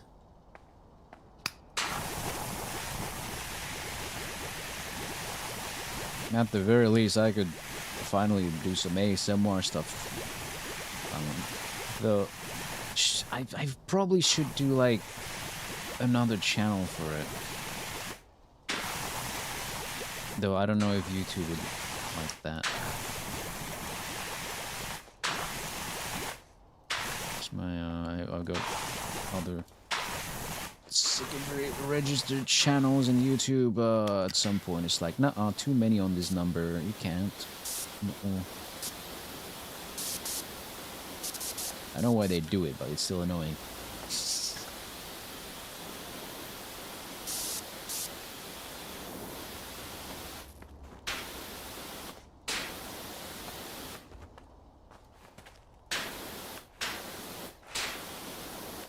Boing, boing.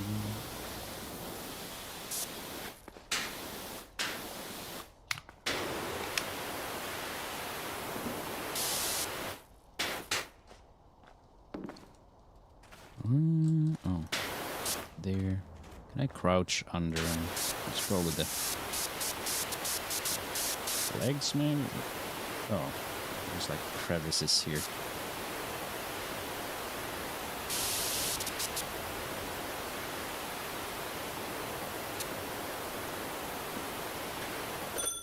There we go.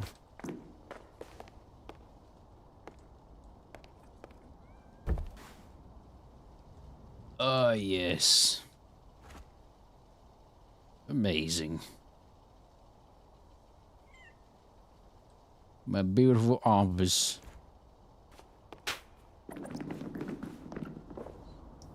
So, what is that?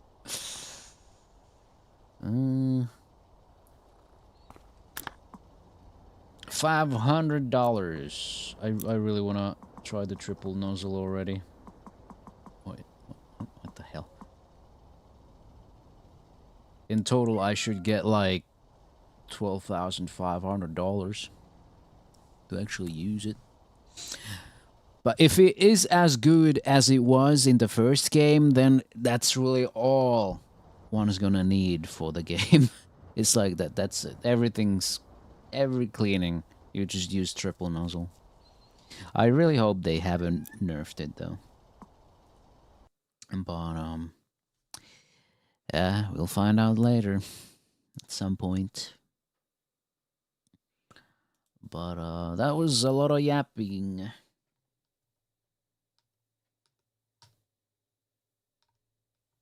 Blah. And yeah. Next week it seems to be mouthwashing. There's gonna be media night, but Wednesday, Thursday, I don't know yet. Maybe I've forgotten some releases. Also, Steam had like some sort of a calendar thing in trial, you know, one of those lab experiment things.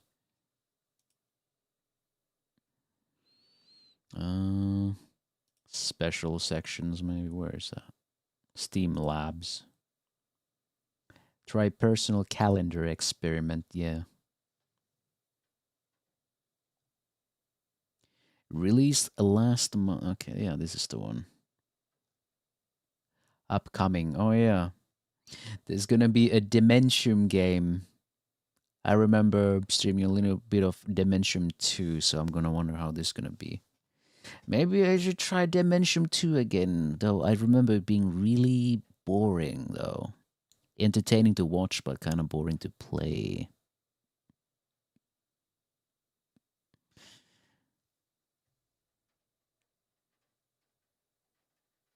Mm-hmm.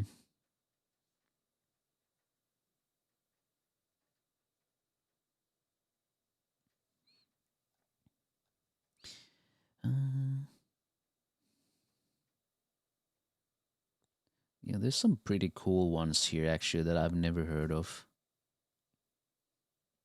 There's a game called My Little Poopy.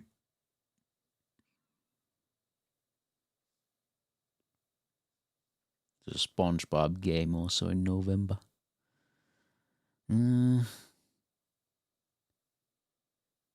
Dating sim, okay. Psychological horror. Outlaws remaster. That's coming in November. Oh shit, a new Mosaic game.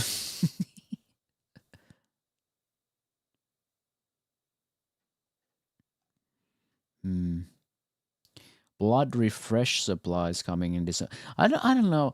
It feels like a little scummy that recent, like, they made blood fresh supply and now they made refresh supply, but they don't even, I don't think it's not even complimentary to the owners of fresh supply. They just want a full price again. I don't know. I don't know how to feel about that. Like, I hope you get at least some kind of a, you know, discount, but I feel like it's just the same thing, but added DLCs into it. But they want like a full price for the blood. And I still think the best way to play blood is the original way. I think the fresh supply is a little, yeah. But there's a couple I could wishlist 100% here.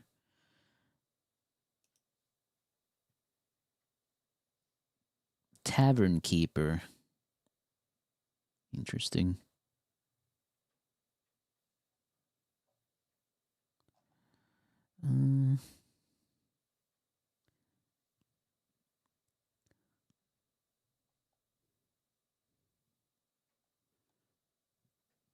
Released in the last 7 days. Bloodlines to Hell, no.